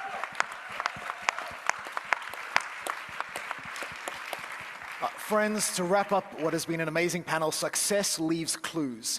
If you take the nuggets out of each and every one of these and you apply them, which is the important part, what you have is the opportunity to be able to put yourself in the position where at some point in the future, and I hope you're going to put this on your dream board, you could be on the president panel sharing today, or sharing in the future. So please give a huge round of applause. Global president, elite president, thank you very much. Let's get down to business. Give you one more night, got this. We've had a million nights just like this. So let's get down to business. Let's get down to business. Give you one more night, got this. We've had a million nights just like this. Wonderful, and thank you for being back here with me. It's good to be back. Yeah, it was so many nuggets, so. Remarkable. So now we have some birthday, I lost the word. Birthday people. Yep, people, yeah, here in the audience. So we want to have these here on stage, and excuse me if I pronounce your name a little bit wrong. So the first one is Jeanette Rehauser, Trudy Heine, Shannon Dooley, Daniela Wiegel, Marek Wischerk, Osvaldo Esquelara Mendoza, and Sina Schmid. Happy Welcome on birthday!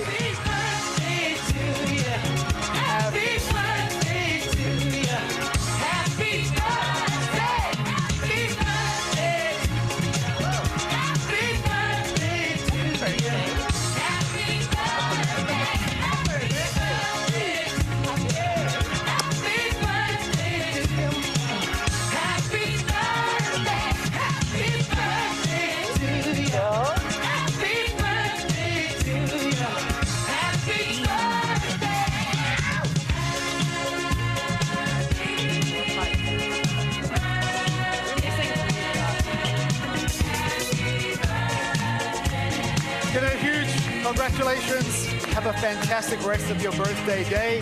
And I'll tell you what, just stay the night at the resort. Enjoy it. Have fun. We'll see you guys a little bit. Congratulations, guys. Happy birthday. Happy birthday.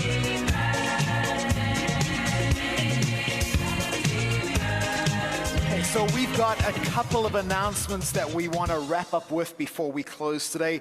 Firstly, a reminder of the Leader Council meeting at 9 a.m. in the conference area. That'll be in this room, so please make sure that you are on time. We also have our President's Lunch.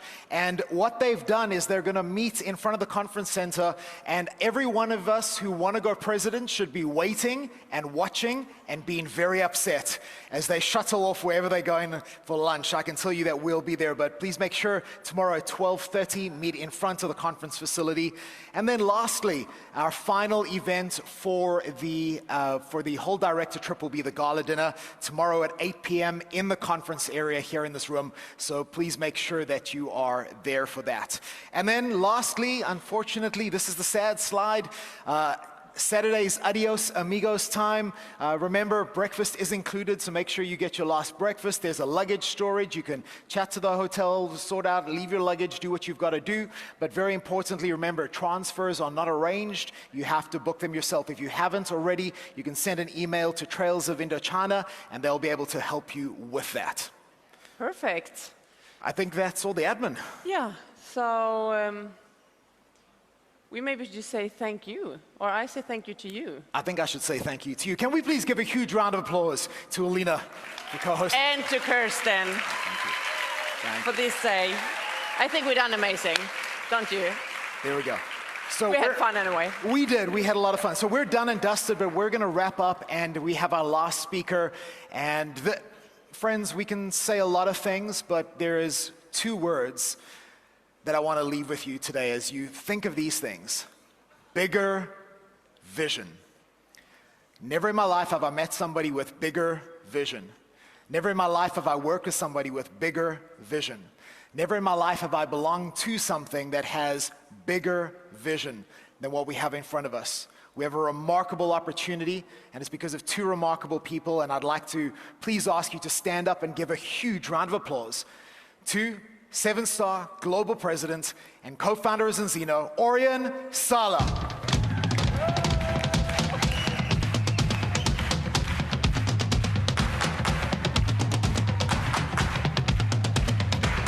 Yes, so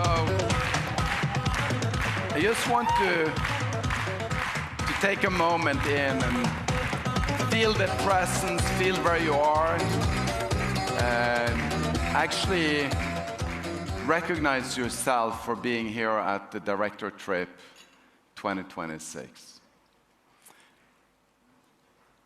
We open up with talking about how do we do a transformation?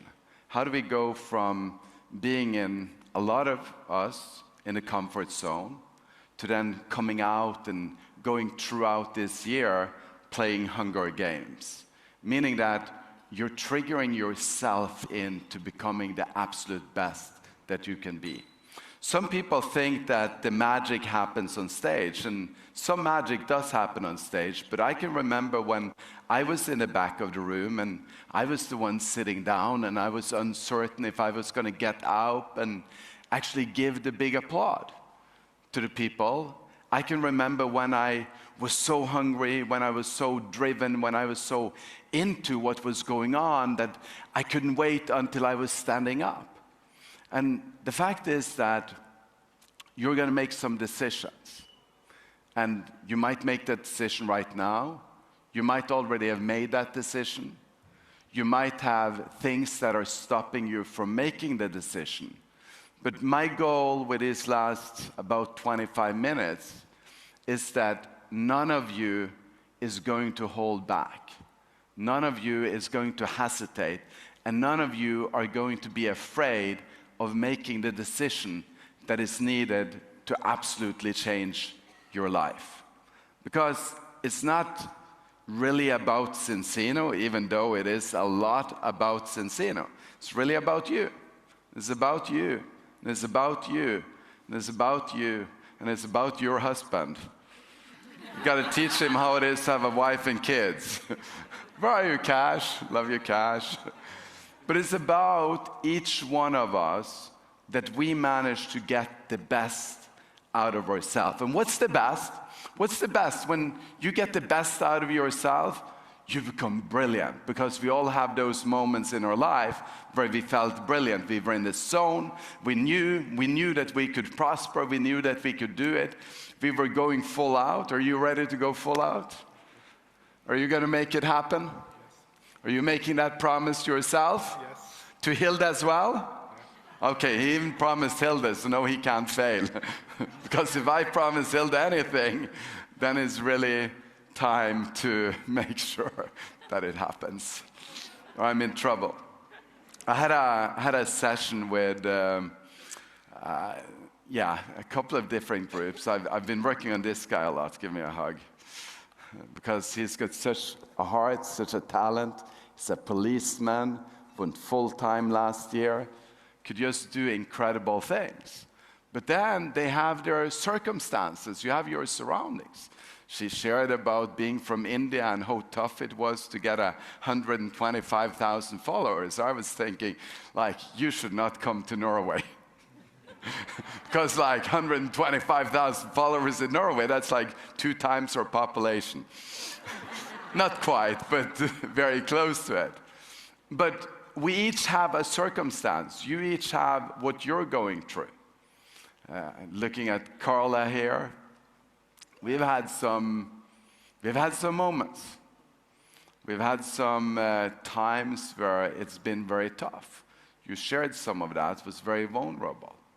And it's easy that we say, well, because of these things, it's okay that it takes time. And it is okay if that's your dream. But if time is just added because you want to cover up, I'm not only talking about Carl, I'm also talking about all the other beautiful people around here. Look back here, I haven't really had any time with you, Chris. So I'm going to come back to Chris here, go from Carla to Chris. Careful, so I don't step on you. I'm not going to step on your things. He's sometimes holding back, even though he is, how old are you now? You keep getting 1 year older for each time I ask you.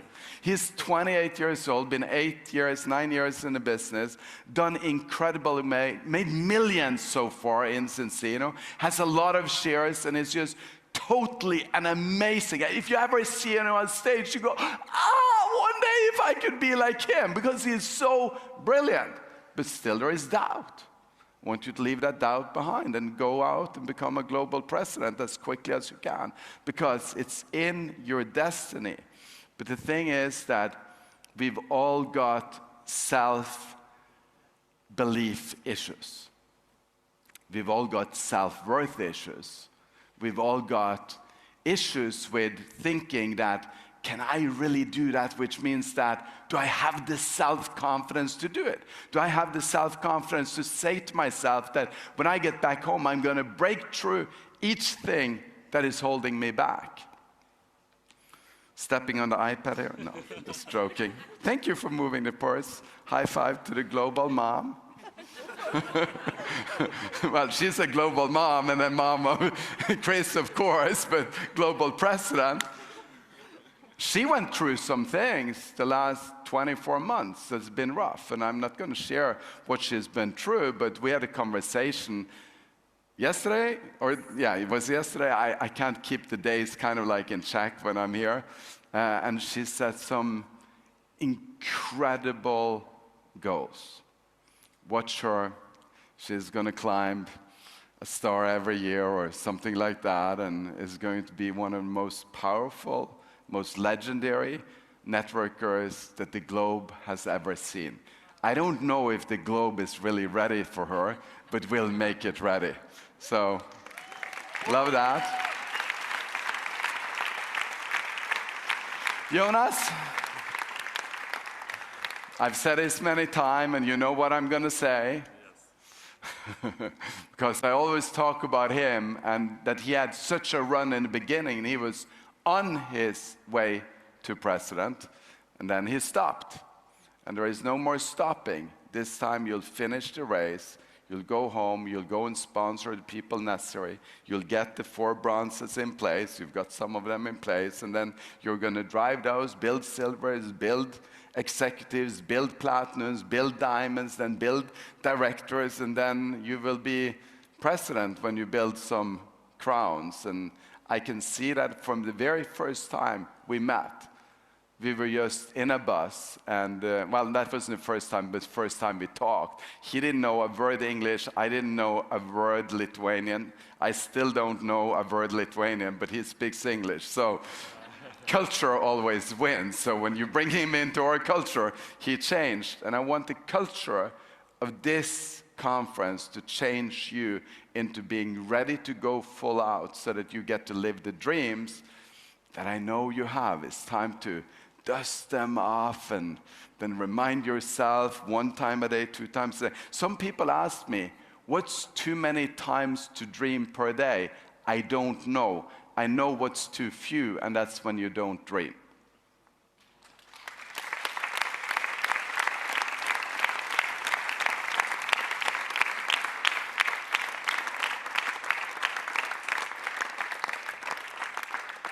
Climate and the environment that we're a part of is a very big thing of transformation.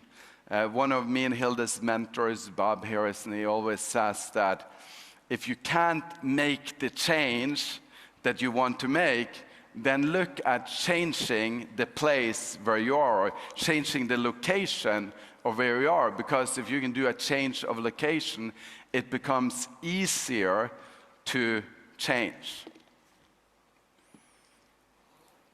Let me see, I've got some small things here, small surprises here today. So I've got to open up my few little things here. But we've been a few days now in sunshine. Any of you noticed the sunshine outside? I heard Jacob and Doug, I think it was, talking outside, and it's like there'd never been a place where there was a UV index of 14. I didn't know it was a UV index of 14. I just know that I went into the sun for like half an hour and I didn't have a proper amount of sunscreen on, and then I got a little bit burned. And that can happen when you have a strong sunshine out there. Then when we talk about sunshine, there is some of you that when I meet you, I go, I wish their mom was here. Because you're like as red as a lobster. And not the delicious lobster red, more the painful lobster red. I'm like, what's gonna happen with them? If I punch them, will they like, poof? What will happen? Like, that's too much sunshine, could you agree? And we should always be careful, but then there is also something called too much sun lotion or too much shadow, and you've been to 14 director trips and I still haven't seen you with a tan.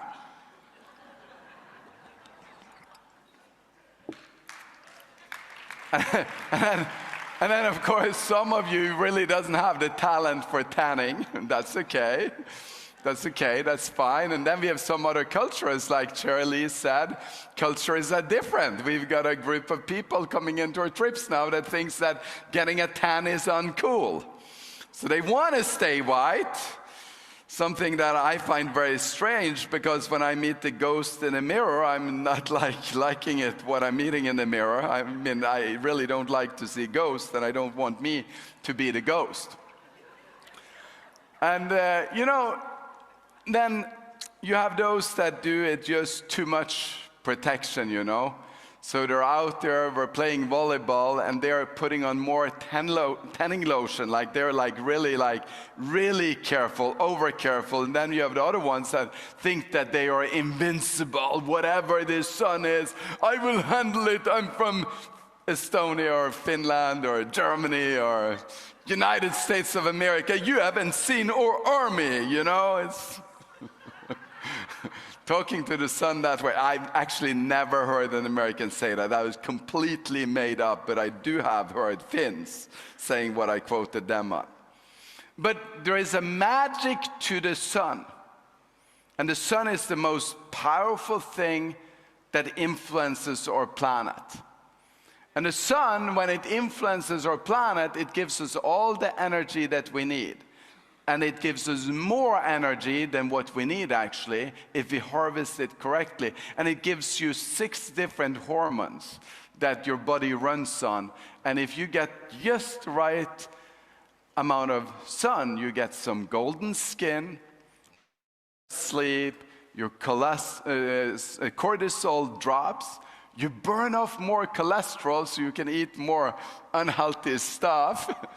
It increases your metabolism, it improves your vitamin D3 level, to the place where you become nearly resilient against all the other crazy stuff that the other people in the trip brings with them back to the hotel.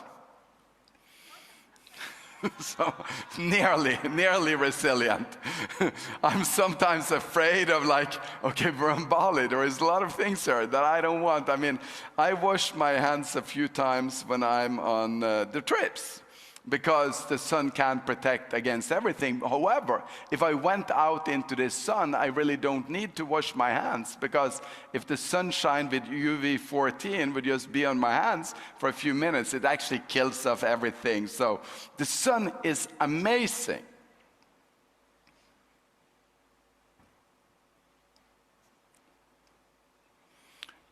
My question is, in your team, how strong is your sun?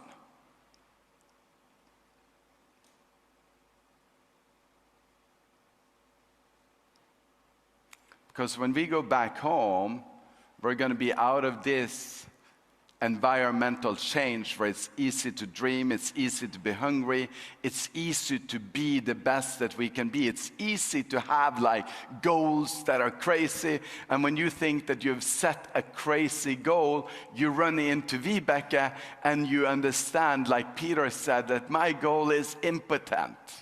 How many times I've heard him say that, I don't know, but it's just so describing sometimes. We got to dream bigger.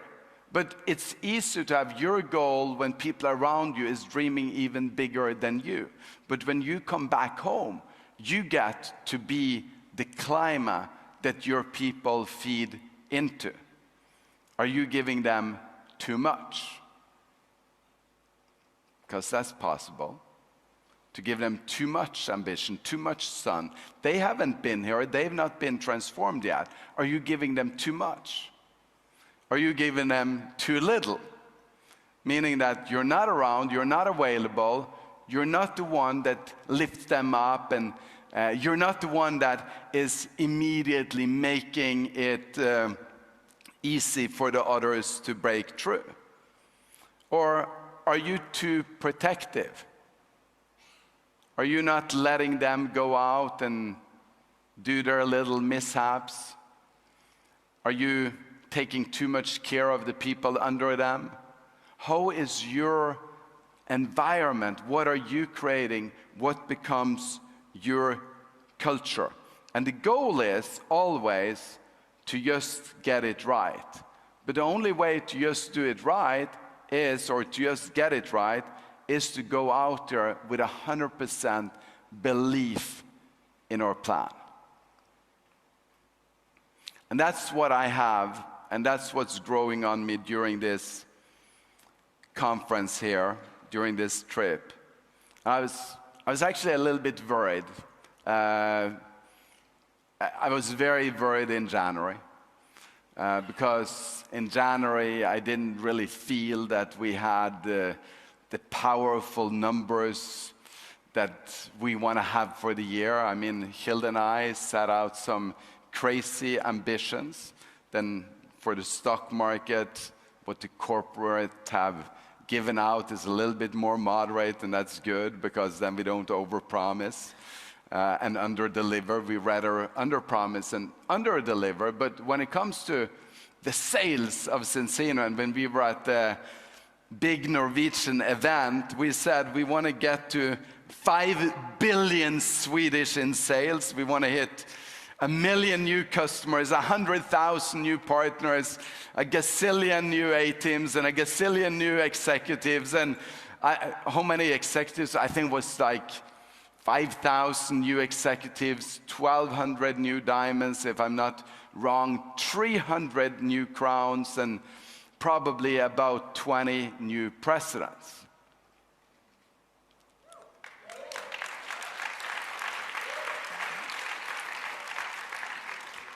And when you proclaim that, you cast that vision, you say, this is where we're going. You're stepping out, you're like taking a step out into there is insecurity. Because if we, like, it would be so easy to say something less. Then January comes and you guys saw the public report, and this is the good part about being a public company, and it's the horrible part of being a public company, is that you get to have your secret for a total of 35 days when it's not going well.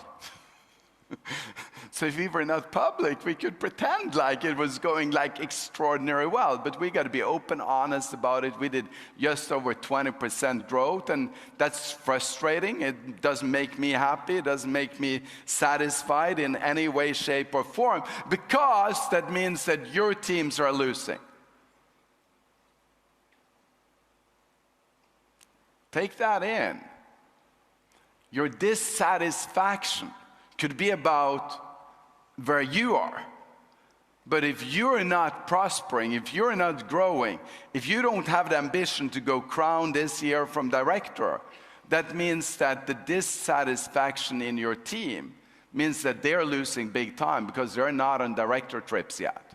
The only way for your leaders to get here is that you have the vision of going up. And then when you're crowned, you want to go royal crown, then we're going to be black crown. You want to be in the leader council meeting.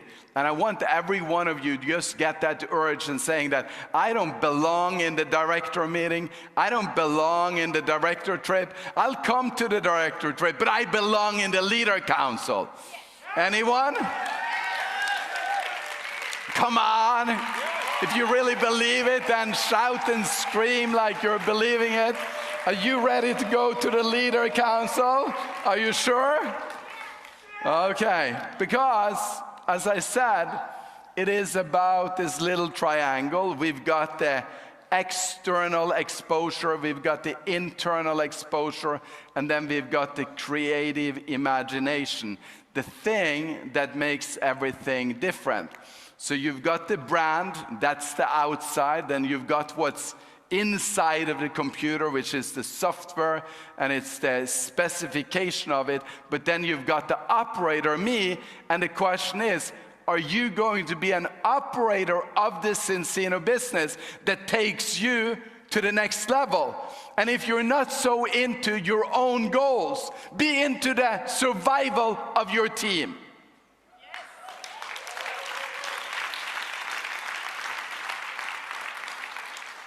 You can be fine and live a nice life as a director, but it's not easy to live a nice life as a diamond.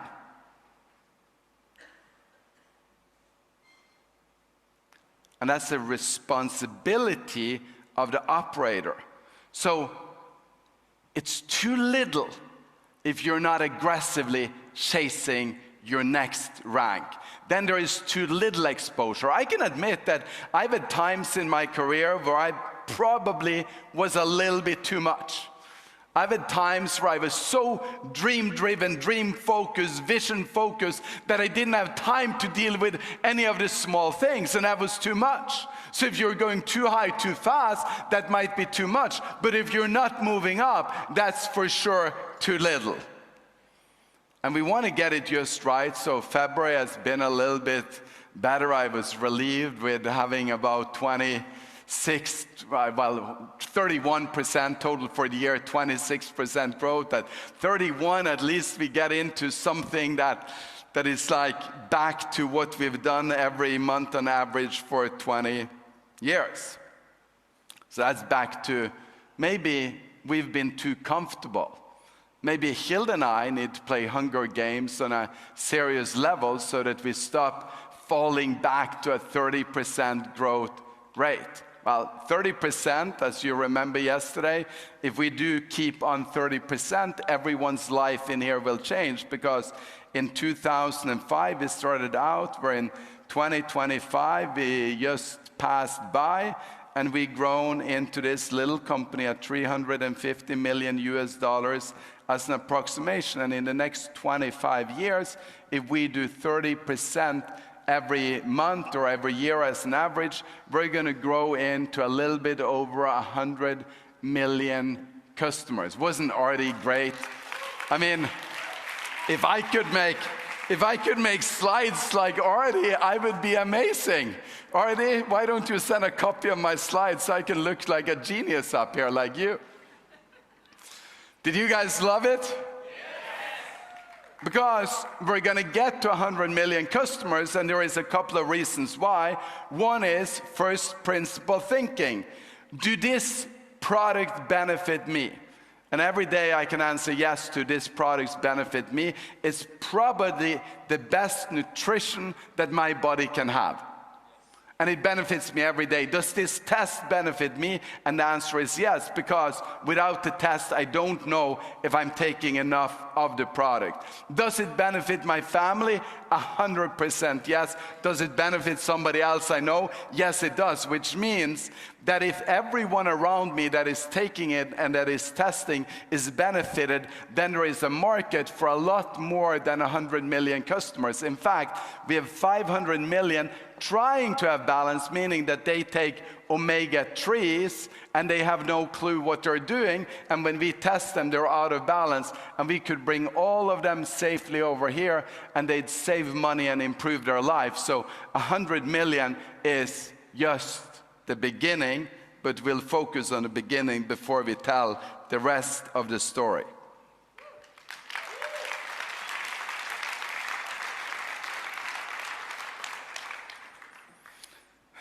Not even I can understand what I did here.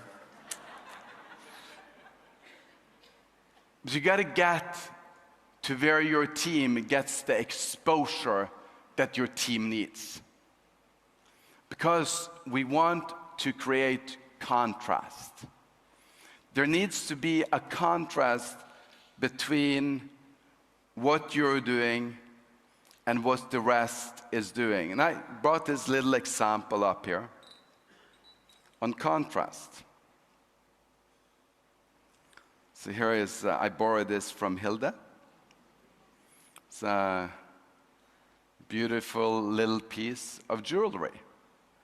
And when it's just out there, you can see it's a beautiful piece of jewelry.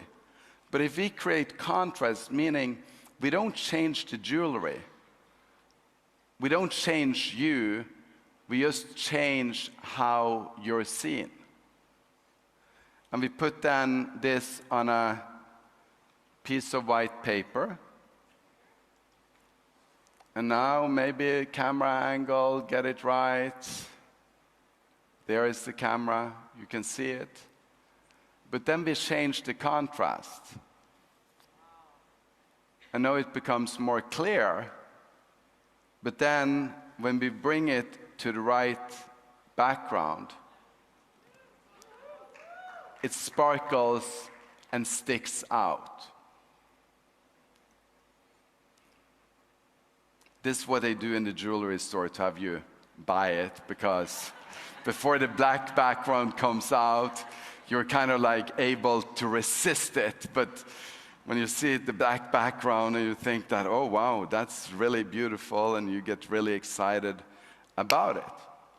But the contrast is created by you when your vision becomes gravity.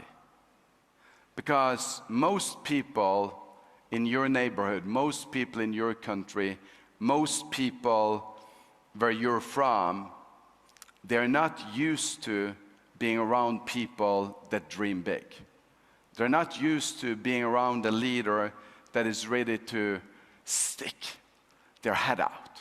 They're not used to being around a person that directs every conversation into how they can become successful. They're not used to being around people that believe that everything is possible. So our job when we come home to lead our team is to create that contrast. You went here as one person. You went here with one ambition. And I mean, you were a great person coming in. A little bit pale after all the hours in coach. I will never forget the day Randy Gage came on stage. It was one of the first big conferences that we had in Oslo, Norway, in our original team. And he came out and he said, have you guys ever looked behind the curtain? And everyone in the audience was thinking about the curtain up to business class. Well, he meant that he peeked back into coach. I kind of got that there was two different worlds, and it was a choice which one we belonged to. Now, I told you that is not the most important thing. That's just a part of it, but you came in here and you had ambitions, you had dreams, you wanted to do it, you wanted to go full out. You want 2026 to be a year where it's absolutely full out action. Is there anybody in here that want 2026 to be the year where you have your biggest breakthrough ever?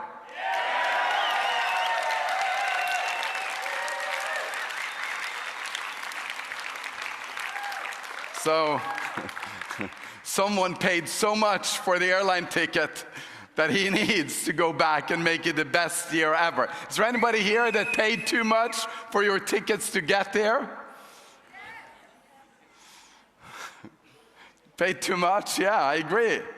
So you want to go and make that money back. You want to make sure that you're making a contrast when you come back, because the people back home haven't been in an environment to be transformed.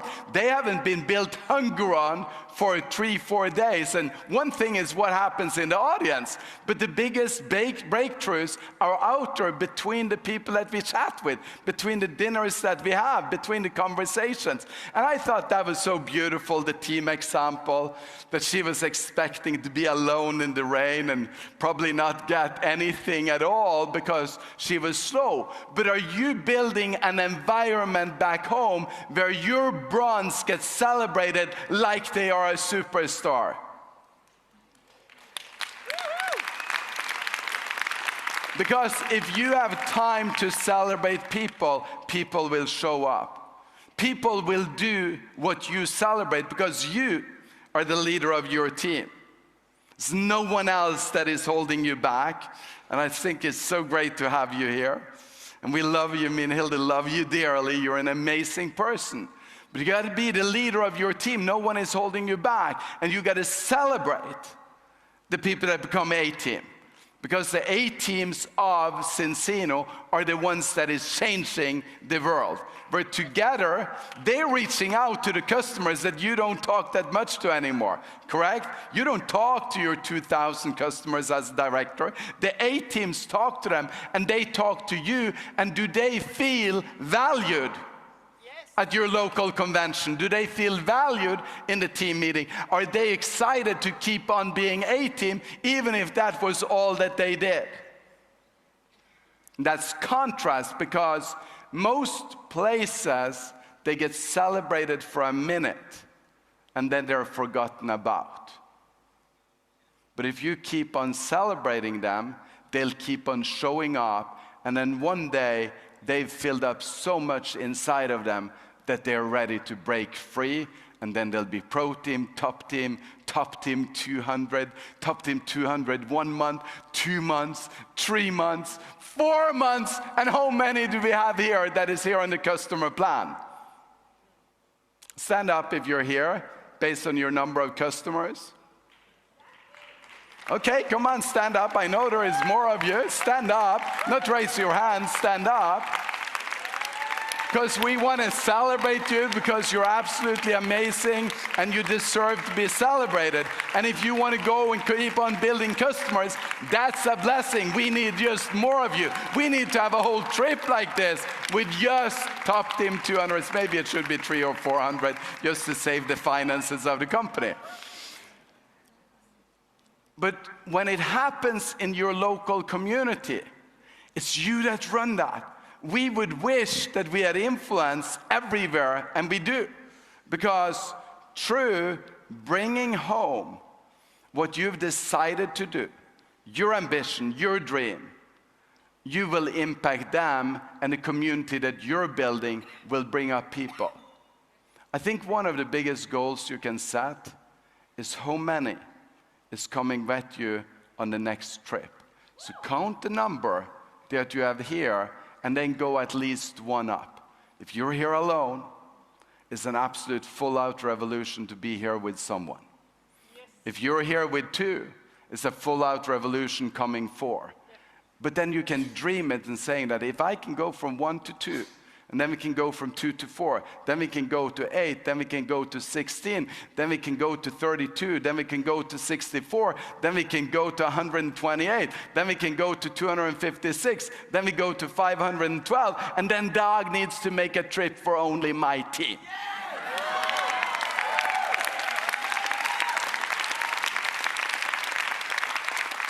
The more visual your contrast is on your action level coming back home, the more influence is on your team from this trip.